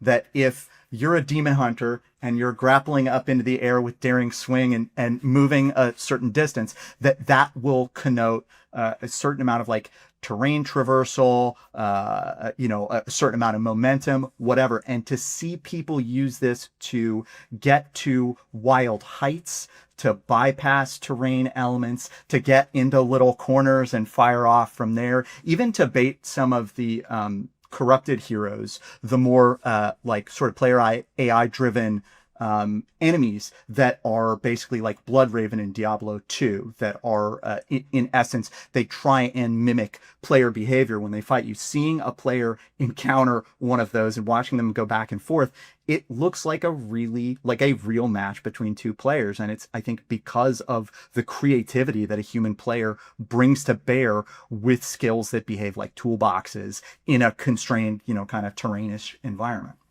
And I have a follow-up to that, and then we'll go to you, Nan, because I want to hear your response. What is the most slept-on feature that players don't utilize enough? What is the most slept-on feature? Can you say it again? Sorry, the voice a little bit. So the two questions are the most surprising player behavior and the most slept-on feature. So if you have one for either of those, Nan, you can go first to give Ryan a second to think. Sure. So I think the player behavior might be something surprising to my behavior. Yeah, I think there the primal power things like the previous druid thing and we designed not to make sure the player are always in the we actually very specifically designed the primal power, make sure that it's not 100% on the uptime, so that player could player when they can. So it basically saying that whenever they designed the druid, they didn't intended for us to be in the bear or the werewolf all the time. But big brains. We always find a way, guys. We always find a way to break the classes. The promo power. When they transform to the bear or the wolf form, then it will consume the promo power, and when it comes down to 0, and you return back. So we try not to make sure that player not 100% up on that time, because we want the player turn back and from the caster and also the transformations all the time. Like try to play the hybrid feeling of that class. But however, you always fighting player have a way using very, very stretched way of combining with the gem, with the legendary items, and the glass affix 100% uptime. He could become the wolf and running in the field for all the fucking time, and I was like, holy, how could you make that happen? And we dig it out and finding out, He actually made it like those combination could actually make it happen. Like you could always be that wolf and running. And okay, then we decided like why not? It's people have the kind of fun time and they always find The a wolf way method to was really fun. And by the solve way, I those- don't know if you guys saw the new instances for the druid. There is a blood crazed werewolf. Oh my god! I think it's gonna be looking so good. design task that we thought it was impossible. You will never know. And this time, I will give you another example. Like this time, the Warlock, we are developing a new skill called the portal that we're able to cross the terrain of the map. I think the very first time we do this in our game. Even in the whole Diablo series, I don't remember there any skills could actually cross the terrain. Yeah. So I'm super curious to how they're going to be using the skill in both PvP and PvE situations. So he's talking about like the portals that you put a portal here and you put a portal like in the end of the map, and you can click on the portal and just get teleported. That's what he's talking about. How it can work with. Yeah, that'll be super interesting. Ryan, go ahead. It even allowed you to cross in the dungeon or even some situations like in a challenge rift or some place that you couldn't reach there, and you can use the portal to directly jump to that place. So I don't know how players are gonna use that too, but yeah, it's gonna be super fun. But yeah, there might tested the portal. bugs. I didn't try to break the game later, but yeah, I just we check want all to the see player answers. creativity with the game we offer them. I personally would use it as a get out of jail free card. That's what I would call it. Like I would use it as a panic move to get out of there, you know. Ryan, what about you? Did you think about a slept on feature that people don't use enough besides skipping the story? Yeah, well, so I think this is a super selfish answer, but it is really like the best answer that I can give you. There is a feature in the game called the Adventurer's Chronicle, which is basically a tome that you get that appears in Decker Kane's workshop in Westmarch. That after you've completed, I think about halfway through the run of the vanilla quest line, you can go back to this and it fills in with voice lines from the game. Here is every single quest step in the entire game. And what a lot of people have come up to me and asked about that I think we maybe don't do the best job of really surfacing in that feature is you can actually go back and play any other completed quest in the game. I've had more than one person come to me and go like, hey, I remember playing this quest like 2 years ago and I wanted to go back to it because I thought it was cool, but I've got my max level character and I've been running around as a Tempest for 2 years and I can't even remember the quest. What's up with that? And I'm like, well, have you checked the workshop? Have you read the big book on the table? And so I didn't even know that he slept on, I think through no one's fault. It's not necessarily always a guarantee in an MMO that you will be able to port back and replay old quest content. But there are some really, really cool experiences in you cannot teleport through barriers. That was a bug. Like the fleeing from Bale at Ancient's Cradle that I find myself going back and replaying, and I do wish more players knew about that. Interesting stuff.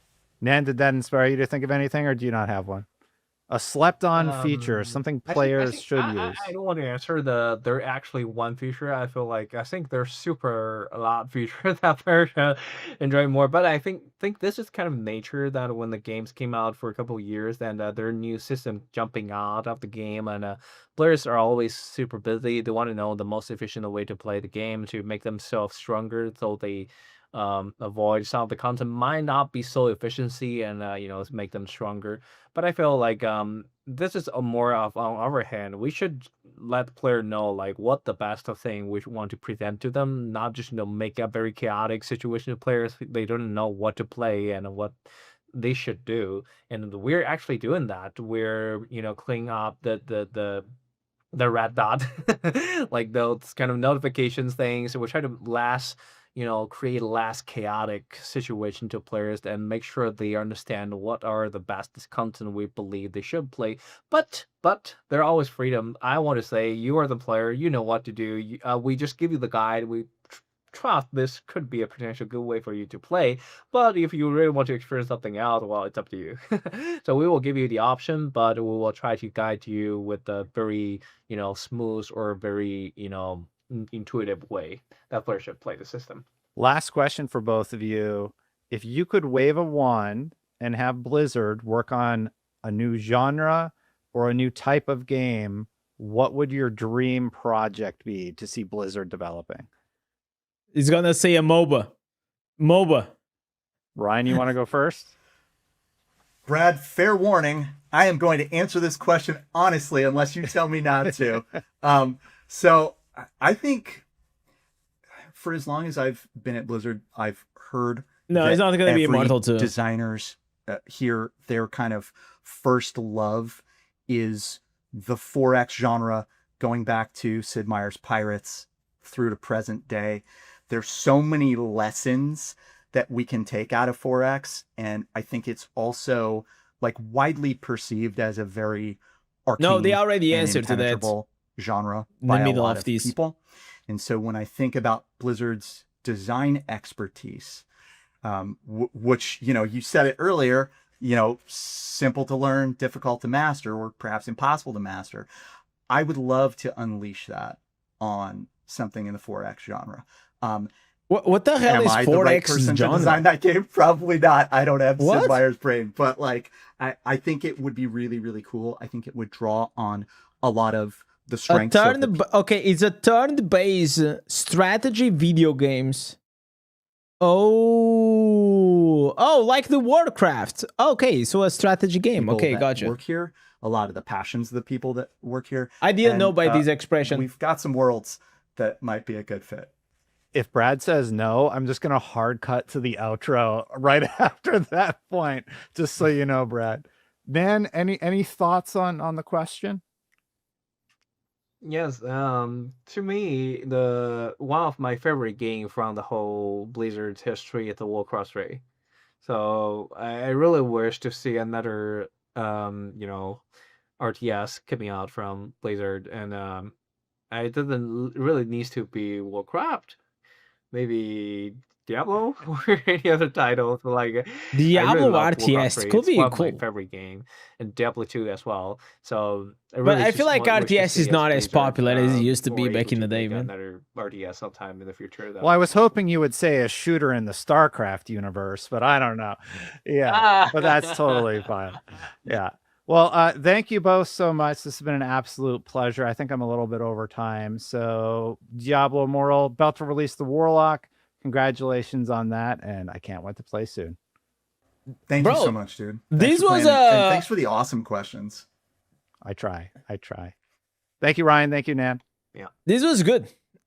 I mean, they didn't fully answer like the biggest criticism, but I still think it was a good video. I'm gonna give here a shout out to Destin. This was an awesome video. I hope you guys also enjoyed. Don't forget to drop the like. I'm also gonna leave this video down below for you guys if you guys want to go there, support him as well. And yeah, thank you for watching.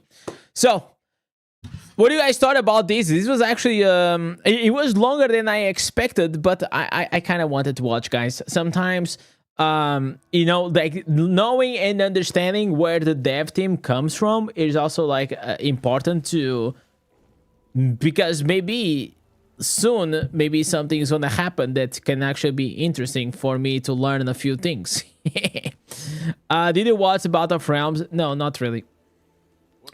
My Battle of Realms experience, it is I play, once I stop playing, I disconnect. All right, legends. So we already played a lot of the Warlock. Tomorrow I'm gonna be releasing the builds that I have come up with. We also reacted to a lot of things. So I think I'm gonna go to the main character. I have Winds of Fortune to do, guys. Like we gotta go and play a bit. I actually skipped my raids to keep watching these, which was it was unlucky, but you know, like this was actually the priority. So I'm gonna try to do my my daily jams like very quickly, just get that done, and we're gonna chill, and we're gonna hopefully gonna keep enjoying. Have in mind, guys, while we are here on the 17th of June, we have a big announcement. I'm just gonna let it roll. For years, they knew him as a barbarian, a warrior of rage, strength, and endless battle. But some powers do not wait to be found. They whisper. They corrupt. They promise control. And for the first time, the barbarian let go. But the demons did not come to destroy him. They came to obey.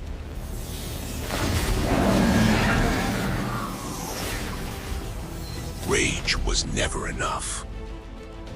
Now he commands the darkness.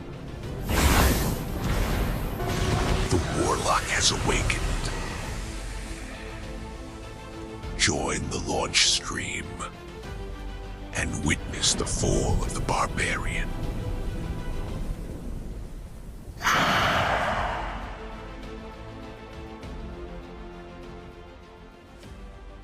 All right, legends, you know what it is.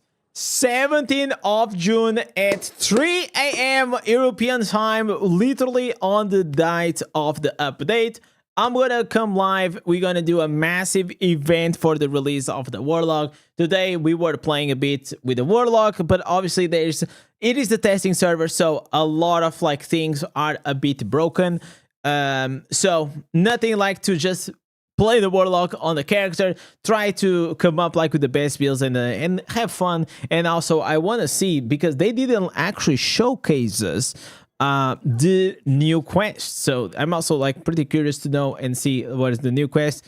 So get some good rest before. Let's see. I'll try my best, but I have a lot of things to prepare still for the stream. So let's go here very quickly. Let's turn on this bad boy. So I'm gonna let me see, when is the 17th? So today is Monday, to Tuesday 17 reset, so it's gonna be tomorrow. Okay, so let me see here the Winds of Fortune. I don't think the Winds of Fortune will carry. It will not carry to the 7th. No, it's finished. Okay, so we're gonna activate this bad boy.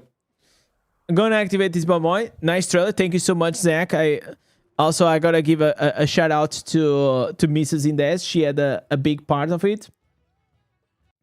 She's also like really invested into trying to make this the best channel as we can. Yeah, it ends before, so I just updated it. I'm also gonna turn on here the blessings. We have like about 7 hours. Here I get another day and another day, so I'm just gonna do 8 here. So I want you guys to start stacking up your bounties, okay? Do that. That's gonna be important for you guys. I'm also gonna, yeah, it's gonna be the weekly stuff. Argentina and Nigeria will play at that time, so we'll see the goat too. Hey, you're gonna have 2 goats at the same time. Imagine that. How lucky are you, huh? How lucky is that? It's not every day that you can see 2 goats at the same time.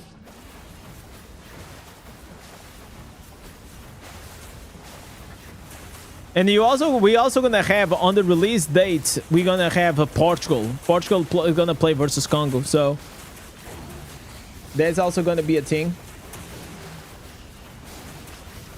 How is the game sound? Is the game sound like fine, or is like too loud?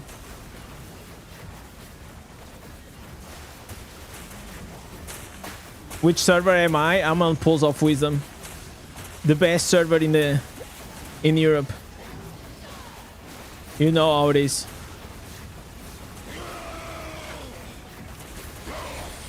I was real, bro. That interview was so sneaky.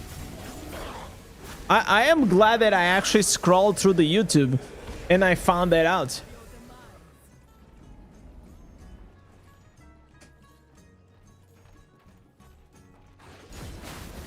Okay, this is done.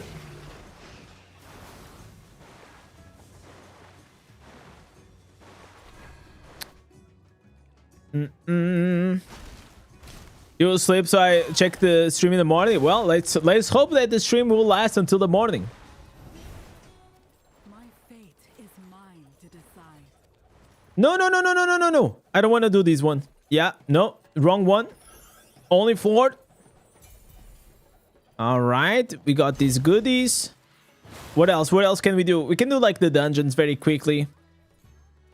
I didn't even log in. Oh my god, can I do assembly still? Please. I didn't do assembly today. I literally didn't log in on this character like today at all. I've been playing on the Warlock, having fun on the Warlock all day, every day, baby.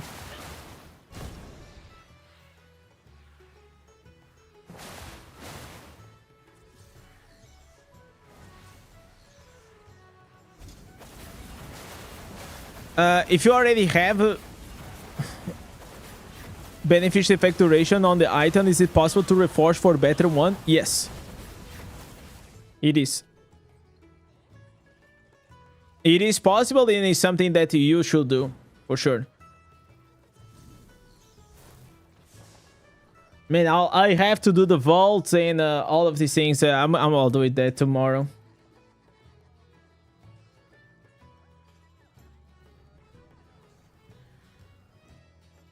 Is the Warlock a summon type or more like a sorcerer? It's actually like a... It's more like a melee caster with some summons. A melee caster. So if you go like a bit backwards on my stream and you check it out later on, or you go to like the YouTube, you will see how it plays out. He has like primary attack builds. He has like a caster builds that you're just gliding on the dragon. And there's also summon builds, but until now I didn't find out like nothing like extremely good with the summons, because summons, they tend to be kind of cringe. Not cringe to use, but it's like I love summons. I used to actually in Diablo 4 play a lot of like summoner necromancer. It was really cool, and I could push the pit a lot. But here in Diablo Immortal they are way too slow. So do you like the Druid? No, Druid is basically like transformation skills and all these things. No, it's quite different.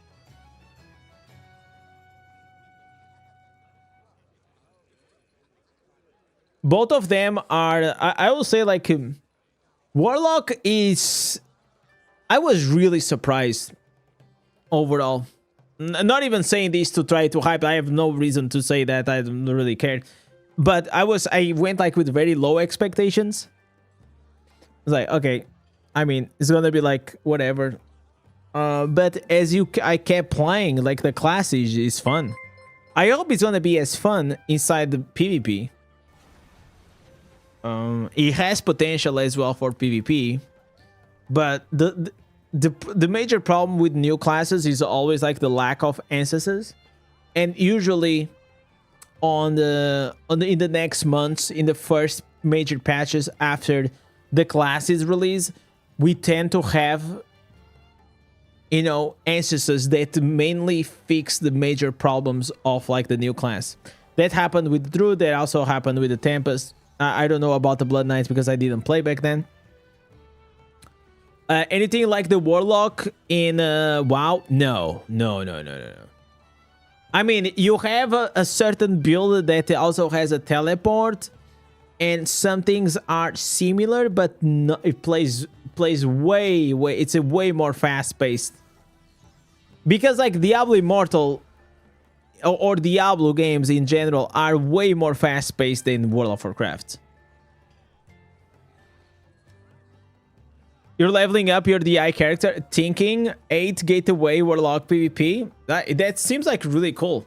Imagine you put the gateway and then there is an instance that allows all of your team to actually teleport towards it. I think it's gonna be really OP. I think you guys can have a lot of fun with the Warlock. I will highly recommend to go and test it out whenever it comes out. Tomorrow I'll put like a simple guide with all the builds that I think you guys should use. So you can just like have the best start. In the world of full Warlocks, I'll stay as Zayden. Yeah, but that's the thing. Like why would you stay Zayden? We never there's I don't know. For me, I get excited to go try the new thing. It doesn't need. It's not like I'm gonna be Warlock all the time, but I still get excited to try new things, and then after a few days, maybe I'll change it up. So I remember that I tried the Druid for about like 5 or 6 days, and then I switch out of the Druid. And then people are like, oh my god, Indez has switched. Like, does this mean like the Druid is dead? Is this a dead class? And the Druid was not like crazy, but it's like, how much more am I gonna, like, at a certain point, there's only so many answers and so many things to find out. Since you tried, does it feel slow? No, it's super fast, bro. The Warlock is actually the fastest, in my opinion, the fastest, and it's like, okay, I'm gonna try to tell this in the correct English. It is the fastest with the highest damage while being the fastest class in Diablo Immortal. So the Stag Druid, it is the fastest, but the damage output is not like as crazy as, for example, the Warlock. Did it make sense? So the Warlock has the high damage while also being crazy fast. And that was like mind-blowing, because you still have like a really good... You have an insane AoE and you have really good single target at the same time with the same build, which is really rare.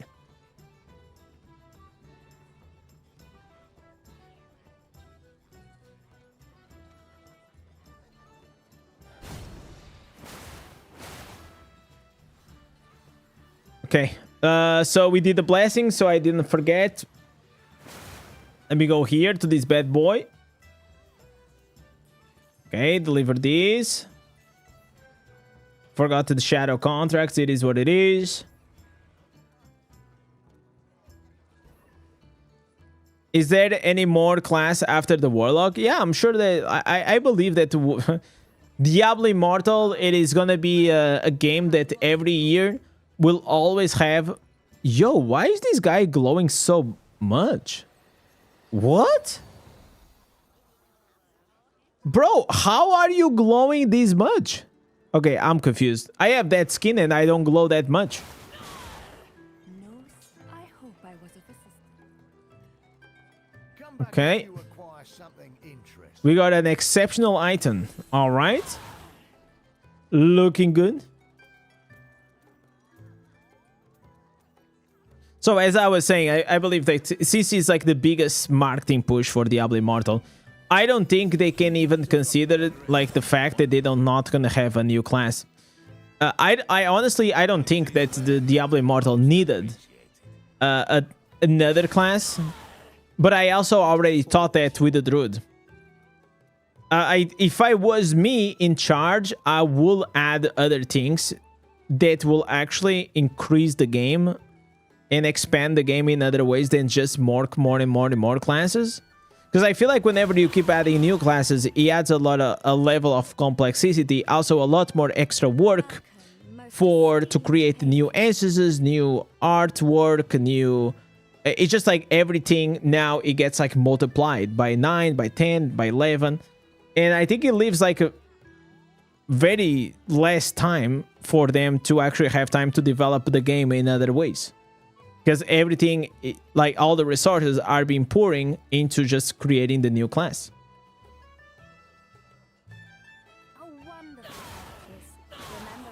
Augments and Feasting Barons, do you think will have low impact? No, Feasting Barons and Augment is useless, by the way. You don't need that. You guys are thinking from a perspective of Crusader, but the Crusader and Necromancer, they can resolve the dots. The Warlock cannot resolve the dots, so you guys don't need to have the increased duration, because the burns are always going to be restacking on the target all the time. Oh, I have to find out like the team. The Bout of Realms, the other thing, it is coming. What greens do we need to farm for the Warlock? Vitus. You can also have 2 pieces Barons because it's also pretty good for PvE. 4 pieces Blood. So 4 pieces Vitus, 4 pieces Blood, 2 pieces Barons. In my opinion, with all of these 3 sets, you're completely fine. You actually don't need like more. But with the new set item, maybe we're gonna have a new meta with the new set item, which is also pretty good. But I think that that one is gonna be mainly for PvP or for the new player. What are the stats of the new gem? So the new gem was broken inside PvP, inside of the PTR, but I saw here something on the Chinese version. So on the Chinese version of the patch notes, it says here that the permanently obtain power from the Hell Crystal that is going to increase the damage and increase your movement speed by 10%. So if this is all the time, I think we probably are seeing this in the wrong way, because like, for example, Maul was saying that this is the Bottle Hope killer. I think that probably is going to be the Blood-Soaked Jade killer, because if it gives all the time 10% movement speed and 10% damage, it's a no-brainer. It's just gonna be better than the Blood-Soaked Jade. Then we also have here implant a crystal, a magic crystal that will last for 6 seconds, so you're also gonna get the buff. And the enemies implanted by this magic crystal will take more damage from you, equivalent to 40%.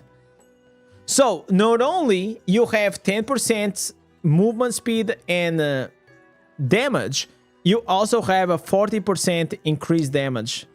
This is absolutely insane. So we'll have to test it out. Like, this is also like translated from like I don't know. Like, I don't know how accurate like this English is, and we'll probably will have to see. But if it is how we are reading, it is really strong.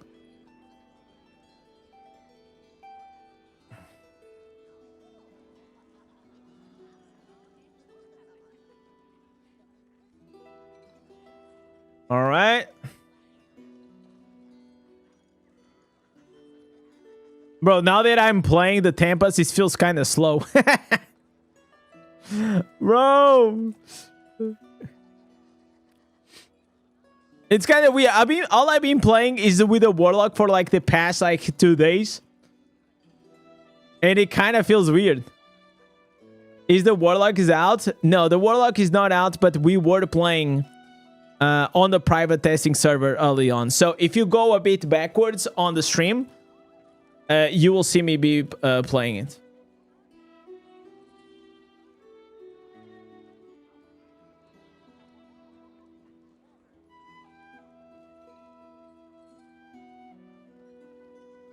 Bottle Hope is the counter to this gem in PvP. Why? I don't follow the logic.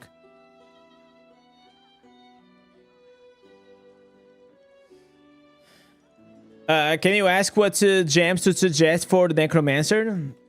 I mean, like, just follow these.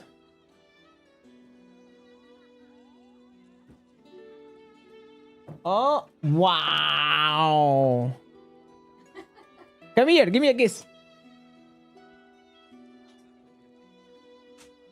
Wow, guys. I got here. I don't even know what is this. Like, I think I got like a sandwich.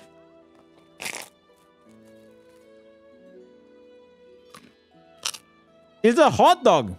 It's a hot dog, but in the normal bread. All right.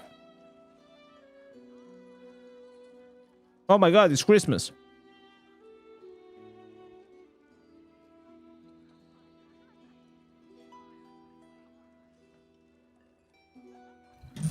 What's your opinion on which one is better, Leviathan Tome or the new gem? I have to see the right. We have to see. I want to see the English version, the correct version of the new 5-star.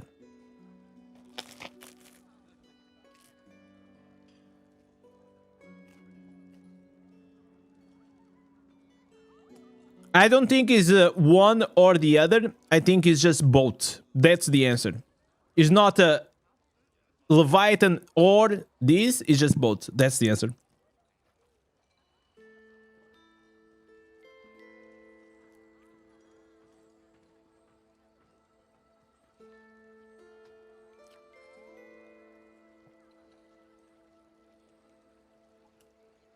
All right. Married man privilege. Hey, there's gotta be some upside, okay? Because the downsides we all know. So there's gotta be some upside to it.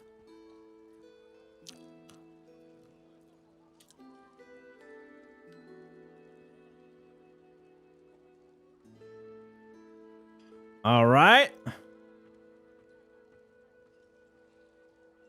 Will Warlock be OP at launch? At least from what I was able to try it out in PvE, it is pretty OP for PvE. Now we have to test it out in PvEP.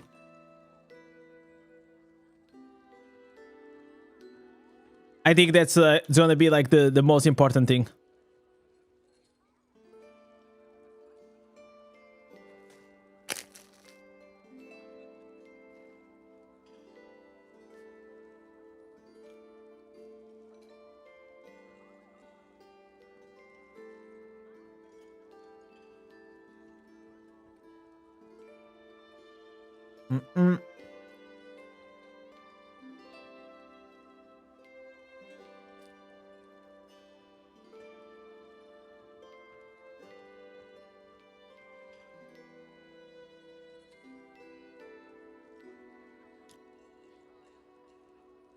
Ultimate Warlock guide is coming soon. Yeah, it's gonna be dropping tomorrow. Tomorrow I got you guys. Oh, I'm with my PvP gear. PvE gear. Let me change this.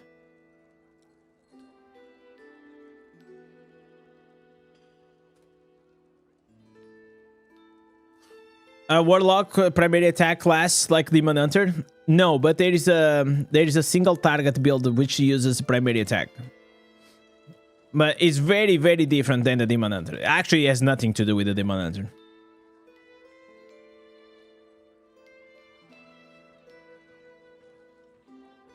Do we jump to 1500 this week? Yes. On the 17th of June, you're gonna be able to jump it.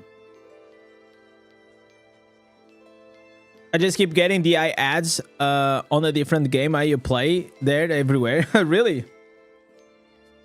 I mean, this is their hot time, so...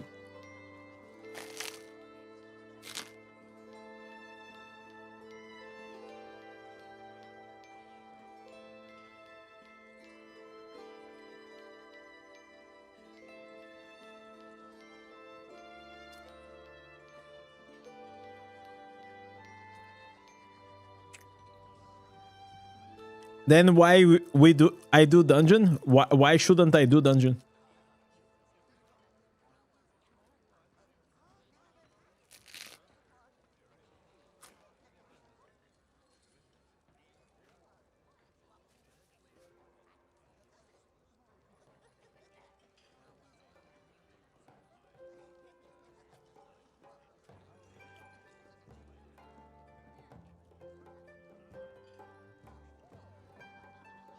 Barb versus the Warlock, who wins? I don't know, man. I don't know, because I have to test it out, the Warlock inside PvP a bit more.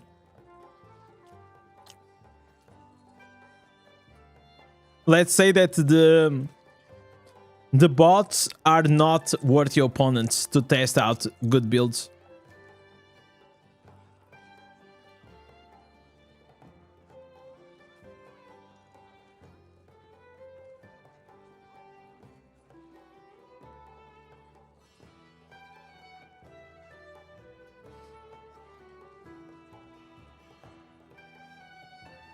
So, the only thing that it is hard to test, and you wanna see that it is for every single creator, Even if there is a creator that comes up with a PvP build,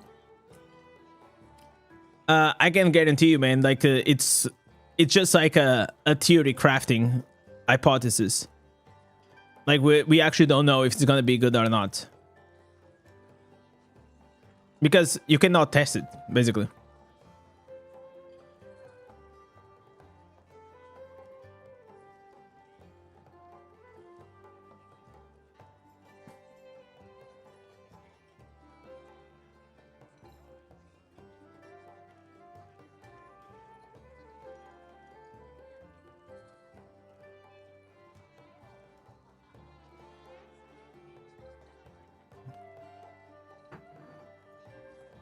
Wow, this was pretty good.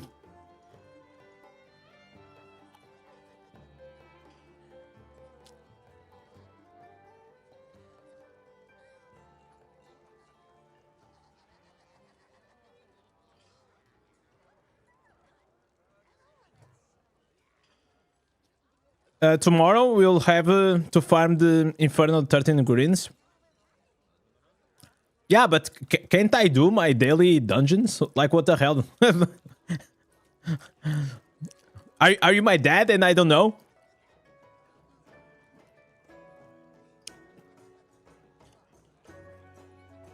I just hope that Bottle of Hope rank 6. Now they bring this new gem. Should you drop the Bottle of Hope? I mean, I don't know if it's gonna compete with the Bottle of Hope or with the Bloodsoaked Jade. It feels to me they're actually gonna compete with the Bloodsoaked Jade.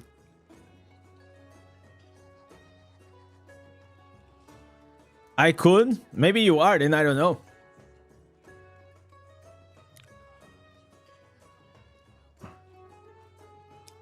No, but I'm just doing... I didn't play for 3 days on this account, so I'm just doing the daily dungeons.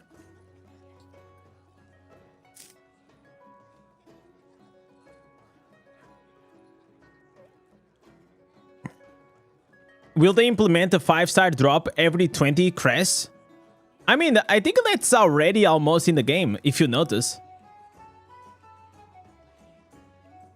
It's not all the time, but it's not like a 100%, 20%, but we have the increased 5-star rates all the time on.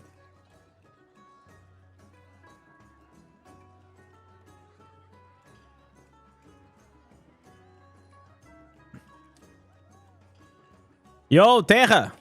Gracias, amigo. Bienvenido.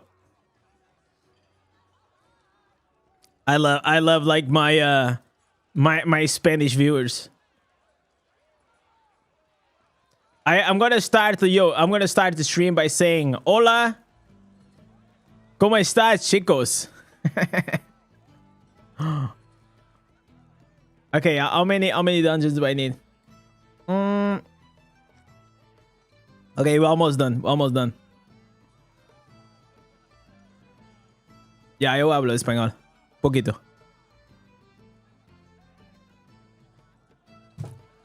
Porque yo soy portugués. So it's very similar. Did Echo left Diablo Immortal?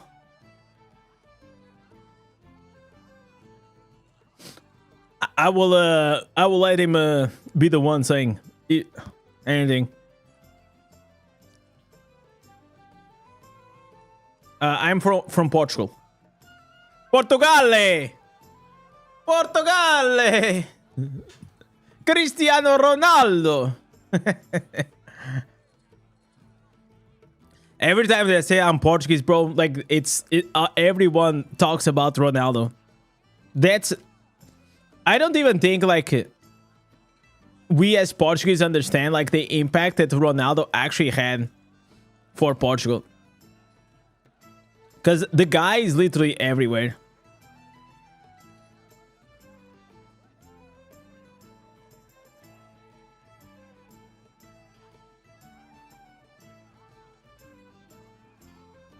What is the theme of the Farmathon?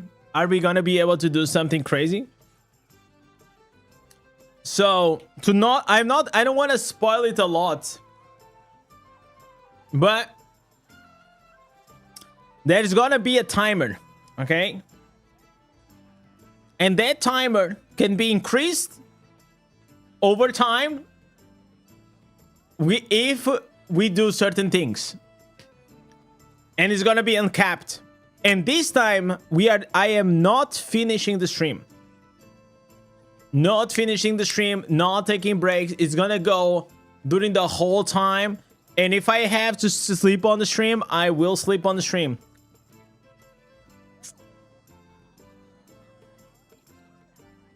It's gonna be. Let's see how it goes. Listen, I can only put things together and work really hard to make cool shit happen, okay?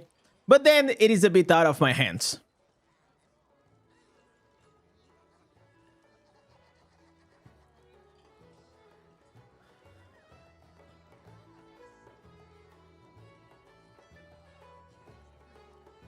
Can't end and restart stream, but it is a different thing. So on the Farmathon, it is more okay because the goal it is about farming the items itself.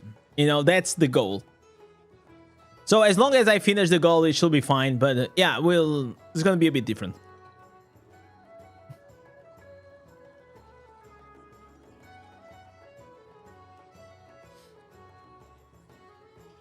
Yeah, he's becoming a baron, baron's wasteland of content creator. What does that mean? What does that mean? Baron, I think he wants to say wasteland, right? Like a waste.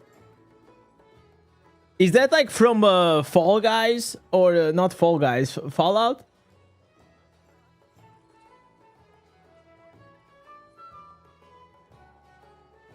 Oh, dude. Oh, is this what you're talking about? Is this the landscape? Means that there is no content. Yeah, to be honest, like even today, guys, I absolutely agree with that. I feel lonely as fuck. I'm telling you, man. The best creators, they keep like going away.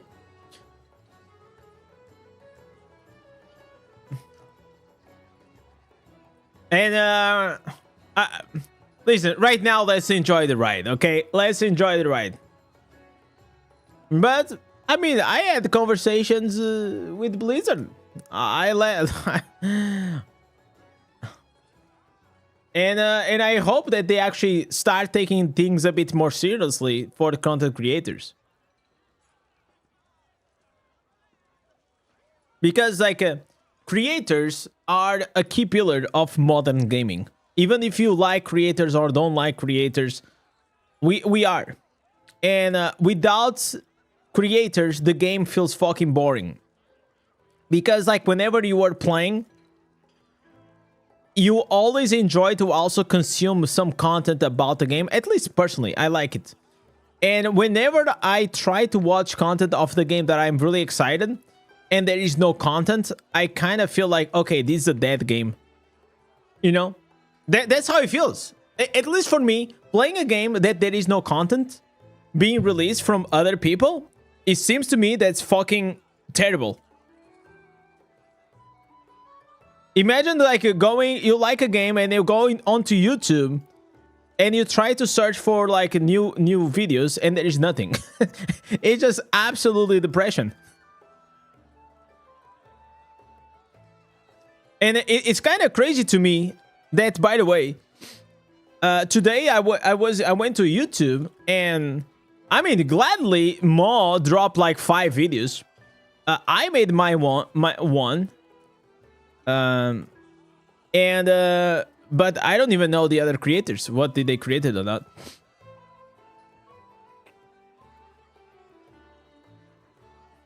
The thing is like there is not a lot of like upside for a lot of people to invest a lot of time in Diablo Immortal to become creators. That's the reality.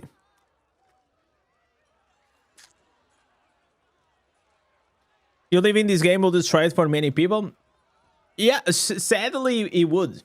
But I'm not even being cocky or anything like that. It's just a reality. Like, if I left as well, like, what are we left with? Like, I love Maw, but Maw comes like as like ketchup every few months, right? So it's like you don't have like that daily dopamine of like a content creator. Echo, I mean, is probably taking a break, right? Abo left, Looney left, Laurent is still like quite decently active, but Laurent is mainly the streams. He doesn't really provide content all the time, and he also doesn't provide like a lot of content outside of like Necromancer. Then we have Crane, which makes a video every month or every few months for the new instances. Orat, also great creator, but you know, not like he has better shit to do, basically. Also is about to become a dad, so is probably we're gonna see even less things from Orat. And yeah, it's rough. It's rough out there.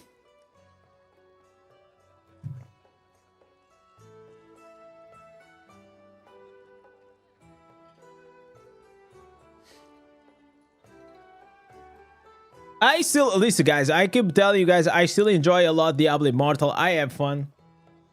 But obviously there are like sometimes like some things happens in the backstages that it doesn't make me really happy, but well, it is what it is.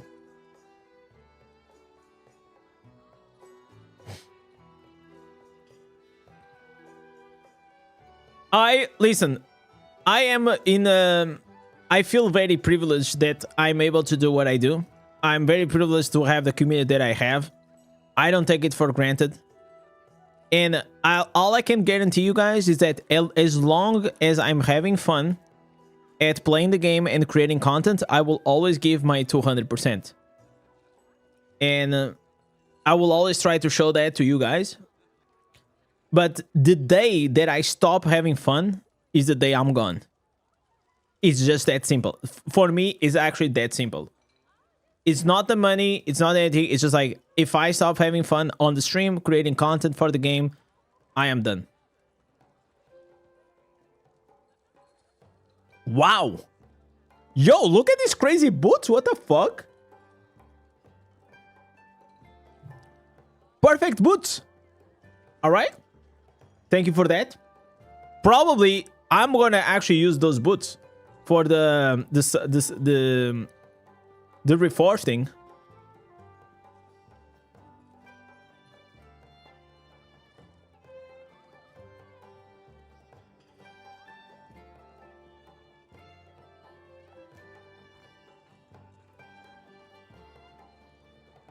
Last stream we only got 180% from you.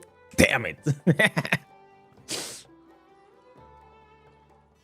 The thing is, like, I'm gonna be honest, guys. I stream because I really like it, but streaming as a whole is like literally a passion project, because like the time that I put into the stream, it's not like really like that worth it. But I just love it, so I don't care. But of course, like whenever like there's someone like dropping a donation or becoming a member or all these things, then you know, it's nice.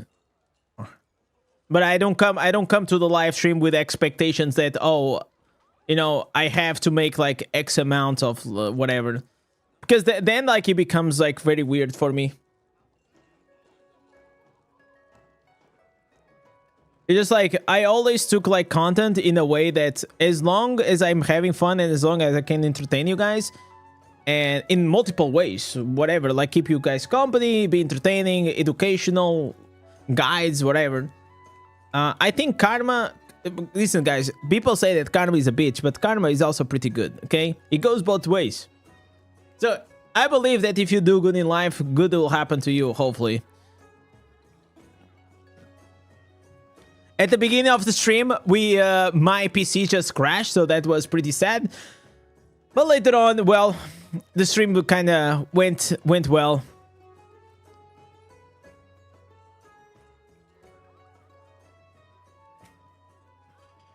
And I hope, and I can see that you guys also appreciate whenever, like, I just tried, like, new dumb shit. You know, like, the comments that we got in the trailer was amazing. Thank you guys so much. You guys made my wife so happy. Because she was mainly the one that made the trailer. I just wrote the story.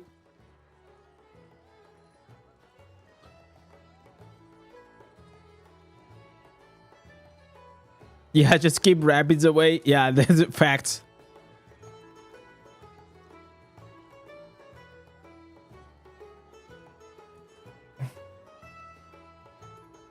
How much RAM do you have? I think I have 16. I should maybe have gone with 32.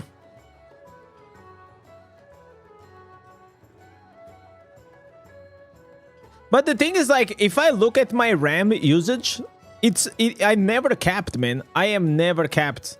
So I don't really understand what it is.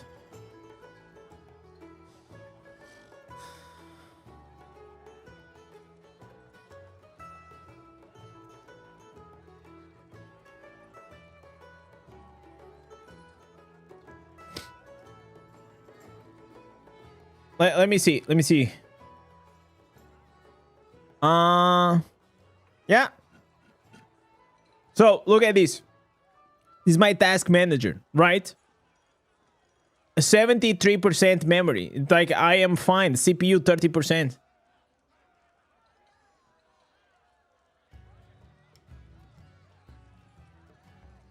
So I don't know exactly why those breaks happen. Sometimes they just happen. I don't think it has to do with the RAM. Maybe it is. I just don't know. Okay, did we do all the dungeons? Okay, we're just missing one.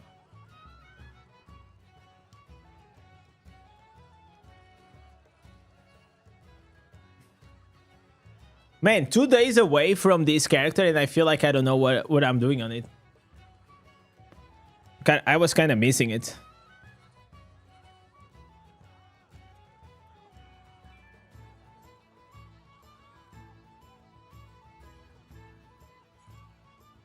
Okay, dungeon party. Come on, come on.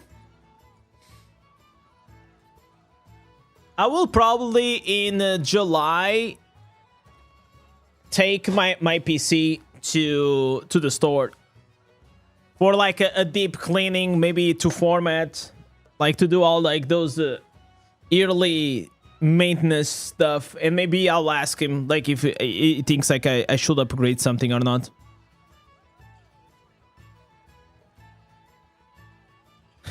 Deba to Warlock stream in Treasure Goblin? Hell nah. Gonna be on my main.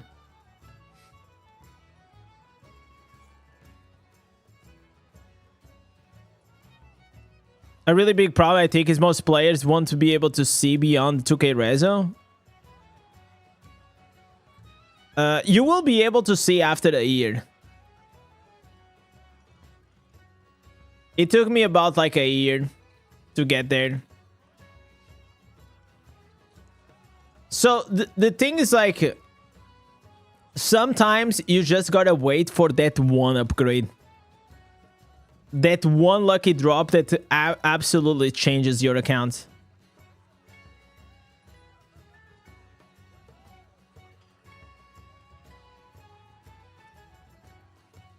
You will be able to get maybe in 2 years to 3,000 reso. And afterwards, it gets really hard. So the real cap, it is between 3,000 and 4,000. Unless like things really change.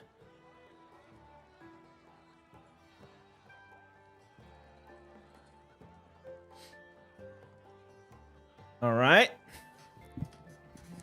So I think it's gonna be the last. Is it the last one?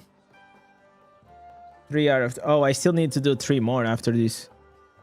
Oh wait, I shouldn't. Okay, there's tomorrow and oh, okay, this is gonna be the last one. You know what? I should not be collecting these. Wow, oh my god, I am such a dumbass. I shouldn't be collecting these. I should be waiting for the 4. Oh my god, for the. Is that what the guy was trying to tell me? to not collect these? No, I don't think so. But I should not be collecting these. Because whenever I'm 1500, I'm going to be able to get it like the other one. Bro, what's going on? Like, why are we stuck?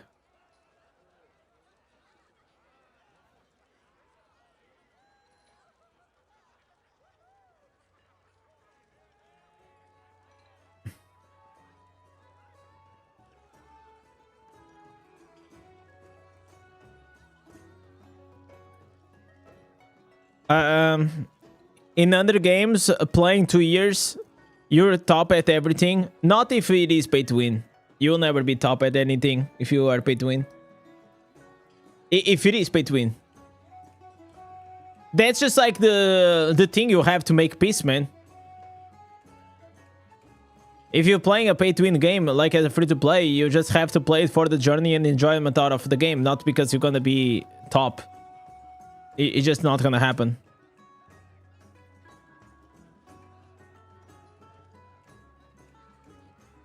You take them automatically the next day.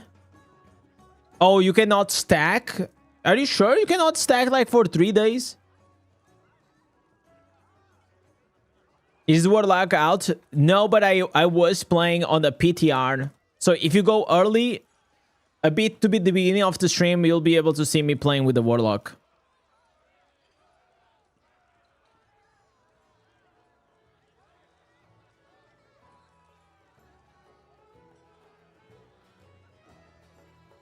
Bro, am I playing with bots? Like, what the hell? What is wrong with this party, man? Thank God I can carry this.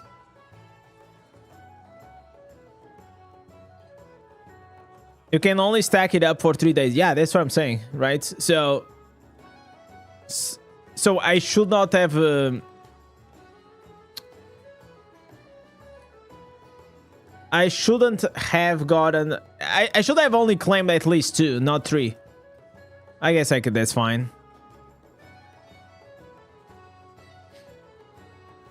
I really want to have those crazy shoulders. By the way, Voges, did you saw the new ancient gear? That is exactly like the ore splinter. It's literally copy paste. It's kind of insane. But they say that we cannot have more than 2 at the same time.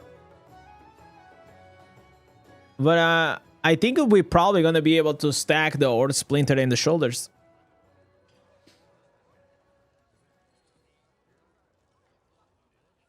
Okay.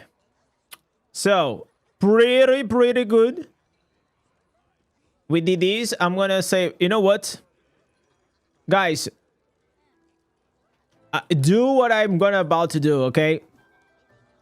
I'm gonna go and watch my content. Because I have here a video. How to prepare. Okay, this is the video. Save all. Okay, this is the cheat code. So 3-day preparations. The bounties, I am prepared. 7 hours of the blessings, I will have them. 24 hours of the bot, I will have them. As well, I'm gonna save the raids. I'm gonna save Vanguard. And I'm also gonna save the terror rifts. I'm gonna save the defense. I'm gonna save... Okay, I'm gonna save all of these Akibas as well. Okay, I'm gonna save all of these. So for me to get all the weekly gems and the daily gems, I am gonna need to do Verge, I guess. Verge 2k out. If anyone wants to help out, I'll appreciate you guys.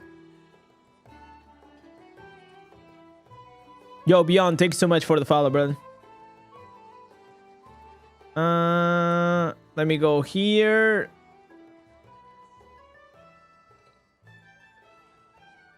Okay.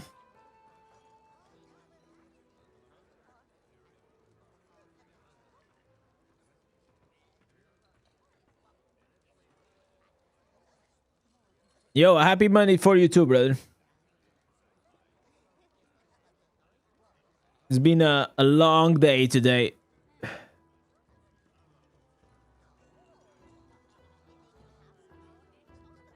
Okay, you know what? No, I'm gonna save the raids.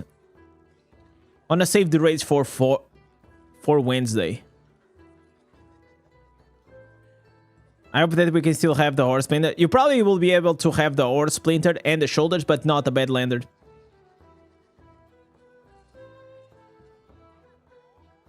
So...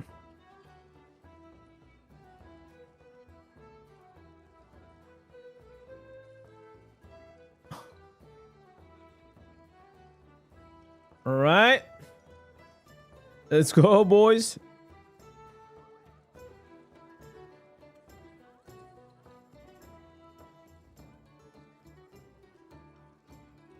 So I actually think that, I don't even know, but I feel like 6% beneficial effect duration is probably better than 3% crit.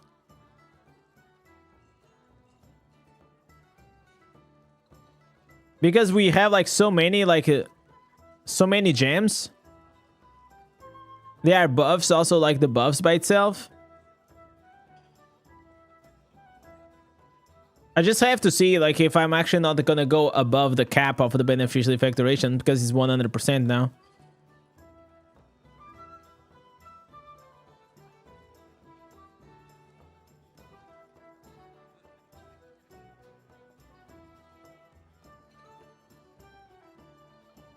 All right.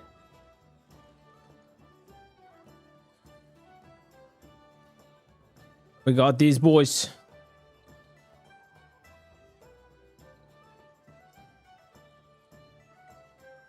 Remember, guys, June 17 during the reset. It's gonna listen. If you are from Europe, I know it's gonna be very late for you.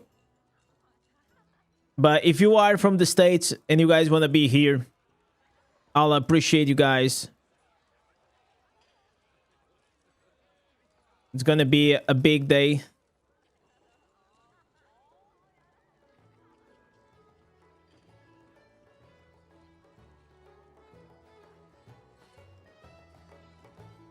It's kind of, if this new 5-star is really OP, I'm gonna feel a bit sad. Because but I know that at least I'm close to pity, because I've been failing all those pulls like non-stop.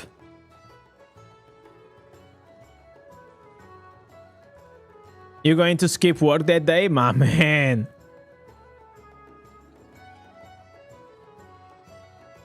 I am probably gonna skip Portugal match. We'll have to see. I'll have to see if I find a way to play it on the stream without showing on the stream. If that makes more sense.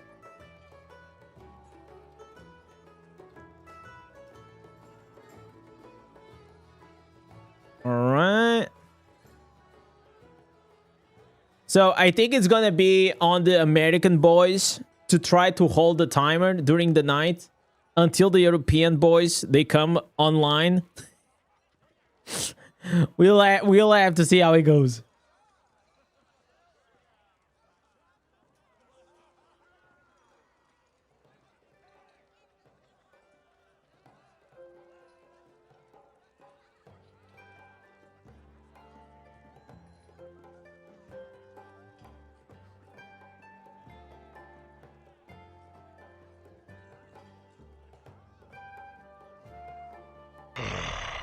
Okay, let's go. Game might not be live again at the reset. Sometimes it takes longer. Then we just gotta wait. Yeah, then we just gonna have to wait.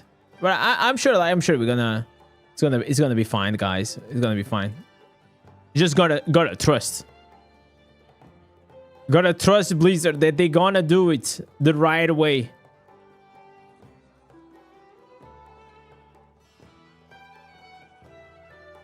Did PTR had the 1K orbs? We didn't have access to the store on PTR, so I don't know. You will fall in love more with the Neo Druid ancestors than the Warlock, bro.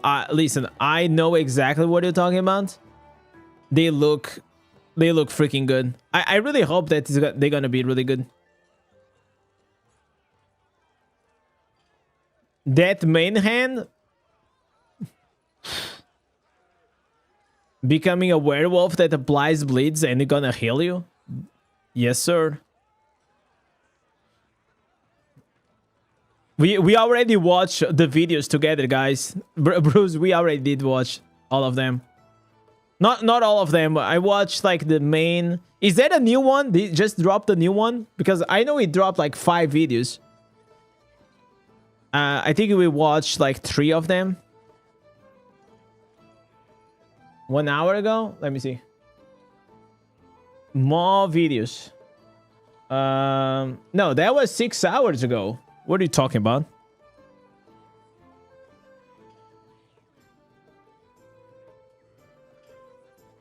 We already watched those videos though. Did they show the new instances? Yes. It is on. If you gonna go to my channel, there is a 1 hour video. It's everything that is gonna come on the major update. Look for the timestamps and you're gonna find out the class timestamps basically.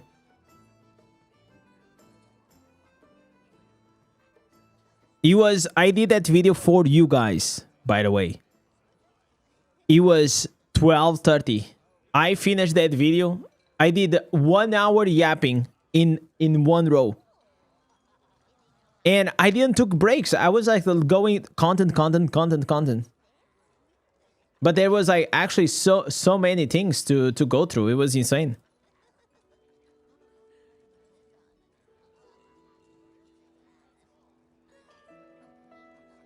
So for those videos, I always put, longer videos, I always put timestamps. I hope that Barb gets more love. I mean, like, it has an interesting build, like throwing hammer and axes, but that's about it. It was not looking like that great. Oh, and by the way, Barb is also getting nerfed. The Cliff build is getting nerfed. So I don't think it's like the biggest nerf ever, but it's substantial.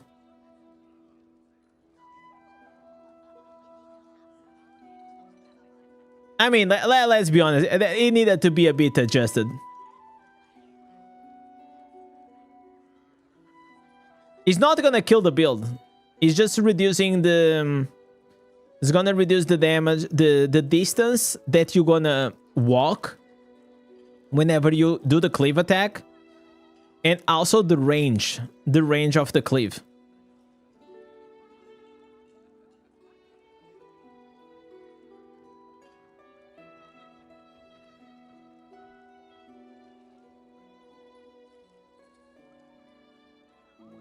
The moment on the cliff deserved the nerf. It looks so dumb. Yeah, it was a bit... let's be honest, it was a bit overtuned. I mean, I had fun with it, and I think everybody has fun with it. But I think if we look inside, if we look deep down, it's kind of OP though.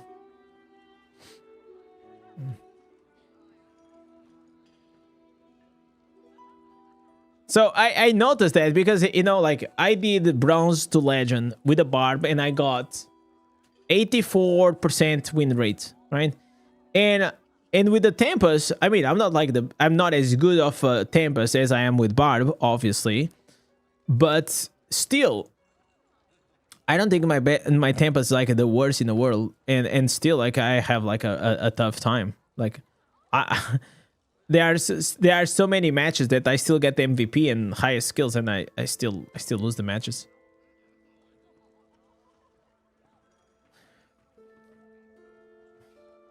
I think Warlock kind of melee similar to Barb. I mean, like, to be like Barb, he also has to be like as tanky as Barb, Because like, that's the thing. The thing about Barb is that you are super tanky, and on top of that, you also do a lot of damage. But you do damage like in a different way. But the tankiness is the main selling point. No other class has an Undying Rage, right?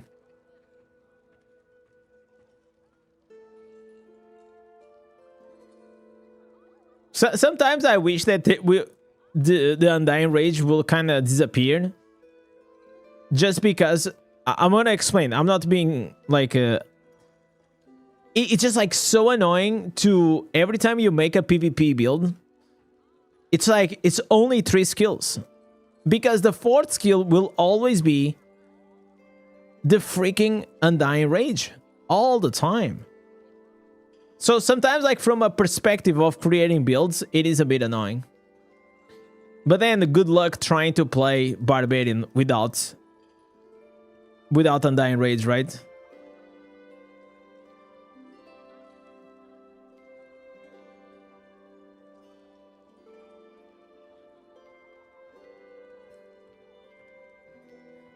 Yo, Zion, what's up, man?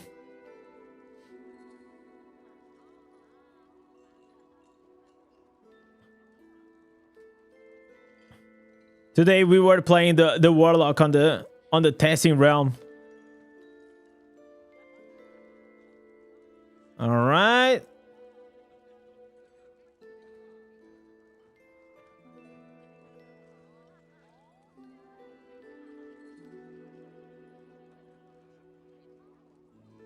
The amount of clicks that you need to do on Tempest, it's kind of insane.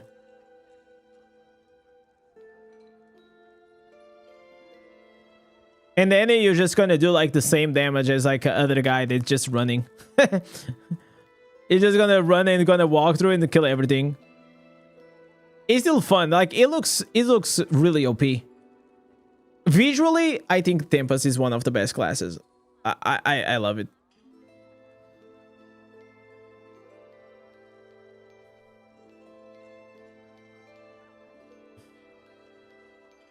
Do you know the name of the recolor skins of the Phantom Cosmetic?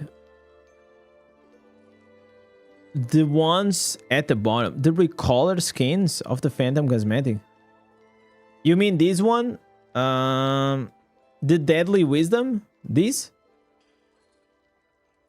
I guess this is what I mean.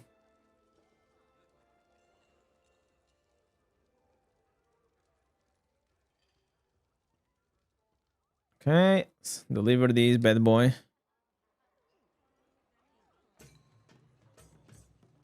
All right, give me these freebies.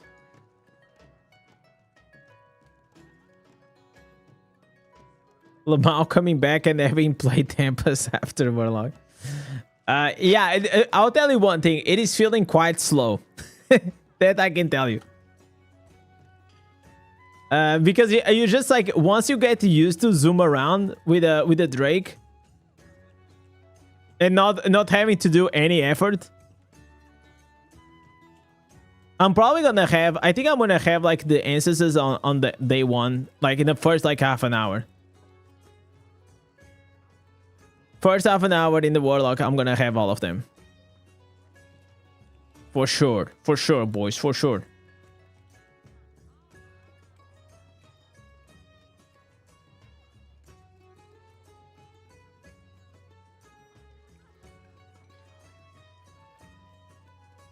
The ones you get before the main hand, the Phantom goes in. Oh, I don't know. I didn't see those ones.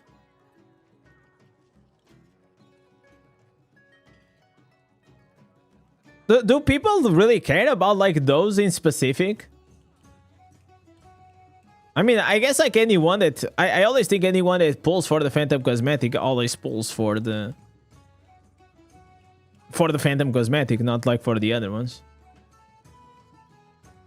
But I guess I can start like showcasing as well.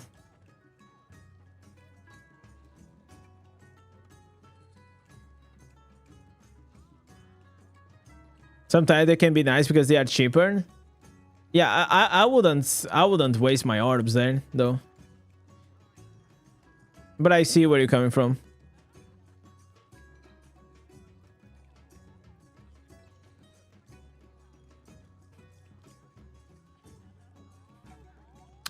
What's the plan in order to claim stuff? So first you do the battle pass, then you do the fish. I think the battle pass will be enough to get 1500. If it is enough for me to get 1500, I will keep the fish. And I'll keep it for like another pull in the future.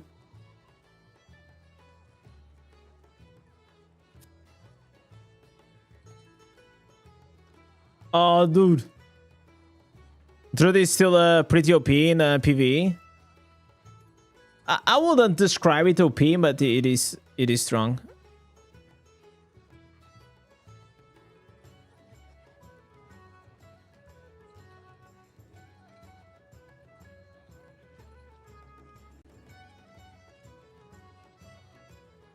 What are you saying, Fade?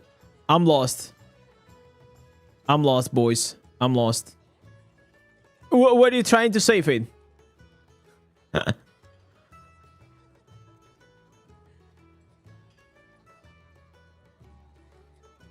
Not claiming the fish for the ancestors. Only in the last resort. Only last resort. You wanted to carry me? Come on, you wanted to carry me, huh? You wanted to carry me or you wanted to be carried? You know what? Whenever I switch to the Warlock on June 17, I will allow it. Okay? You guys will be able to carry me there. I don't know if I'm gonna be weak for that long, but I really want to farm and grind the new set.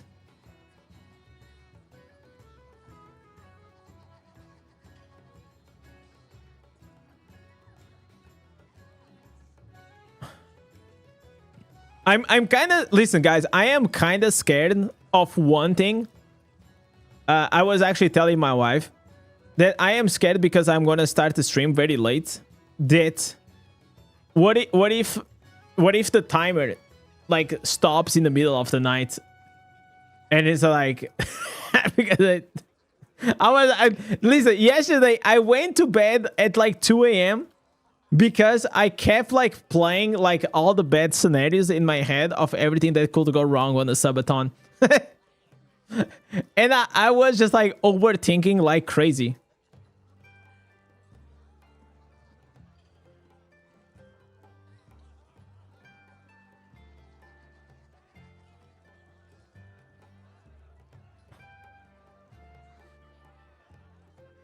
All right.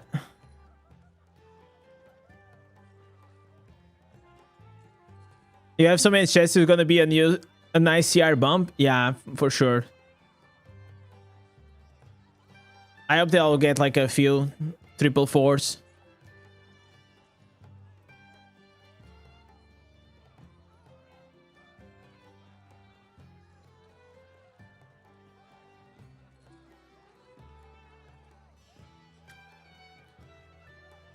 It is a pretty bad start time for the US. Yeah, I know.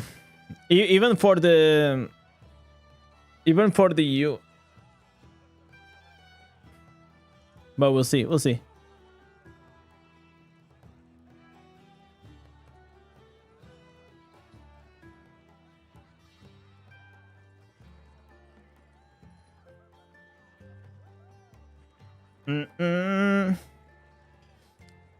Yo, Rafael, what's up, man? I'm a new player. What do you recommend for the monk? I recommend a class change. I'm joking, man. What do you need?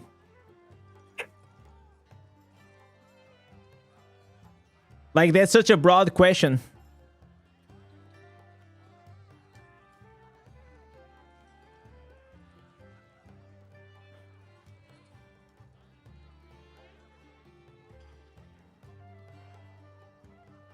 All right.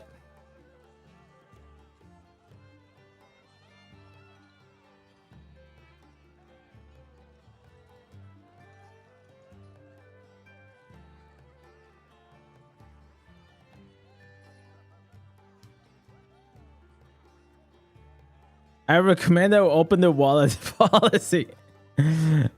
Can I front load the timer? No. I mean, if it doesn't go our way, it doesn't go our way. It's fine, man. It is what it is. We still have fun.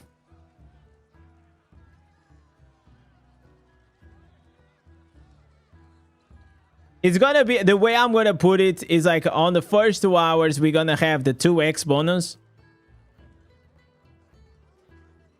And then we'll remove it.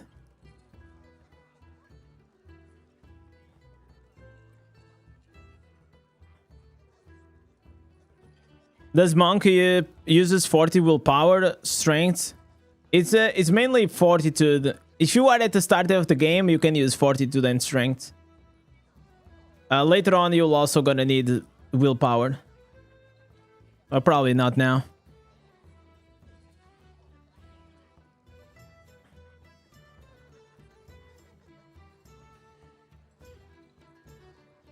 All right. Will Monk be overturned? I don't think like Monk was like that. I don't know like in other regions, but I think like at least in Europe, it was not like. I don't think they played it a lot. Bro, I watched the trailer. I'm expecting an unforgettable stream now. Hey. I'll try my best, bro. I'll try my best.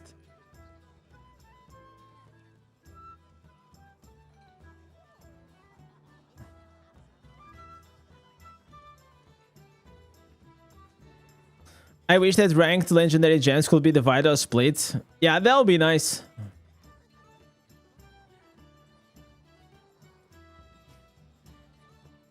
That'll definitely be nice.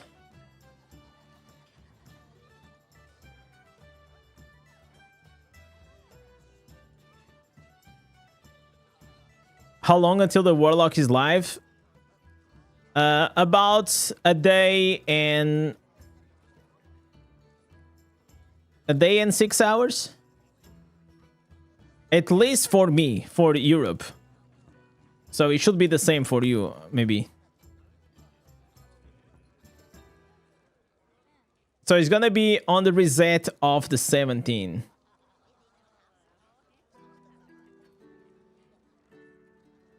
You're in Australia? Okay, so it's gonna be on your reset of the 17.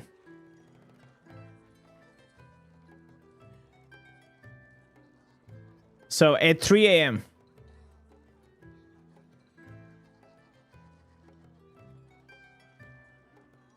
I know I kind of didn't like Barb. You didn't like the Barb hate for the trailer? Barb's still OP? No, that's not that you guys... It's not the Barb hate, okay?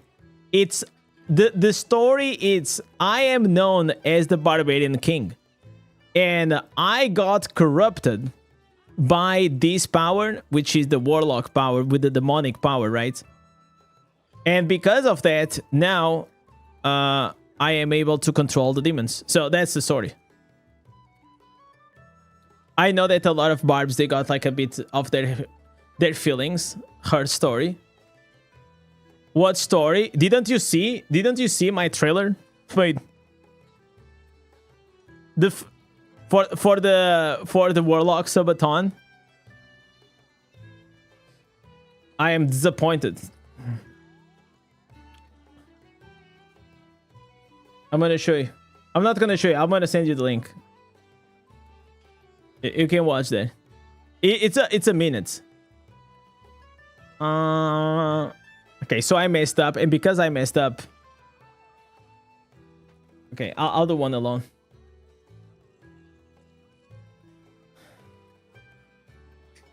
So you are now the Warlock King. Listen, every class I go, I become the king. Okay, I am the king. I don't have a class before. It's just the king. It's easy.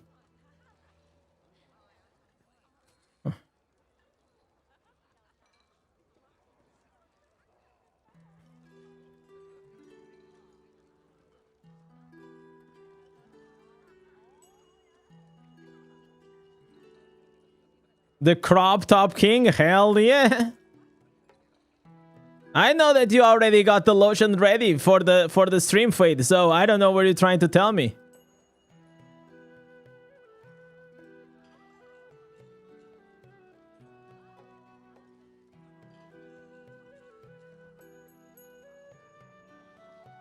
Yo, what's up?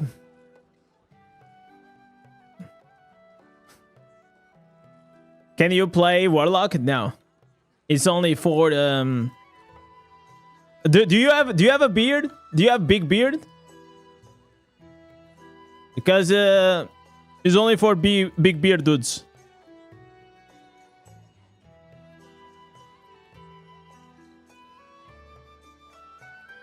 I can't wait for the belly dance. Oh, that's like at 400 subs, man.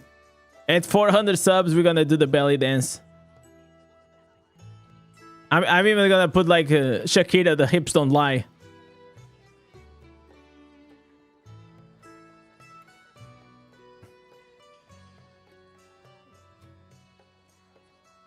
How are we gonna sell the beard oil balm? I know. I mean, one day I'll make a trailer for that product. Okay, we got this. This is done.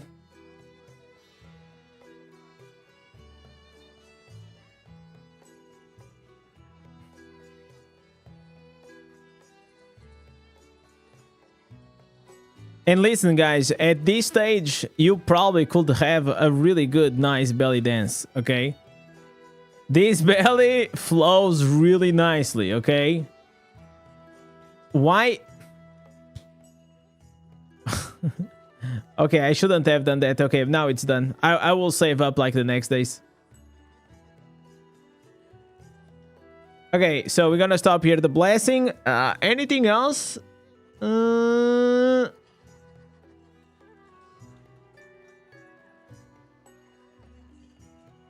Okay, so I did the weekly gems. I just need to do the daily ones. But I think I'll just... yeah, I'll just... Oh my god, I have to farm 60? I guess I'll just gonna do them, like, maybe off stream. Or maybe we can... You know what are we gonna do, guys? I'm gonna join here. And we can go on and do some reactions.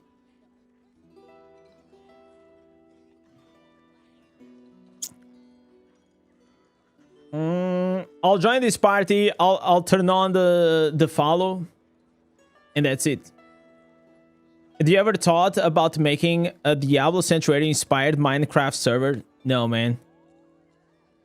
Not really. I never got into Minecraft. I tried to play it like 2 or 3 times. I just don't feel it, man. I think I'm from an older generation. I never got to like it a lot.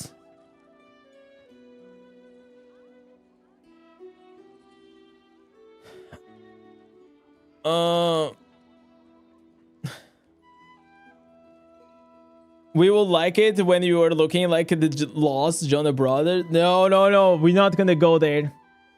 We're not gonna go there. So. Fresh meat. Jesus Christ, guys. I entered this and I immediately get the delivered for the monster answers.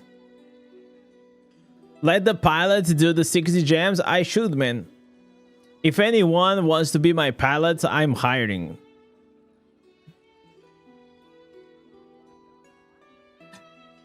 I need a pallet on demand. But you gotta... Hey. You gotta need to have the rocket ship driving license, okay? Yes, this account is a freaking rocket, okay? This will take you to the moon. Okay. Feels bad. We didn't get anything.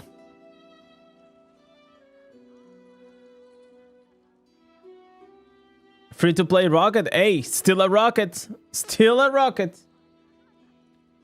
Okay, let's see what we have here. What do we have here, ladies and gentlemen? So we already watched this. Mo, did you drop more videos? No. But I kind of low-key, I wanted to watch like end game PvE. Okay, I'm not gonna watch everything. I just want to see something here. A sneak peek into all of. Okay, I don't care about the Phantom Market cosmetic. I don't care about these. I don't care about these. I don't care about these. I don't care about these. Yo, what? Final thoughts. This is all I care. The only thing I will say, which is a little bit of a negative, is I really hope that this is not the PvE endgame challenge that they teased, because we've already had the Helliquary Gauntlet system in-game for a really long time, and this isn't going to be something new. Yeah, you could say the leaderboard is exciting. And no, it's not exciting. It's not. I don't think it's exciting enough. Speed run times are going to be really exciting, but this isn't really a new PvE endgame challenge. As holy shit, guys! Finally, bro, it's so hard to find another creator that can actually have a fucking opinion, that it is actually properly based and knowledgeable about the game.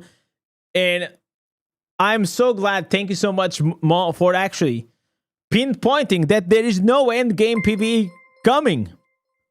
It is a game. Like, what are we talking about? Was teased in the roadmap, so hopefully we get some clarification or update. My boy Maratova dropping the 5. It was shown on the roadmap, but that's about everything that I want to show for this video, guys. Overall, this major update 5.0, I'm pretty happy with it. So that's the opinion. Okay, so 30 seconds opinion, but still based. I'll take it.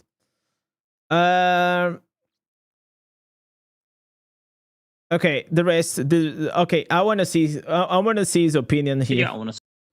Okay, let's watch this. This is about the new set item and the new ancient gear.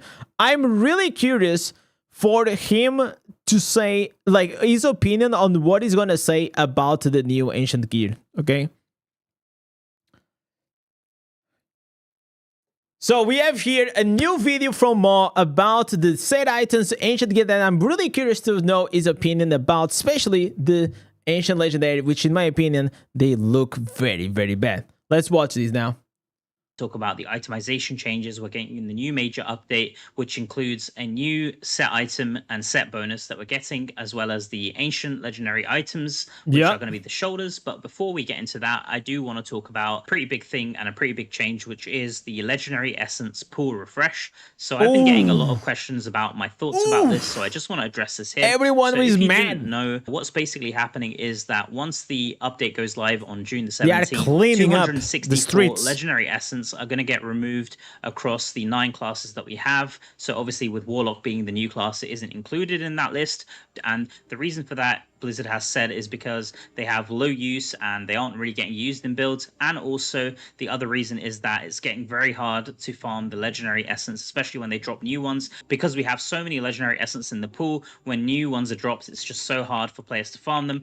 And I can kind of understand that, and I would probably guess that the QA effort and amount of time it takes to test all of the different combinations of essence, especially with some very older essence, it's very high. So I do understand why they've done this. What I don't understand, and I'm going to be a little bit critical towards them here, is that we had the 264, the full list of essence, released on the Chinese side, on the NetEase side.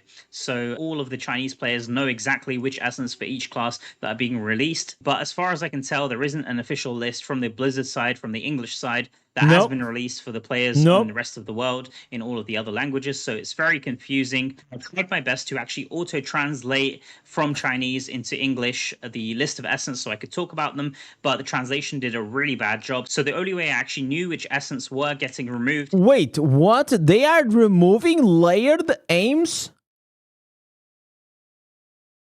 Okay, I just saw that, but this actually was a really nice chess piece as well. Is from the official Diablo Immortal Discord, where there's a very helpful user called SR Bike. Shout out to him. He's always posting very helpful info, but it's very, very frustrating that it falls down to the community to kind of pick up the pieces and figure this all out for themselves. I made a spreadsheet as well. That. While I'm talking about this, you will have noticed I've been showing all of his messages for each of the different classes on screen. So you can pause the video and see for your particular class which essence have been removed. Quickly looking at the wizard ones, there are some essence there where I really question, is this essence really underused? Winter Eye? It doesn't make sense to me because I've seen that essence being used in a lot of farm builds, but who knows? Not too sure where they're collecting this data from, whether it be the rest of the world servers, the Chinese servers, or just their own feeling. I'm not too sure. To be honest, my opinion is that this is generally a good thing what they're doing, because the game is 4 years old now and some of these essence are really outdated. Some of them do even feel a bit like duplicates, so I do understand, but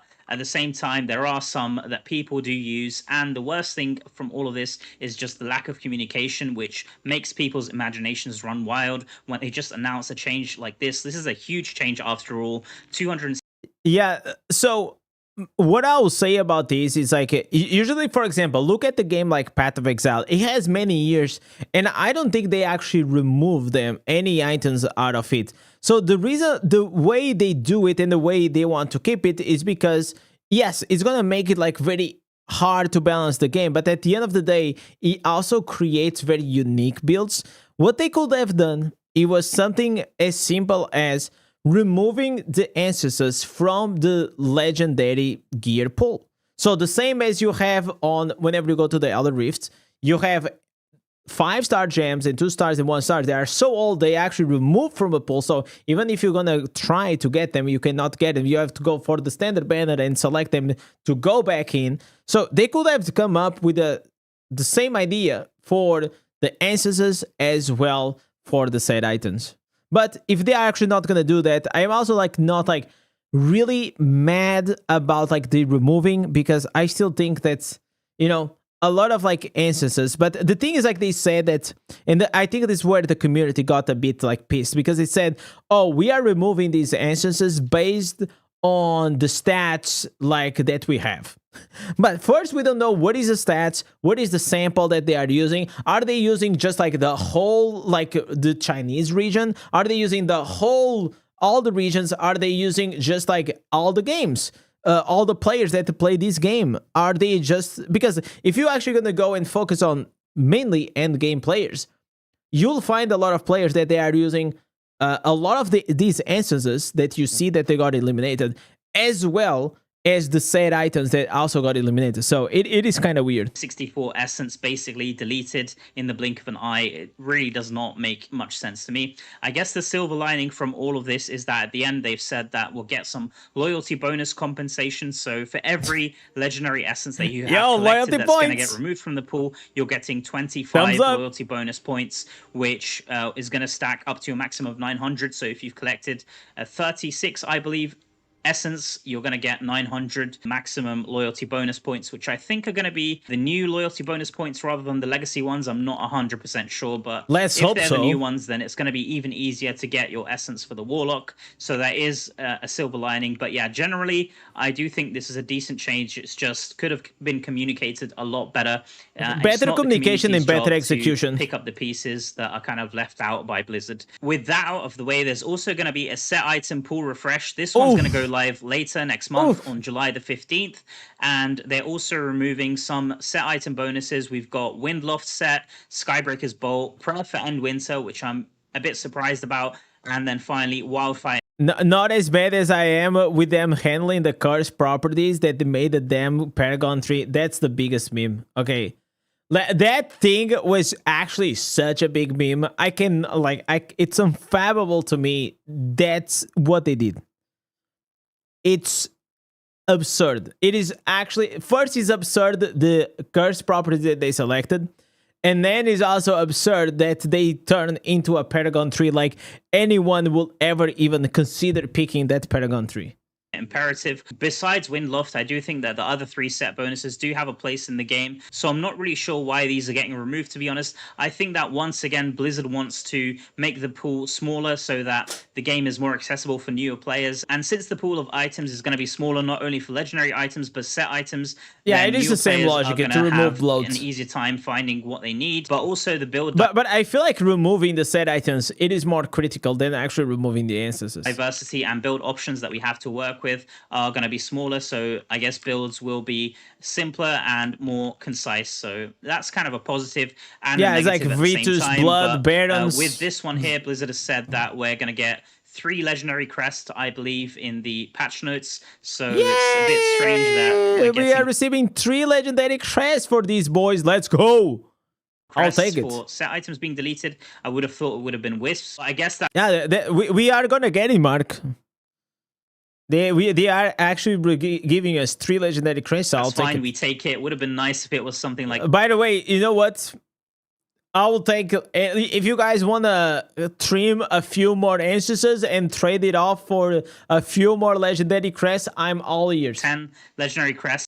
Putting all of that aside now, I do want to talk about some interesting changes that they've mentioned in the patch notes today that are coming out on the major update on the 17th as well. And the first one is going to be enhanced magic blue, and rare yellow items. So this is a little bit interesting. Now they're going to have their base attributes significantly increased, and the upgrade cap is going to be reflected. So let's say for my legendary items, I have a gear rank of 30. Well, now I can equip the gear rank on the yellow items. I guess this wasn't there before. I never really noticed because people generally don't use yellow or blue items, but I guess this is a change to cater for newer players. I'm not too sure, to be honest, but okay. The last one is that I don't know who the hell is going to use green items at level 30. Here, and I can see that the base attributes are pretty high. So if I just equip this, yeah, we do get this menu here, which lets me put the gear ranks. The biggest thing is the instances. So as you can see, that's kind of weird. I've just put this on, and it looks like a legendary item, but when I click on it, it's kind of a rare item. So, okay. So I wondered, like,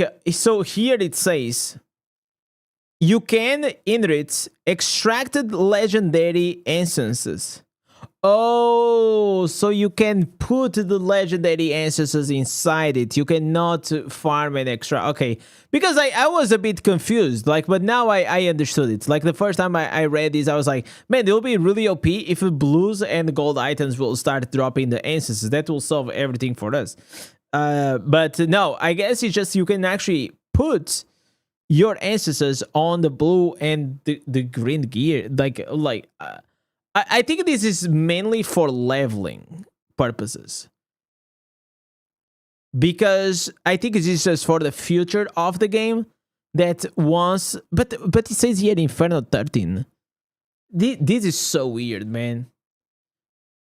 Who the hell? I don't know, man. I'm so confused. Yellow or blue items, but I guess this is a change to cater for newer players. I'm not too sure. It gotta be some niche use case for new players that maybe they're gonna use these. Let's actually test this out. I've got a yellow offhand here, and I can see that the base attributes are pretty high.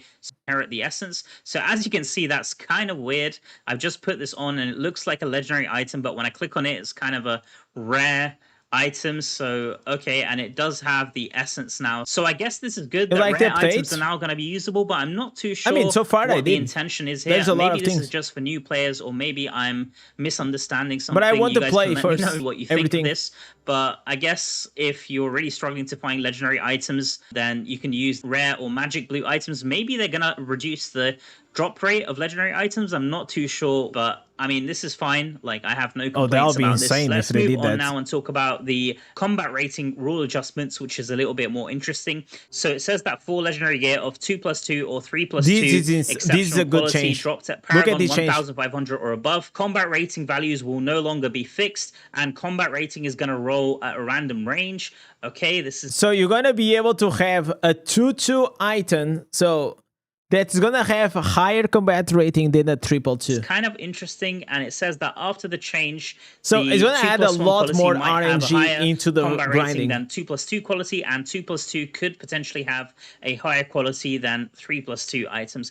Okay, then I guess the meta is probably going to shift towards using 2+2 exceptionals with fortitude and willpower in PvP. I've seen people running with that already, but most high resonance players like to use the highest combat rating items, even if it doesn't have the 2 stats. So now potentially you can get a 2/2 item that has the same combat rating as a 3/2. So potentially even the higher resonance players will start using. Yeah, it seems like probably the meta, items. but Overall, we'll have to this see. Is an interesting change. It's a little bit strange, I'm not gonna lie. This is a big buff, by the way, for us low resonance players. Okay, you should absolutely try to get these double quality items with a higher combat rating than the 222. These will be the free-to-play and low spender better gear for PvP.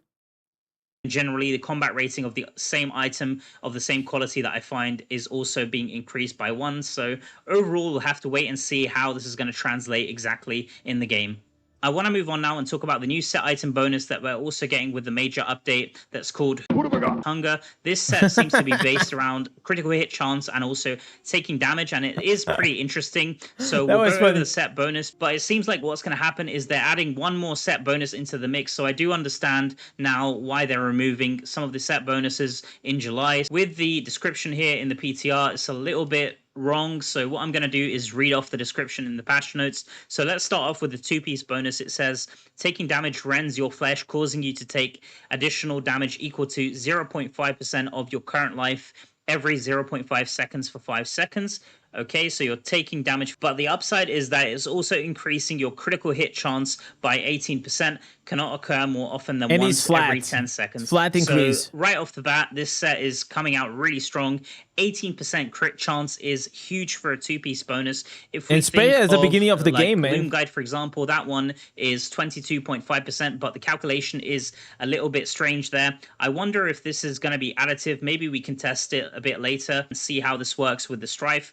But It I is can already additive. tell this set I can is confirm definitely because gonna I be used tested. potentially in PvP as well, because crit chance, for example, from your legendary gems like Roiling Consequence and Blood Flow They is get strifed. but set item bonuses do not get strifed. Yes. So potentially for PvP, this might be the set to use. For PvE, normally when people have high rank gems like the Roiling Consequence or the Mother's Lament, Yeah, that they give don't need crit, this. they're normally capped at 100% crit chance. And with the crit chance cap not getting increased past 100%, I'm not too sure how good this This is what I was trying to say. This is mainly for new players or the, you know, lower resonance players. Are you still building up like a Roiling Consequence, or you don't have the Roiling Consequence, you only have the Mother's Lament? So it can still be good in those scenarios for PvP, but if you are at the end of the game, I don't think you're going to be able to use these. set is going to be in PvE, but for PvP, this does sound like a really interesting option. Let's move on and check the 4-piece bonus. It says that taking damage grants you hunger, stacking up to 10 times. Upon reaching max stacks, you feed, Yo, Alex. gain regret, Welcome, healing yourself for 8% maximum life, and increasing your what's up? critical hit damage by 36% for 5 seconds. Regret cannot occur more often than once every 10 seconds. So this is really interesting again. So it's going to give you the life back that you've lost from the 2-piece bonus once you've reached the 10 stacks, which is really cool. And it's going to give you critical hit damage 36%. Once again, critical hit damage has a maximum cap of 120%. 120. But especially Yep. in PvP, it's very hard to reach this cap, even with gems like Blood Flow and also the Reforges and Magical I think it's just a Attributes. PvP So I set, could really see mainly. this set being used for PvP, guys. I'm absolutely gonna be trying this set out with the Warlock. So finally, for the 6-piece, I don't know if this is actually gonna be better than the 4 pieces blood, but I think so. Because the 4 pieces blood, it gives the extra burst at the end, but this is like... He's like crit and crit damage all the time.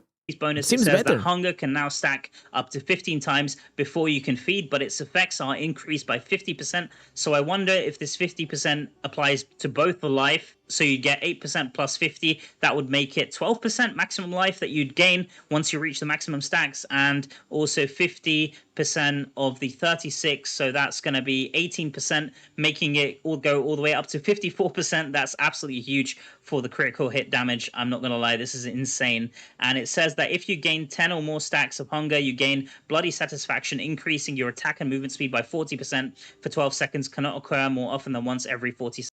Oh my god, the 40 seconds cooldown?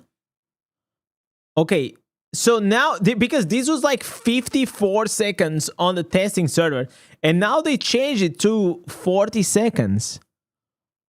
Okay, this actually may be viable though. For like a C, this probably may be the first set items, 6 pieces, that I think that it actually can be really good in PvP. 6 pieces with the 2 pieces videos. Okay, guys, this set is going to be absolutely crazy, I think, for PvP. Let's see how it's going to be, especially for classes like Barb that gamble with their life and have life drain, also Blood Knight. I think that this set is going to be crazy. So probably people are going to be running 6-piece Hunger and 2 pieces Vithus is going to be the new meta, I'd probably guess. This video is getting a bit long now, so most likely I'm going to be testing this set in another video. But the last thing I want to talk about is going to be the ancient items. So if you go to the ancient crafting, you can see now. Bro, I really hope that it says that these shoulders, they are copy paste from the helmet, and it is so bad for Diablo Immortal, and it's like with the most boring design. I really hope that it says that. Please, but please more. Now we have the ancient legendary items, and we've got these 5 new items, which are shoulders. They look a bit like wings, which is a bit funny, but as you can see, the ancient helmets have been rotated out, which I said in my previous video. The chests seem like they're remaining pretty much the same. It's a little bit strange in the PTR. One thing I've noticed is that this one here has lost the ability to add a specific class attribute. I'm not sure if this is how it is on live as well, but this one here, I'm not even sure if people usually craft this one, to be honest. No, nobody cares about that one, honestly. Yeah, it's the same for the shoulders as well. So let's just go one by one and have a quick look at the shoulders here. I'm hoping that they've added something interesting. Oh my god. Okay, this just looks like they've copy-pasted helmet attributes. Yes. I'm hoping that it's different on the live version of the game, guys. Yes. I'm not going to lie. This does not look super interesting to me. Like, No, it just it's looks not. Like they've it's dog shit. pasted on the ancient helmet onto the shoulders. Yeah, that's pretty much what it looks like here. So you know what, let's wait until this goes live and we'll have a look at it. If we look at this drop down, you can see Inferno 10 to Inferno 12 have complete. Yeah, I mean, I actually didn't even thought that maybe it is from the PTR, but I don't know. Guys. I actually don't know. I really hope maybe Mo is right. This was just on the PTR, because right now it's just copy paste with a different icon. Been removed. Now those artifacts are no longer going to drop in the game. And in December, the pants are going to be exactly the same as the chest piece. Yeah, I wouldn't be surprised. So yeah, I'm guessing that this is a mistake here. If I claim these, yeah, you can see these are dropping Inferno 13 items now that I'm above Paragon 1500. So I guess it's going to be the same way that you can acquire the artifacts. You can get it from here. Yeah, it's the same thing. They didn't change anything. They didn't boost. Also, the raids, you should get some. If we have a look here, you can see that you can live version. We've said we get 100 of the artifacts before we can craft one of these. That has remained unchanged. Quite a 3 or 4 of the ancient items, but I've always had to craft them myself. So let's have a read here. I think the patch note says there's a small chance to get them from select activities, including the... Bro, I'm gonna say that this is fake. I never drop. I do these every day. Every Monday, every Thursday, I do my bosses. I do my weekly tariffs. I do the Oblivion Pillars. I do Ereban. I do Varge, and I never seen this shit dropping for me, man. Telequery bosses. It is cap. It is cap, guys. And Ereban. Okay, don't let them fool you. Realize the Ereban could drop. Maybe this is something new that they've added. The Ereban they drop do not these drop. items. That's actually good for me, because a lot of the time when I do the Paragon pushes, I do like to grind Ereban because it gives the highest amount of XP per hour. So maybe I finally get lucky and get one of these ancient legendary items from Ereban. I guess we'll have to wait and see. I'm not sure if it's always been like that, but let's read on here. It also says that in addition, ancient... I think that's a typo, man. I think what they want to say, it's not Ereban, it is Vanguard. Okay? This is a typo. This is not Ereban. It is Vanguard. Because Vanguard is not here, and it can drop from Vanguard. I'm not sure if it's always been like that, but let's read on here or above. So basically Inferno 13 or above will support enchantment reversion. After replacing a magic attribute through enchanting, players may revert the item back to its previous magic attribute if desired. And looking ahead, we continue to plan to expand legendary items into additional gear slots. However, when a new slot is introduced, the older slot will be retired. So basically, we're only going to have 2 slots at any I'll be able given to craft time. two at the same time. I wonder if we're also only going to be able to equip 2 at a time, or we can that's my question. That's something I will be testing once I craft it. Because otherwise we're gonna get to a point that we're just gonna be running like ancient gear all the time, even if it is old. Because if the ancient gear is really good, even in PvE, you can run actually multiple, like you're gonna get to a point in the game that you can actually run like multiple difficulties without changing a certain piece, you know. Even if it gets old, like 2 or 3 difficulties, it's still like perfect. So for example, I have here my shoulders, right? These shoulders here are 2,900 combat rating, but I mean, they are fucking best in slot. Like, you don't get better than this. So I'm still running them. It doesn't matter. It just doesn't matter, because the difference, it is like 200, like what? Yeah, 230 combat rating, which it matters a lot for PvP, but it doesn't like really matter here for PvE. So the shoulders, but as far as the enchantment reversion, that is a really good feature. I was actually asking for something similar from them for the longest time. So if we take a look, I just want to explain how this is most likely going to work. So sadly, I don't have any of the newer ancient legendaries, but for example, this old one here, this old chest that I have, This normally rolls with the Monster Explosions affix for the Badlander, and I have decided to re-roll this, and I've gone for the loss of control durations increased when you critically hit enemies. Obviously, I can re-roll this again with the normal dust and flowing shards, or I could re-roll it with the ancient legendary scrap. But the annoying thing is that now I'm locked to only re-roll this stat here, and let's say I wanted to re-roll critical hit chance or beneficial effect duration, or in most cases what you would want to do is re-roll the eternal attribute, especially if you're switching class. Then this is something that you would want to re-roll. This is positive. This is a positive change. Bricked to this eternal attribute, so I'm really happy that now I could revert. So basically, you can enchant these on this specific stat, and then if you want, you can revert it. And then now I want to change the beneficial effect durations instead of like this one. So yes, is a good most change. likely it would go back to monsters have a 9% chance to explode on death, I'm guessing, and then I would be able to choose another item to re-roll. So even though the cost is going to still be expensive, it's good that I can basically unbreak my item. So that's everything that I wanted to cover in this video, guys. If this video has been helpful, then do consider subscribing to my channel and liking the video. If you have any thoughts, I like your videos more. They are really nice. Thank you so much, man. Listen, guys, I'm gonna link Mo's video down below. Thank you once again. Coming up, I really like to see content creators coming together and giving their opinion, especially whenever things are obviously not in the best state. But well, thank you guys so much. Go watch another video of Mo. I'm gonna leave this link down below. Peace. All right, legends. We watched this one. Is there any other video? Like all the other videos, I don't really care. So let's go here. Let's see if there is more Diablo Immortal content, or is it like you guys were saying that this is now? What did that guy say, that this is a barren wasteland now? Damn, is this really a barren wasteland now? That's sad, guys. That's sad. I watched your trailer. I left a nice comment. Deserved an Oscar. Should I go and check? I want to see. I want to see. Listen, look, my wife, she's watching the comments of this trailer.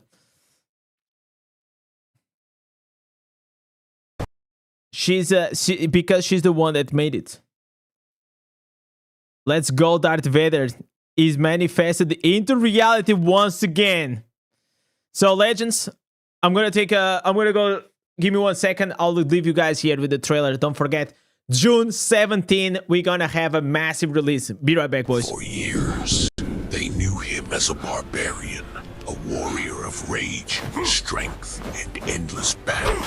But some powers do not wait to be found. They whisper. They corrupt. They promise control. And for the first time, the barbarian let go. But the demons did not come to destroy him. They came to obey.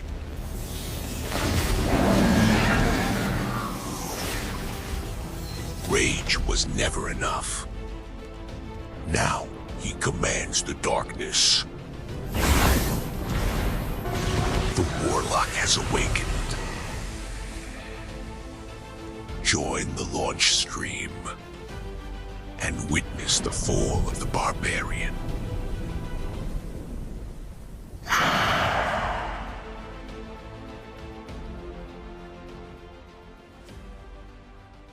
There it is, boys. Yeah, I'm doing my own commercial. That's right, boys. That's right. Obviously, guys, we put a lot of work on this. I want to have the maximum amount of people excited for it, and because it was a lot of work. So, yeah, that's hot. Thank you, man. So, let's go here. What do we have? Warlock first look. So we have Lawrence thing. This is alright. Extreme damage, the most broken build combinations. Maximum damage. Let me see. I'm not gonna watch like the whole thing. I just want to see if this is exactly like the build that we were testing out.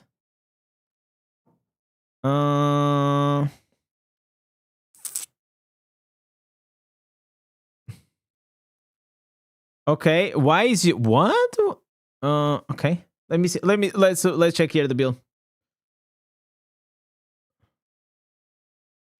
Pruebas solamente está Oh, en inglés. chico. Lo voy a mostrar de esta manera, pero ya le di la Chico. aplicación Okay, I'm gonna mute. I just want to see the answers. So yeah, this is like, I think this is gonna be like very standard. This seems like it's gonna be the standard build for the farming one. And what else? What else do you have here? There's nothing else. What? Hello? This is chat. We got baited, boys. Yeah, we got baited. Actually, legit baited. God damn it, boys. I hate when this happens. We got baited. That's not the maximum damage. What do you mean extreme damage? Jesus. Look at that guy.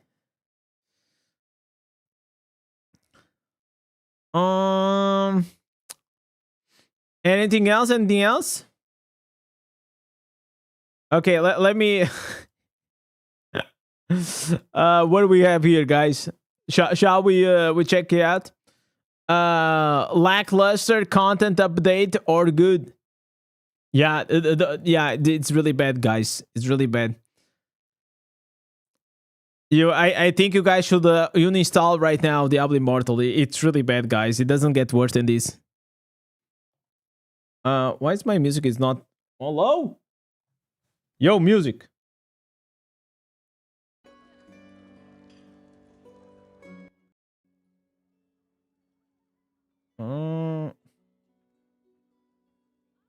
Okay. You guys, you want me to watch this? This is a 23 minutes video, bro. Okay, I may skip through the video. I'm not gonna watch this. What is this?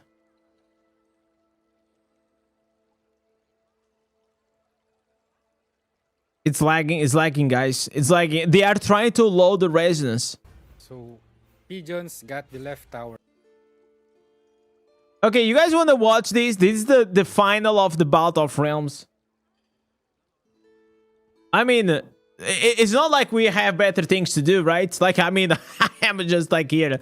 We are collecting here the oh my god, look at this. We already have 32. Yo, guys, you are doing really nice work. Keep it going. Keep it up. Keep it up. The good work, guys. Yeah, I'm liking it, guys. Yeah, keep it up. Okay, we'll watch this. And probably it's gonna be the last thing of the stream, okay? It's already quite late. All right, legend, we have here the finals of the Battle of Realms in Europe, which I believe that people were not expecting who is actually going to be the winner. So let's go and watch this video from Killswitch with a commentary on the finals. All right. Hello guys, it's me again, Killswitch. So today we are going to check out the Europe Bout of Realms finals. So let's see if this was this one-sided, guys. Pigeons. I didn't watch.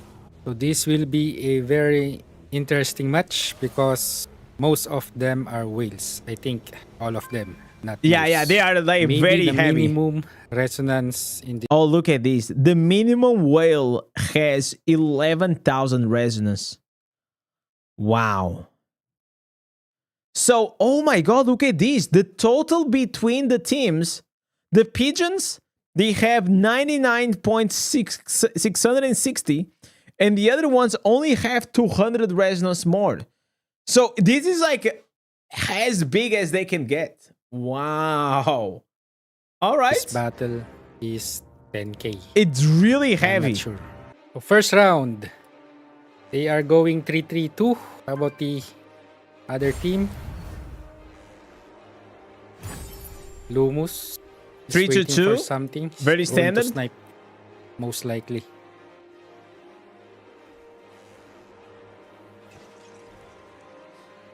Bro, they are getting cooked. This will be a very close match.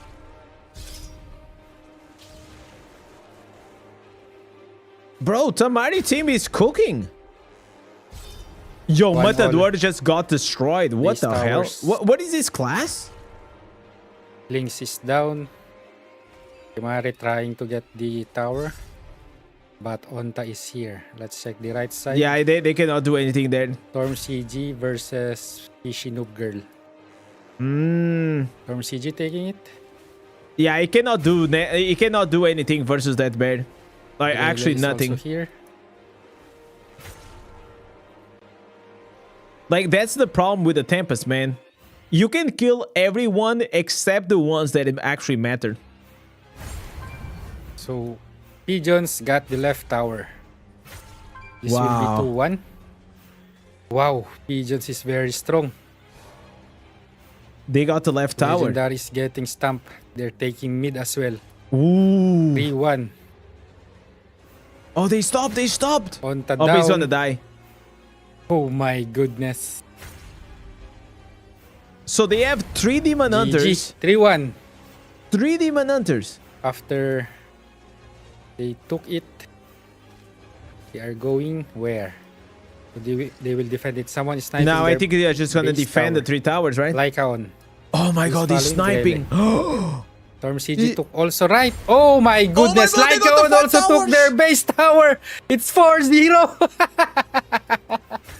Epic. Wow, they got all the towers. nice. GG. Oh my god. That one is also sniping What a snipe. Pigeon's base tower. Ishinub girl. Asgaroth is coming. Oh. Denied. Oh my god. You guys And saw the got damage that the Tempest got? Killed immediately. It's even 5-0, 3-4-5. Oh yes. 5-0. It's not 4-0. Wow, dude. cannot take the Wow. tower. This is insane. So first one. That was so fast. We'll go to Oh my god, they did Pigeons. that. Oh my god. They got to cannot the come back here respawn. anymore. It's impossible. Yeah. GG's. Are Wow. they taking This one was so Sergeant? quick. No one is even bothering to kill it. Crafty is down. So they have 1 wizard. I kind of like to see the comps. What a stamp. 5-0. But this was insane. Epic first round. 1-0 Pigeons. Wow. 5-0 Towers. Oh my goodness. What a stump. Let's wait for round 2. So round 2. Let's check the lineup if anything changed. Still 3 druids on. Okay, let me see here the teams. So we have okay, 2 druids, 1 monk, 2 demon hunters, and they have the crusaders, demon hunter, mage. Pigeons. So they have double crusaders. So I found out, I played crusader, okay, in Battle of Realms. I found out that I had a very, very, very bad time against demon hunter. Like a really, really bad time. They just dash too much around. They do a lot of damage. So my crusader was actually not doing really well against them. 1 monk. 1 barb. So they have 3 demon hunters, a wizard, 1 barb, and okay, 3 druids. And where's the last class? Oh, I couldn't see the last class. But what? Probably like a monk or something like that. All right, let's go. The Pigeons. It's BK a while ago. Alright, let's go. Second match. 3-3-2.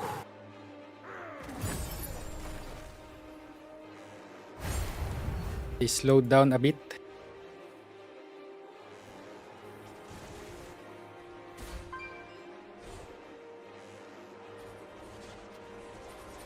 Okay, yeah, Zac 3 is guys dying. here on this side. Oh, they procced. Oh, but Crafty look at the going Demon down. Hunter. The Demon Hunter is gonna cook. He's gonna cook the Zayder and he's gonna cook. Bull is also going down. Yeah, he's gonna cook everything. Zac stealing. Got Bro, that's cancelled. all on that Demon Hunter. That Demon Hunter is absolutely obliterating them. Zac still trying to take it in front of their faces. So- Look. Ooh, someone went to their base immediately. Ooh. Matador. I did not even notice it. They took it. Oh, he died. They got it. Okay, they were trying to snipe. So Legendary is leading. For now. Okay. I did not notice that. Okay, they stopped again. It's incredible how they, you know, like these teams, they hold, like they get their bases, but then the midfield, it is so hard to take it. Lumus. It's literally. Crafty. Crafty is gonna get cooked like that.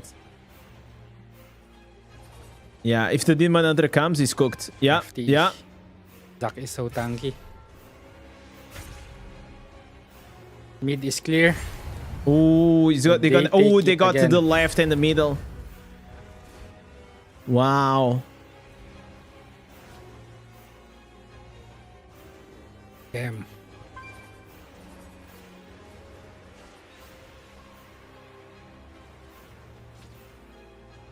Mari is a walking wall. No one can kill him. Yeah, it's super hard.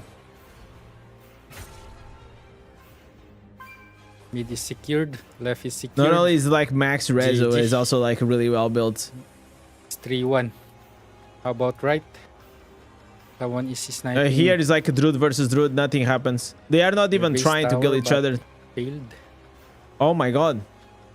Wait, Storm he's CG. playing with a bear. Oh, is it with a It's also werewolf? a stalemate. It's 3v1, 4v1. They are all here already. Okay. Bro, Crafty does so much damage though. Okay, he has the Savior Going now down. procced. Wow. They will take right.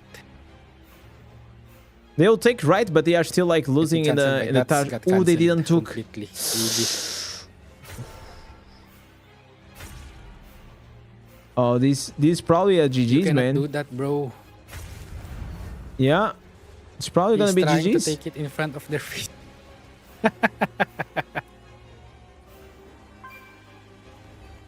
Demon Hunter is naughty, man. Oh, he's gonna take it. There's no way he's gonna take it. GG. Oh my god, he took the tower. 4-1. He actually took the tower, guys, on the They right. are scrambled already. I don't think they knew what to do against like these Demon Hunters. Like their comp actually doesn't not work very well. Like Crusaders, they have a really tough time versus Mari the will Demon go Hunter, down. man. Finally. Hit that activated. He is still alive. Crafty is trying his best, but it's hard. It's hard, man. So this is better. From the legendary team. Yeah, they are doing better, but still, now they are like 4-1. I don't think like Unagi is playing like really well, like versus like as the Demon Hunter. Like if you compare the impact of the other Demon Hunters.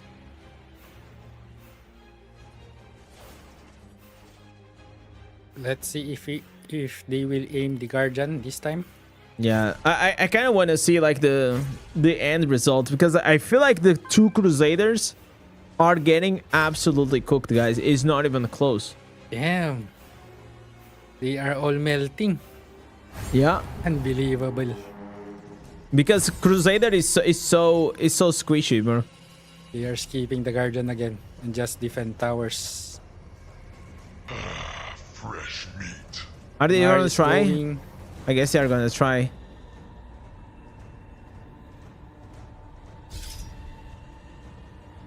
Let's see. What are they planning to do? Nice play. They're trying to kite. He was trying to kite like the guy near the tower. He pulled it to the middle. They got it. Okay, so Legendary got it, Legendary but I team. don't think they have enough power. Got the Guardian. Still for 1. They need to take towers if they want to win. Bro, this is integrate build. It's so insane. It's so insane. I fought Matador a lot in BG. Even if he is a wizard, he is very tanky. Yeah, because of like the Doesn't die very fast anymore. Before, yes. the frost aura. Because of bout, he got stronger.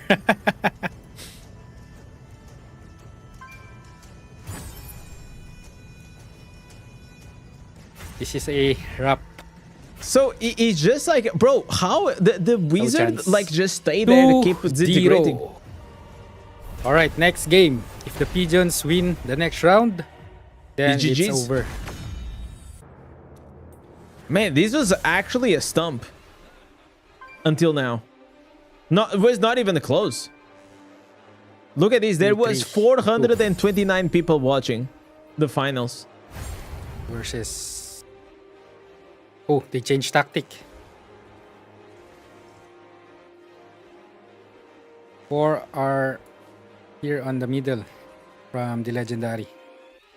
Okay. Yeah, but now the Demon Hunter comes, it's took gonna cook them. left immediately. I mean, right on my screen. Was so fast.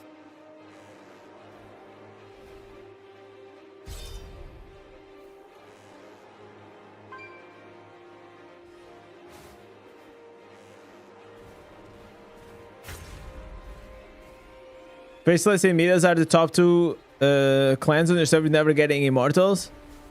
No, you just they have to keep rotating. See if they They can cannot take be it immortals all the time. It's like 7 weeks they are immortal, 7 weeks they are not immortal. Legendary base tower is open. Oop, they revive. Okay, this one is looking better though. Legenda will die. Lycaon will die first. Oof. Monk is not that strong anymore here. No, but Without- also like Crusader versus Monk is also not that strong.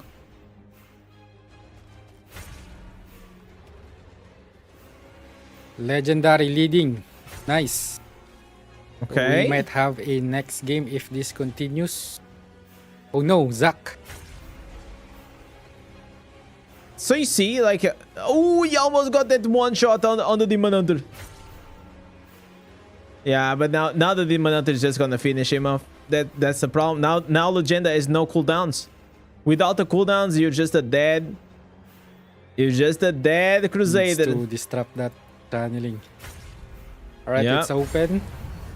Oh my They god, they got lost the mid, middle they and they will take lost the left. Okay. That's 3-2. Now they're gonna. Oh, they are going for the cleanup, guys. I'm not I don't even know. sure if Legendary team is You know what using- is the funny thing is that a Legendary probably is using more Crusaders because like they got cooked in the finals versus the NA. Then they were using a lot of Crusaders. So maybe this time they were like, you know what? We lost against NA because they were using Crusaders. So now we're actually going to be the ones using Crusaders. And now we're going Comes to... here. They got cooked. But the pigeons for sure are. I'm just guessing, obviously, but...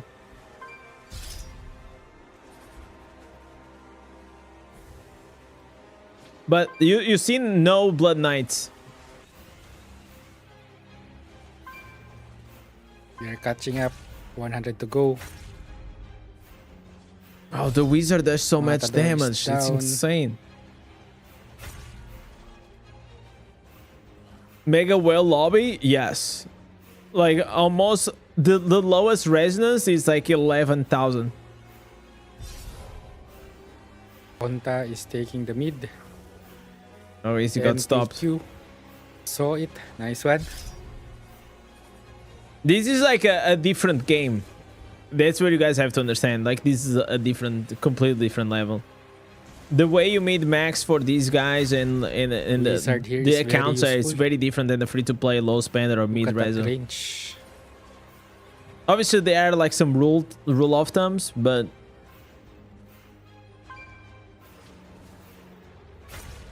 They can do things that we can't, basically. Wow, dude, look at that damage, man. It's crazy damage by the wizard. And he got the kill in both of them. So he died, but he got 2 kills. It's almost a tie. Some of these meta guys were in the legendary team last time. Slowly. I mean, they just keep swapping accounts and pilots, so I don't know. And now the pigeons will lead. GG. Yeah. It's probably over now. It's probably... So it's gonna be a 3-0 sweep. I did not even see Demari die once. Wow.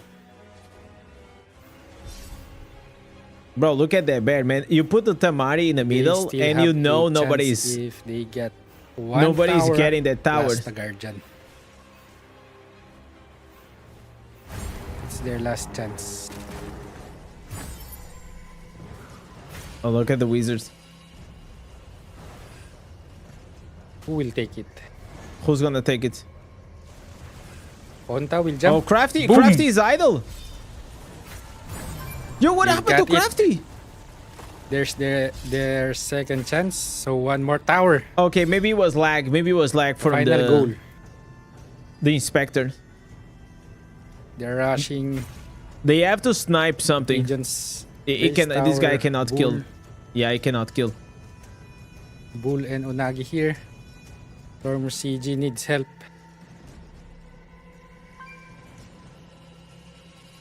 Someone is coming. Okay. Almost. Ooh, the Demon Hunter is coming. He's gonna cook them. Cancel. Almost. Now they saw it. Now that everyone Just is one coming. tower. And Oh, they're gonna Legendary lose the will win. base. They're gonna lose their base.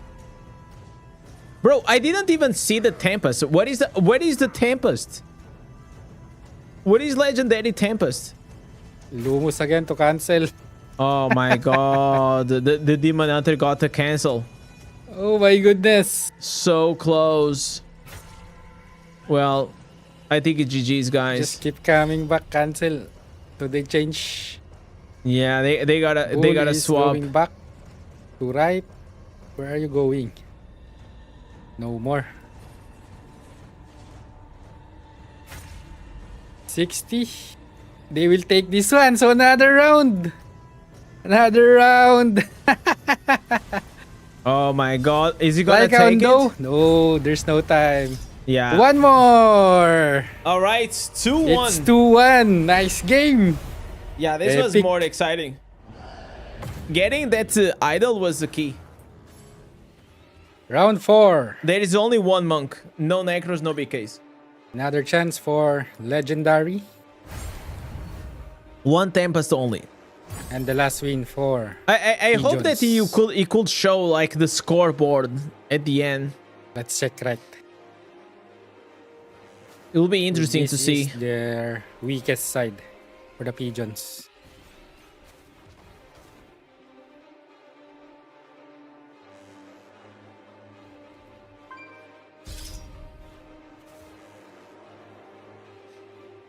I don't know what the sniping. Tempest is doing, man. He went back.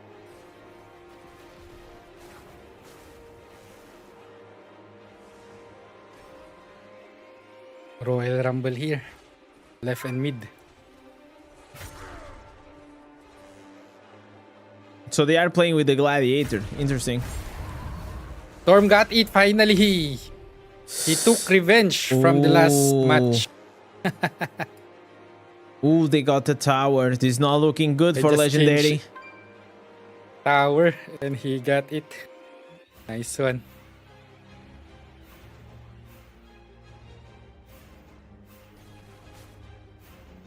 Lycaon dying. Who's gonna die? Lycaon is Okay, down. Tempest got the You kill. need to go immediately to the base. Yeah, he should have. Where are you What are you going? doing? He's gonna try to get the crit, I think. Lycaon already revived.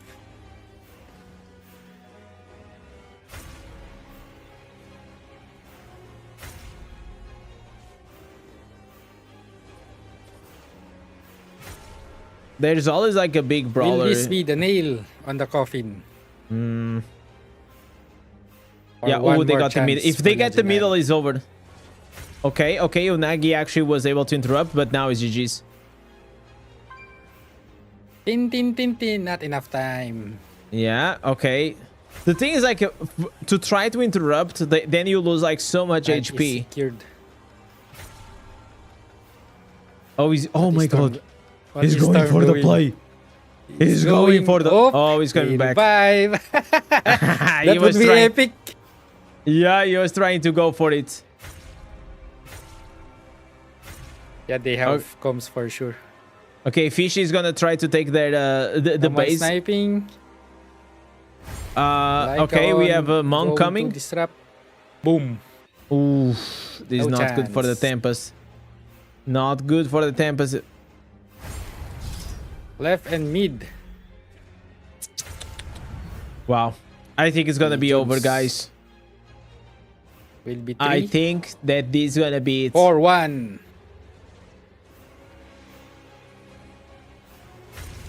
Storm CG is down, but Asgaroth is here.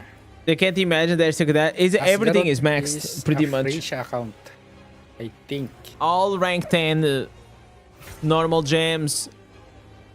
Pretty much 11, 12, 13,000 resonance. It's like the Champions League, you know. Let's see if Legendary will take the Guardian again. And somewhat comeback is real. Also, Crafty now... Oh, Crafty changed from Wizard to Demon Hunter. Interesting. Interesting. Nice one by Crafty. Nice kite. Yeah, I don't know. I don't know about these two Crusaders though. I don't know. I think compared to the other classes, they are they feel like the weakest link. Those druids, man, those druids are absolutely insane. They are down. GG. So it's the nail on the coffin. Yeah, if they get to the statue now, it's over. It's actually over. Even if they take this. Yeah, no credit chance. card league. Yeah, sponsored by MasterCard and Visa. We'll just make the score close. I mean, it's like in And real life, they got man. it again. Who does They always win take it. They have the Champions higher League? burst damage. Right? It's like PSG, Real Madrid, all these big clubs, the ones that are have the 300 to go most for money, they have the Pigeons. best players. That's just how it is. They're trying to take right tower. It is but over. Storm is here. Oh And well. Lumus. The backup is here. It's over. GG's. How about left? Grele. It is over, guys. Zac. So 3-1. Grele cannot do anything here. Versus Bear.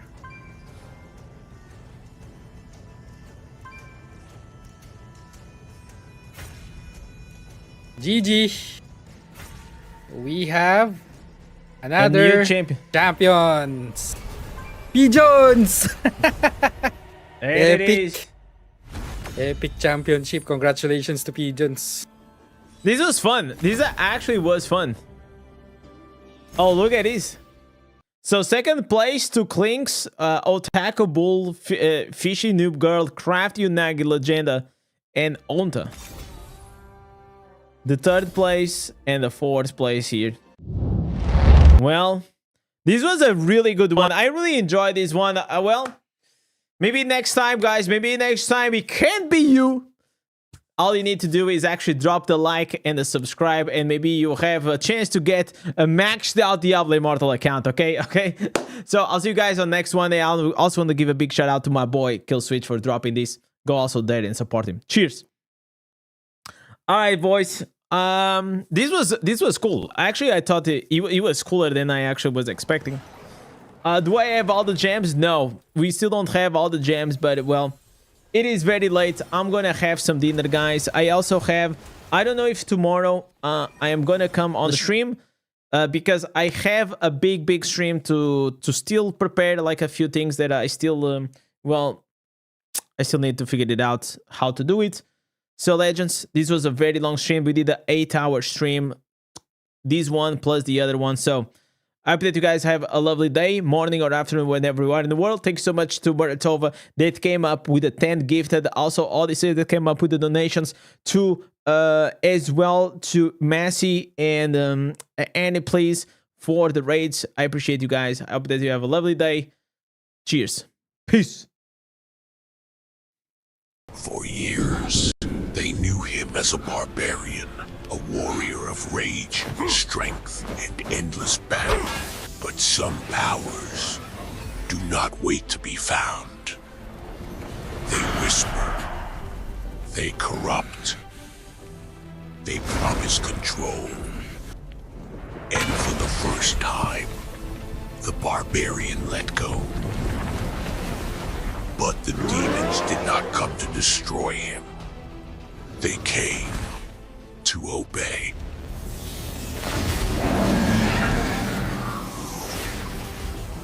Rage was never enough. Now he commands the darkness. The Warlock has awakened. Join the launch stream and witness the fall of the barbarian.